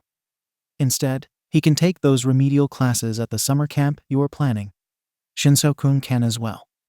And you decided to wait until the night before finals to tell me. I had mentioned it in the email I sent out 2 weeks ago, though I may have not been clear enough. Alas, my due diligence can sometimes be a hindrance. I forget that most of my staff merely skim the emails for important information. Aizawa rolled his eyes. Of course they skimmed the emails. It was ridiculous to read through 10 pages of nonsense. Besides, the principal usually sent out smaller emails for the things he deemed important. And does the brat know this? He's been doing nothing but study for days. I just spoke with him. Nezu said cheerily. Aizawa eyed the principal. You waited this long just to torture him? Nezu laughed and shook his head. I would never. It was merely a lapse in judgment and a lack of proper communication. Aizawa rubbed at the bridge of his nose. I'm heavily doubting that. Nezu hummed and then shrugged. I can't change an opinion. But even if I had done so on purpose, is studying a little stronger for a few days really so detrimental? Aizawa gave the principal an exasperated look. Well, I should finish my rounds. Have a nice evening, Aizawa-san. Final exams passed quickly. The kid had seemed relieved to only be taking 1 exam, but was, at the same time, disappointed at missing the hero course practical. He was especially irate when Aizawa revealed that he would now be taking remedial courses with those who failed. I didn't fail, though. I didn't even get a chance to try. Deku complained at Aizawa once more, leaning over the chair that the teacher was sitting in. You missed too much class. You would be taking remedial courses regardless. But I already know most of the stuff you'll be teaching. No, Deku, Aizawa snapped, turning to look the kid in the eyes. You are taking the remedial courses, and if you continue to pester me and waste my time, I'll add even more work to your plate during the camp." The teen backed down, slumping as he moved away from the chair to put distance between himself and the teacher. Aizawa sighed and glanced around the room. The few teachers who were around were ignoring Deku's antics and focusing on their own work. Shinsou, who had been watching Deku's display in silence, turned back to the book he had been reading. He had strongly spoken since his move into the dorms, opting to merely be present and observe. Aizawa hoped to see the kid relax more, but he had a feeling it would take Shinsou some time to adjust. Deku hadn't been as welcoming to the other teen either, much to Aizawa and Yamada's disappointment. The kid wasn't being cruel by any means, but both boys were keeping a greater distance from one another than what was normal. "Sensei." Aizawa looked up quickly when Shinsou spoke, not expecting the other to start a conversation right now. The teen looked Aizawa in the eyes for a few moments before continuing. Shinsou paused, eyes darting around the room as he attempted to word things correctly. "I'll be here with the other teachers while you go to camp, then." Aizawa tilted his head to the side in confusion until he finally understood. The kid didn't know. "Shinsou, you are coming with us. When you came under mine and Izashi's care, we were able to enroll you in the hero course." Shinsou didn't look surprised other than a slight widening of his eyes. Deku shifted in the corner of Aizawa's eye. "But if you would prefer to stay, Zashi is staying at the dorms so he can do his talk show. But I would highly suggest you attend. You are already a semester behind." Shinsou nodded. "Yes, Aizawa-sensei." He hesitated, looking like he wanted to say more. Aizawa motioned for the boy to continue. I need supplies. For the trip." Aizawa nods. "The class planned to have an outing at the mall next Sunday in order to prepare. You are welcome to go. You can get to know the other students of one better." "Can I go?" Aizawa looked over at Deku, of whom was leaning forward with hope and curiosity. "I'm still working things out with Nezu." Immediately, the kid's face dropped. He sat back, leaning against the couch with his shoulders slumped. "Well, can we go out tomorrow? Just me and you?" Aizawa hesitated, mouth open for a second too long. The kid spoke again before Aizawa could start. It's my birthday. Not that it matters, but maybe it would be okay for a special occasion. I've gone out before." Aizawa hated the words he had to say next. "I will have to check with Nezu." "Right?" The words were hissed. Deku stood up suddenly, immediately heading for the door. "I'm going outside." That wasn't a no. Aizawa started, only to be immediately cut off as the kid whirled around and glared at the teacher. "Just forget it. I don't want to go anymore," he said, hands shaking by his sides. Aizawa stood, slowly and calmly. "It's your birthday. I'm sure Nezu won't mind. I just don't want to give you a definitive answer until you talk with my legal guardian." Deku spoke over Aizawa. Aizawa sighed. "Yes. Don't even bother. Just take your own kid instead. He's less hassle," Deku snarled. "Deku." Aizawa spoke his name in warning, but the kid was already running out the door. Aizawa sighed and rubbed at his temple before glancing at Shinsou. The kid had sunken into the chair uncomfortably, book held close to his face in an attempt to hide away. "Shinsou," Aizawa started. The kid immediately stood up. "It's fine. I know he doesn't mean anything by it. I'm going upstairs." Aizawa opened his mouth to say something, but quickly closed it when no words would come to mind. Deku's body was hot, his brain fuzzy with a mix of uncomfortable emotions. Anger, defeat, sadness, guilt. He was running as soon as he was outdoors. He wasn't going in any particular direction, he simply needed to move. To exhaust himself so that his skin would stop burning and his saint would stop feeling so empty.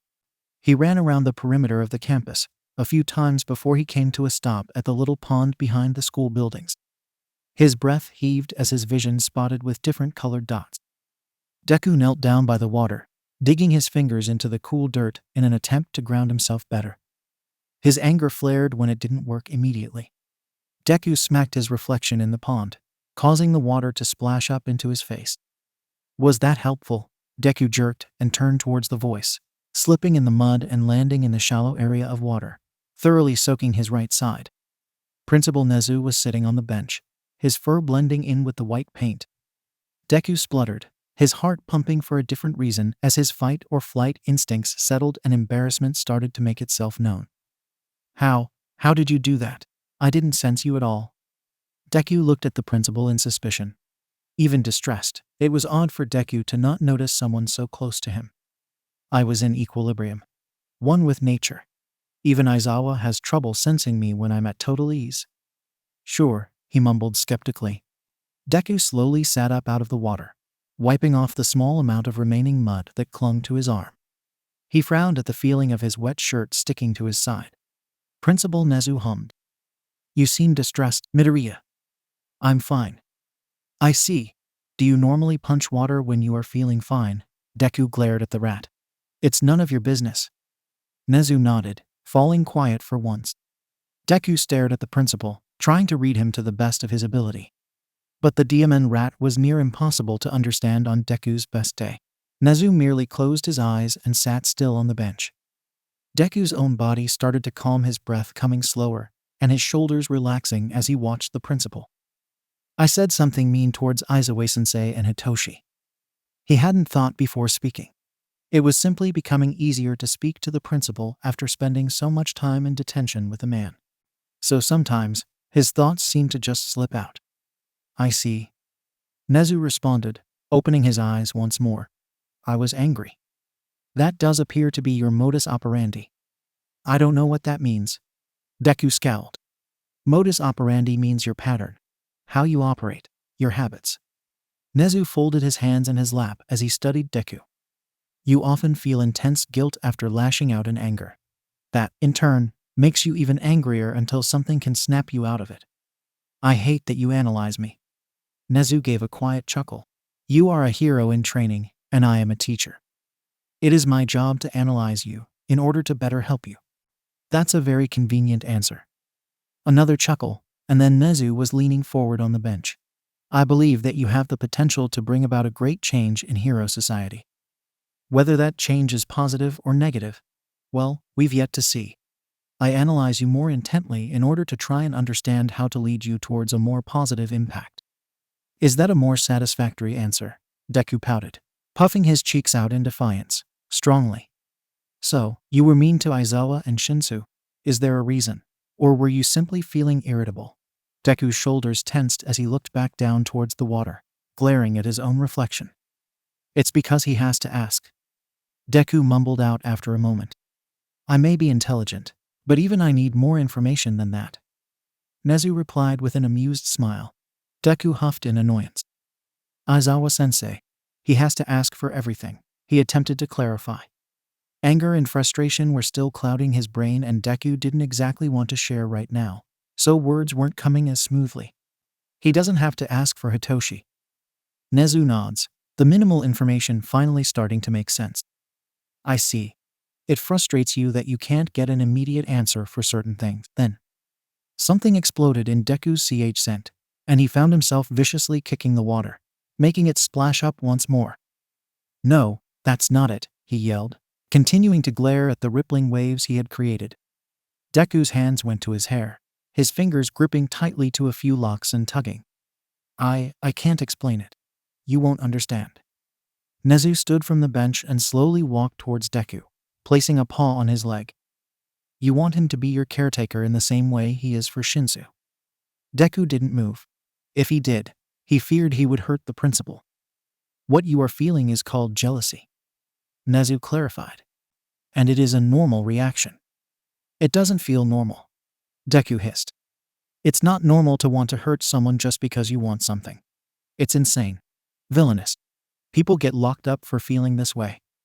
No, Midoriya. People who act on their jealousy and anger and frustration, those who cause irreparable harm, get locked up. But every human and most animals feel jealousy quite often. They have simply learned to manage the feeling. Deku gave a frustrated sigh and sat back down in the grass. So I'm inept, then, because I sure as hell can't manage it. You have never been taught to. Aizawa had given the kid some time to calm down, and then went out to look for the boy. It took him almost 15 minutes before he came across the kid sitting with Principal Nezu. Aizawa approached slowly, making sure to alert the other two to his presence. Deku turned around first, eyeing Aizawa up and down. He was tense, his shoulders raised like the hackles on a cat. "Aizawa, out for an afternoon stroll?" Nezu asked in greeting. "Midoriya and I were just having the most enlightening conversation. I understand he wants to go out tomorrow and go to the mall with the class next weekend. I see no reason why he can't do either. While you are off campus tomorrow, I do have an errand I will need you to run." The principal patted Deku's head, of which Deku quickly swiped at the gentle caress, shooting the principal a warning glare. Then, Nezu made his way to Aizawa, crawling up the man's leg and settling on his shoulder. "Let's head inside to talk. I'm feeling a little chilly."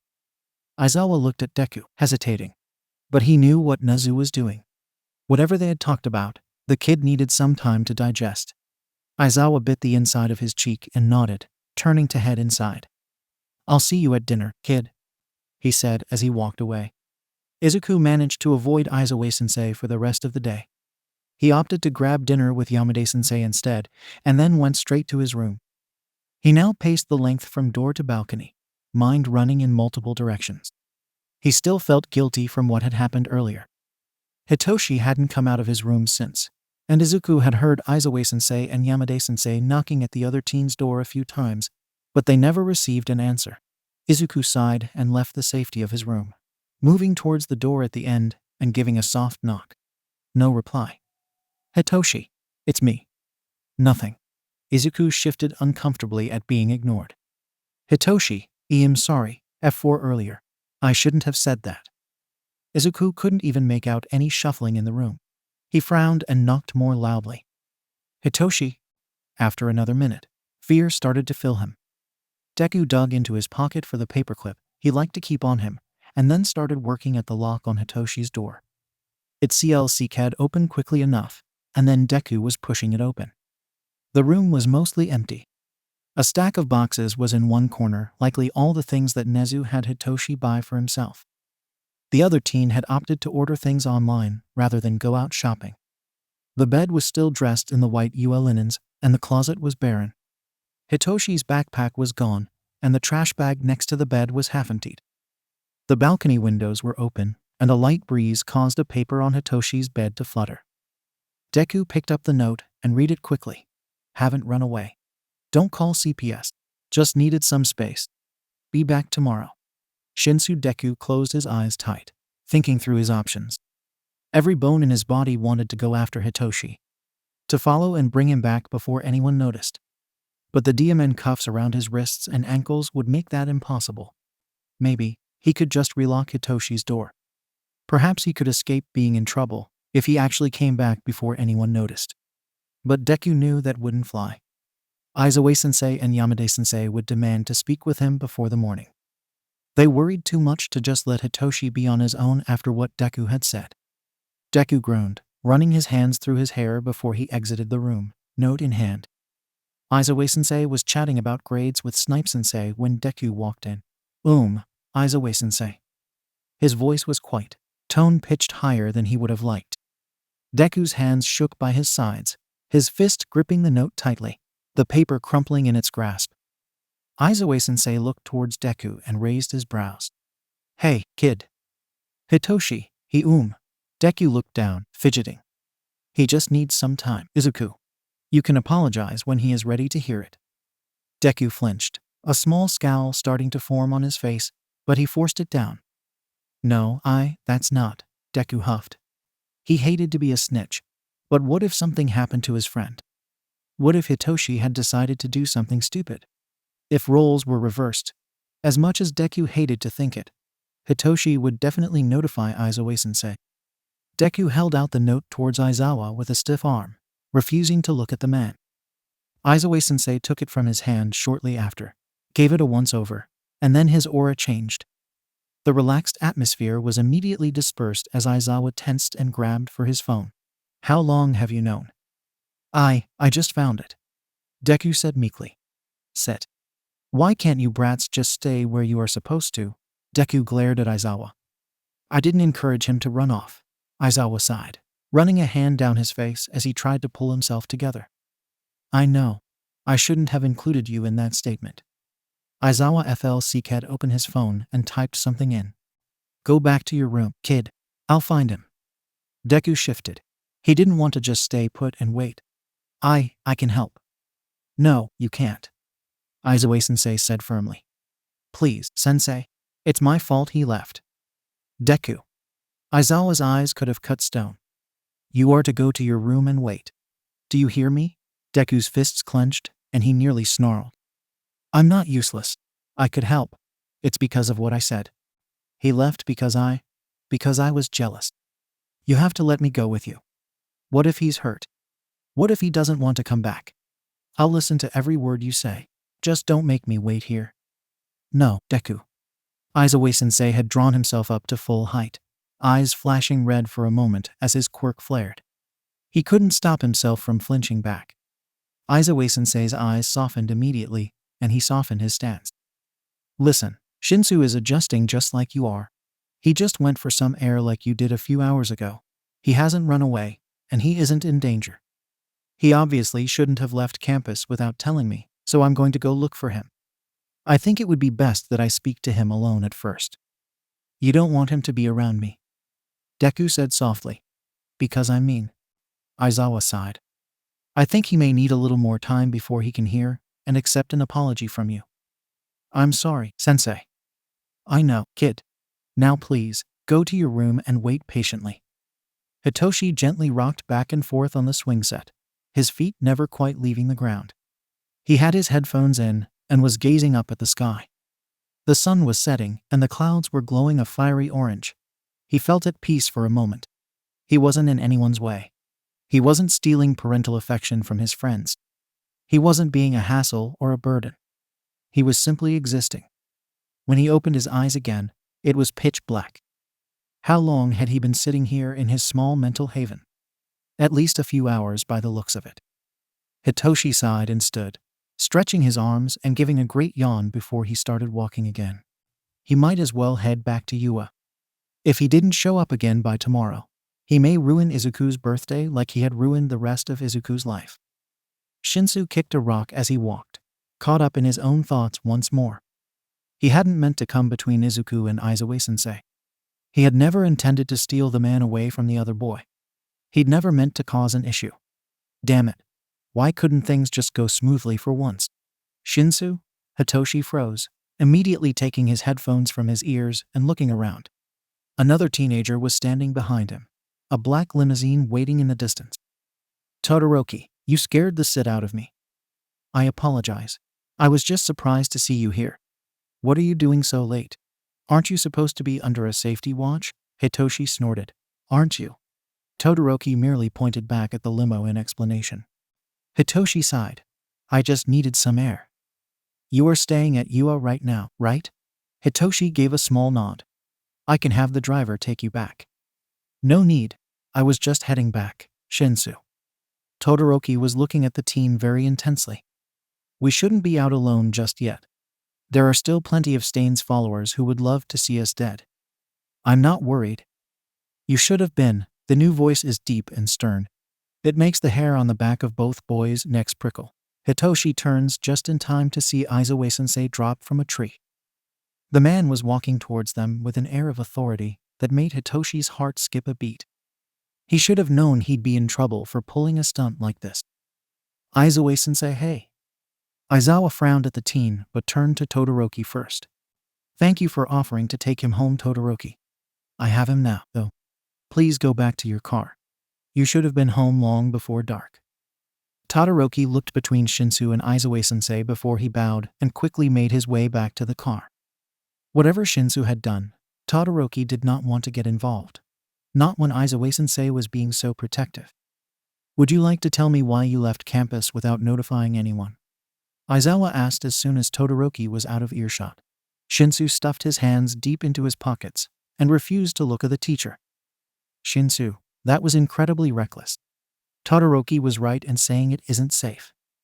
Shinsou mumbled something under his breath. I can't hear you, kid. I'm not your kid. The strength and volume behind the words seemed to shock Shinsou more than it did Aizawa. I'm not your kid. You don't have to watch out for me. I'm fine on my own. Now, where had Aizawa heard that before? You are under my care and my protection. Even if you aren't my son, I am still fostering you. Well, maybe you shouldn't be. I'm just causing you problems. There are plenty of group homes that could take me. Plenty of places where I won't cause an issue. So Deku's words did get to you, Aizawa said, looking the teen over. Deku doesn't do well with change. He didn't mean what he said, Shinsou. Yes, he did. He feels threatened by me because I'm legally bound to you, and he isn't. Look, it's best that I just give him some space. I can fend for myself for one night. You should be showing him that he's important instead of coming out and looking for me. Aizawa could have hit his head against the wall. Shinsou, I need you to listen to me very carefully. Shinsou looked at Aizawa again, listening. At least this one actually tries to obey. Izuku is waiting for you at Yua. He feels awful and is likely about to attempt to leave campus and come find you himself. What happens between Izuku and I is not for you to worry over. I assure you that I will handle him when he gets upset. The boy still looked skeptical and made no move towards following Aizawa back to Yua. Time for a different tactic. You want me to go back to him? Fine. However, I will never allow someone under my protection to put themselves in danger. So, as long as you are out here in the open, I will be here to make sure that nothing bad happens. You matter just as much as Izuku. Both of you are important. I will not pick between the two of you. So I suggest you get that notion into your thick skull and come back with me so I can sort things out with you both. That seemed to jolt the teen out of his own thoughts. Shinsou frowned and then shrugged, moving a few steps forward. Aizawa nodded and turned to lead the way. He walked beside Shinsou to ensure the kid wouldn't try to run. But he had nothing to worry about. Shinsou walked quietly beside him, staring down at the ground. You shouldn't have left Yua, Aizawa said after a few minutes. It was reckless and highly irresponsible. I was going to go back. It doesn't matter. You are under a public protection order right now. You never should have left the safety of a hero. Who knows who is out looking for you right now? Until the Stain talk dies down, you need to be more responsible. Shinsou didn't respond. Aizawa sighed. Izuku really is worried about you. He feels guilty for what he said. He shouldn't. I'd be PSS too if I was in his shoes. He probably thinks I'm stealing you from him. He is jealous. I am working on it with him. Legal guardianship of you both is not about who I like more. Things just worked out this way. I know that. Aizawa closed his eyes a moment and stopped walking, turning towards Shinsou. You can't just run away anytime Izuku has a meltdown. It isn't safe, nor is it beneficial to anyone. I get it. I won't run again. Aizawa narrowed his eyes. I don't think you do. Shinsou huffed. Izuku has a lot of things going on in his head. He says things and does things that aren't rational on a regular basis. Feelings of abandonment and jealousy and anger are continuously affecting him. I can't stop him from saying and doing awful things. I can't always protect you from his outbursts. You just have to remember that they aren't because of you. You are not the reason for his ire. He is just scared. All the time. Hitoshi looked at Aizawa with a softness that the teacher hadn't seen from the boy very often. Then, it turned to curiosity. Why aren't you fostering him? Aizawa sighed and ran a hand through his hair. A lot has happened between Izuku and I that has caused our relationship to be unstable, and in many ways unhealthy. I will not put him in another situation in which the adult that is supposed to protect him hurts him. There has to be a separation for now. Shinsou seemed to mull over this, tilting his head side to side as he thought. I don't quite get it, but fine. I won't be stupid again. Aizawa nods and pats Shinsou's back, walking towards Yua once more. You're a good kid, Shinsou. Izuku was waiting right by the front gate. Hisashi was with him, bundled up in a thick blanket as he watched the teen pace back and forth. The teen seemed to spot Shota and Shinsou at the same time that Hisashi did. Izuku, don't. Before he could finish his warning, the boy had bolted out of the gates, running up to the two. Immediately, Hisashi's phone went off, and he scrambled to notify the system that Izuku wasn't running away. When Hisashi reached the small group, Izuku was apologizing profusely to Shinsou, stumbling over his words as his hands fidgeted in front of him. I'm so sorry. I didn't mean to hurt you. I shouldn't have said those things, and it isn't your fault. I didn't mean to make you angry. I didn't mean to make you leave. Izuku, take a breath. It's fine. Shinsou said, barely managing to talk over the mumbling mess. Izuku stopped and looked at Hitoshi in the same way the boy looked at Shota. Hisashi's heart ached at the pain and sheer panic in the kid's gaze. I just wanted to get some space. I was coming right back. I'm sorry, I should have told someone. Shinsou explained softly. I'm not mad or whatever. Izuku nodded once, eyes moving to glance at Shota for assurance. Shota nodded and motioned the two boys towards the gate. Inside, both of you. No more running outside the Yua gate tonight. It's becoming tiresome. Deku twitched as he waited by the door of the dorm. Nezu had given Aizawa-sensei permission to take Izuku out for the day. Unfortunately, the man was taking far too long to get going. He was still sipping his coffee at the table, and Izuku was quickly losing his patience. Now, he called through the open door. Aizawa-sensei had banished him outside in the hope that Izuku would stop pestering. Of course, the plan didn't work. Deku could hear Aizawa-sensei grunt as he stood from the table. Within seconds, the man appeared from around the corner, clutching his coffee cup as if it were his lifeline. Every time you ask, I will go slower. Deku whined in the back of his throat, moving towards the entrance of the door, but stopping just outside. You are taking forever, sensei. You said we could go out. I want off this property. I'm suffocating over here. Aizawa-sensei snorts and rolls his eyes. He leans against the wall and takes another slow sip of his coffee. You realize that it's 06 Zozar. Nothing will be open this early. We can go to a park. Or, you can let me finish my coffee in peace, Aizawa-sensei drawled.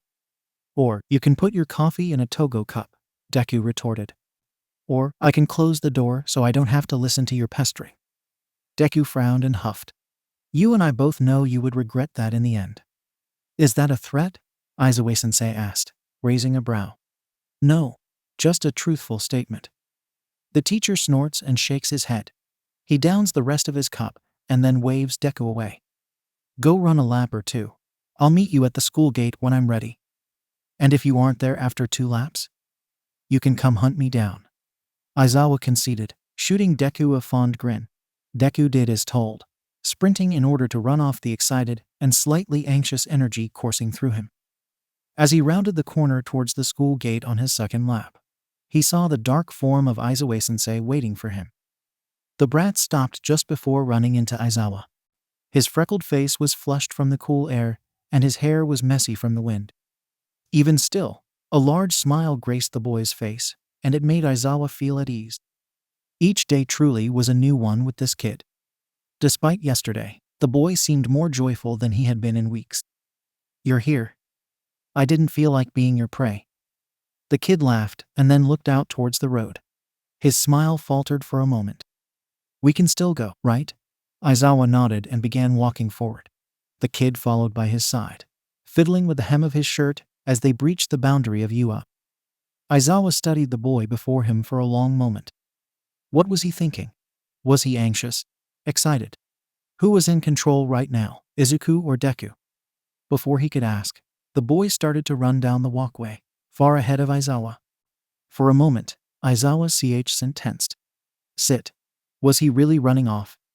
But no, just as the man felt he should give chase, the boy slowed and looked back, arms spread out wide. Freedom, Aizawa snorted. Just don't run too far ahead, brat. The kid didn't move any further until Aizawa had caught up, though. So, a park? Aizawa asked. Anyone in particular? No, just don't want to be still right now. Aizawa hummed. We'll turn left up here then. I know a private park that may work for us. The boy beside him hummed a soft tune as they walked. Aizawa couldn't help but throw looks at the boy. No way this was Deku. But for it to be the Izuku side. Aizawa very rarely saw the Izuku side show joy for such a long amount of time. Was it another personality altogether? Whatever it was, despite how confused it made Aizawa feel, it also made him feel calm.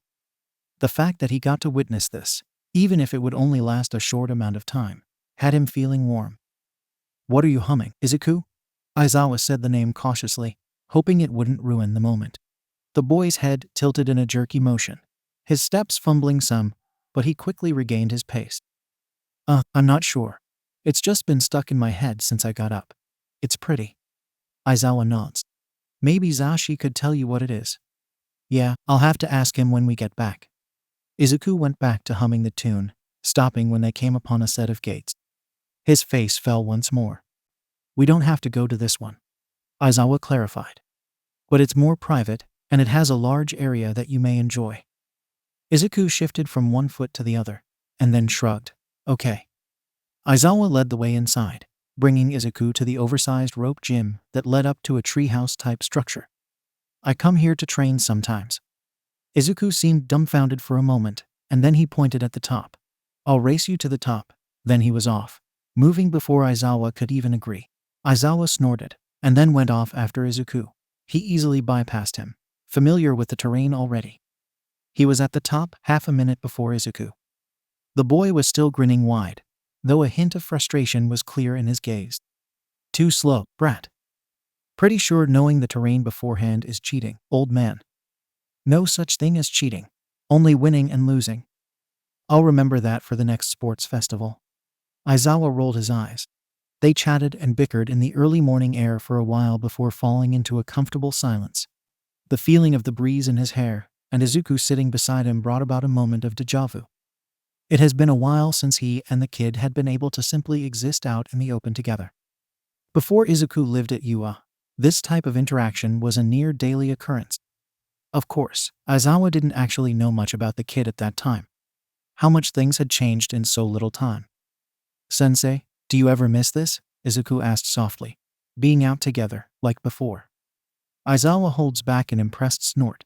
Sometimes, it seemed the kid could read his mind. Yes.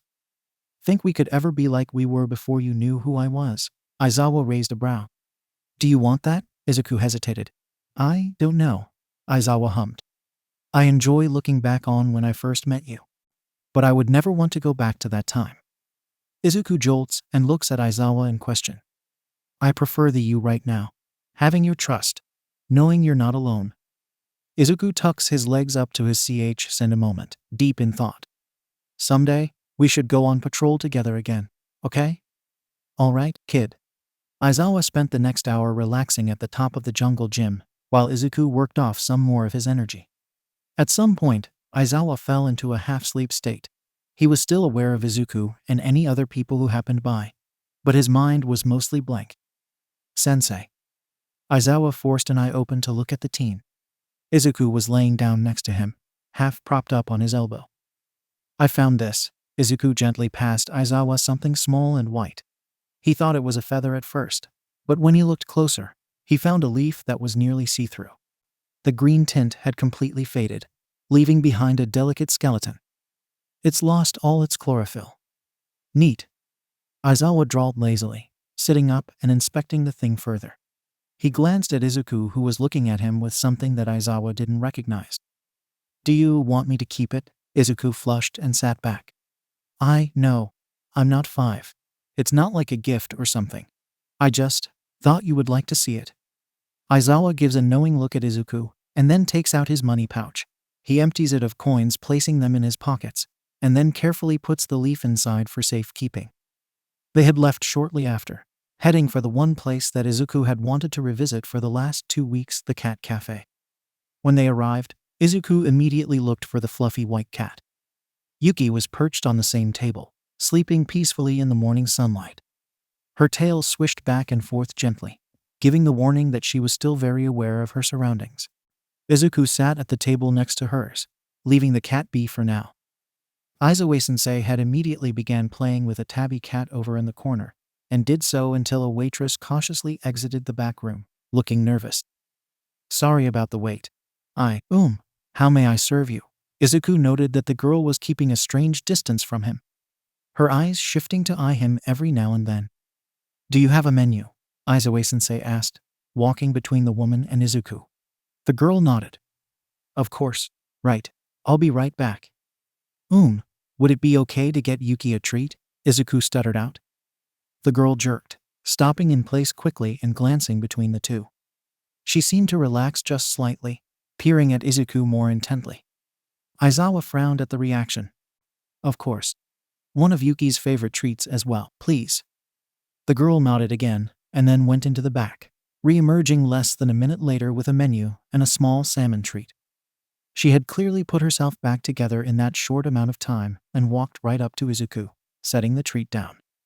Have you been here before? You seem to know Yuki. Izuku nodded. I came with a friend a few weeks ago. I see. The girl nodded and passed a menu to Izuku. I apologize for earlier. I had thought you were someone else, and it got me a little flustered. Izuku shifted, growing uncomfortable by the woman's words. Anyway, may I get either of you something to drink? A human treat? Some tea and strawberry shortcake would be nice, Aizawa-sensei said, looking over the menu. Wonderful choice. I'll be right out. Enjoy the cats. They are all pretty mellow this time of day. Izuku sat still in his chair until the girl was out of the room. Then, he nabbed the treat and offered it to Yuki. The cat awoke the moment she smelled the treat. A rumbling purr came from her sin for a moment before she seemed to realize where she was.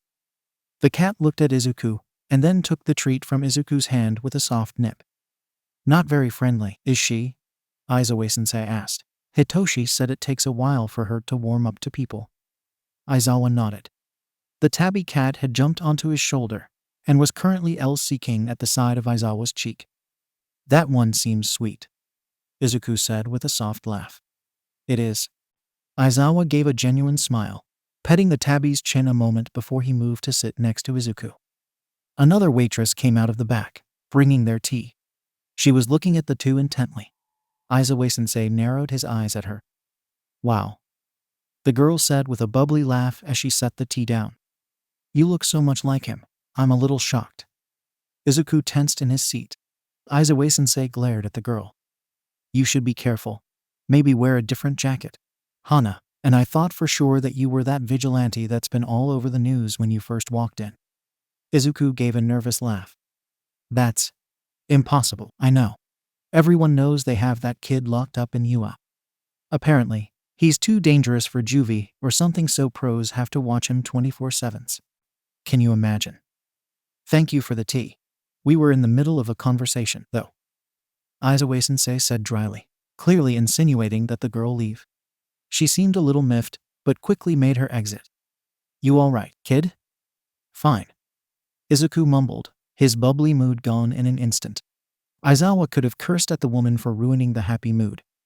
But he didn't want to make things worse, so instead, he tried to engage the brat in conversation about the cats. Izuku was mostly quiet, but would nod or shake his head when Aizawa would ask yes or no questions. Eventually, the two fell into silence once more. When they finished the cake and tea, Aizawa stood and stretched. Want to go anywhere else? Izuku shook his head. Do you want to stay here for longer? Another shake. Aizawa sighed and looked up at the ceiling in frustration. Aizawa-sensei? Aizawa immediately looked at Izuku, expression calm. Could we get this cat? Izuku was pointing at the sassy white cat that he had fed the treat to. I think Chado is enough, Aizawa said warily. No, not for me. For Hitoshi? He said he would adopt him if he ever found stable living arrangements. Yua is pretty stable. Aizawa's brows furrowed. I don't know if that's a good idea, kid. Please, I want Hitoshi to be happy at Yua. Aizawa sighed and grabbed the bridge of his nose. Izuku, it's the only thing I want. We can go back home after. You could nap. Izuku, I thought you wanted to be out for the day. Izuku shifted. Not anymore. His voice was barely audible. Look, I'm fine. I just want to go home now, and I want to do something nice for once. So please, can we get the cat for Hitoshi?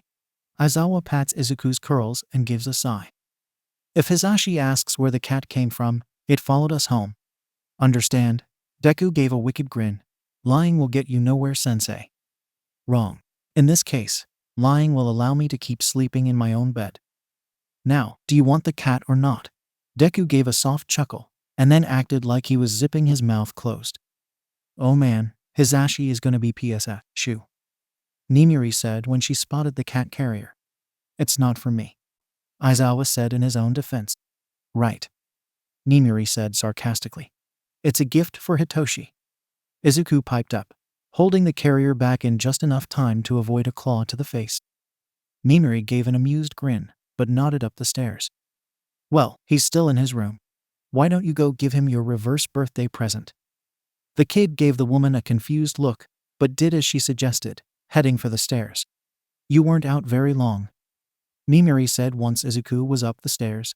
Someone recognized him. So you made him leave? Shota, that's bound to happen. Aizawa shook his head and held up a hand for Mimiri to stop. No, he got uncomfortable and asked to come back. Mimiri hummed. Hizashi is going to be so sad he missed his chance to set up the surprise party. He wasn't actually planning that, was he? Mimiri grins but shakes her head. No, but he is attempting to bake a cake. Aizawa grimaced. He'll burn down the dorms. I have Snipe in there making sure he doesn't do anything too dangerous. Aizawa sighed. You got a decent backup cake, right? Of course I did. What kind of partial guardian would I be if I allowed our ward to get food poisoning? Aizawa sighs in relief and looks towards the stairs. I hope the rest of the day goes all right. It will be fine, Shu. Izuku was surprised to find Hitoshi's bedroom door open when he walked up. Hitoshi was sitting on his bed, listening to something with his headphones in as he looked over a textbook. Izuku knocked to get his attention. When the teen turned, his eyes immediately went to the cat carrier. You're back already, he asked, eyeing the cage. Not a lot to do. And I wanted to bring you someone. Hitoshi stood from his bed and walked over, looking at Izuku in confusion. Izuku opened the carrier and encouraged the cat to exit. The moment Hitoshi laid eyes on the fluffy white cat, he seemed to still. Izuku stepped forward, gently touching Hitoshi's arm. Even if I don't always express it right, I'm really glad you are here. I hope you're happy here too. Everything froze for a moment, and then tears were running down Hitoshi's cheeks. He wiped them away as quickly as they came, but was unable to stop them. Izuku nodded at his friend, and then quietly left the room, giving Hitoshi the space that Izuku would have wanted in his stead. A few hours later, Izuku was sitting in the living room with Chato in his lap. Aizawa was sitting behind him on the couch, brushing his hair. Hitoshi was curled up with Yuki, watching TV. Most of the staff was around, watching the TV or chatting quietly with one another. Then, things got quiet. When Izuku looked up, Yamada-sensei was entering the room with a lopsided cake. Flour and icing coated the front of his apron, but a large prideful grin was on his face. Izuku tensed a moment when he saw the cake, noting the candles. But his anxiety was short-lived when he realized what they actually were: mechanical candles. No actual flame was lit, they only resembled one. Izuku smiled wide at Yamada-sensei. Happy birthday, from all of us, Izuku-kun. The man said merrily, offering the cake to Izuku. The teen took a deep breath, sent a silent wish out into the universe, and then blew out the fake candles. The lights flickered off in the robotic candles, and everyone cheered, wishing Izuku a happy 16th. As he lay in bed later in the night, Izuku looked out at the stars shining through his balcony window. He rolled over after a moment, closing his eyes. His last thought before entering the dream world was that of his wish. I wish to be this happy again next year. The end.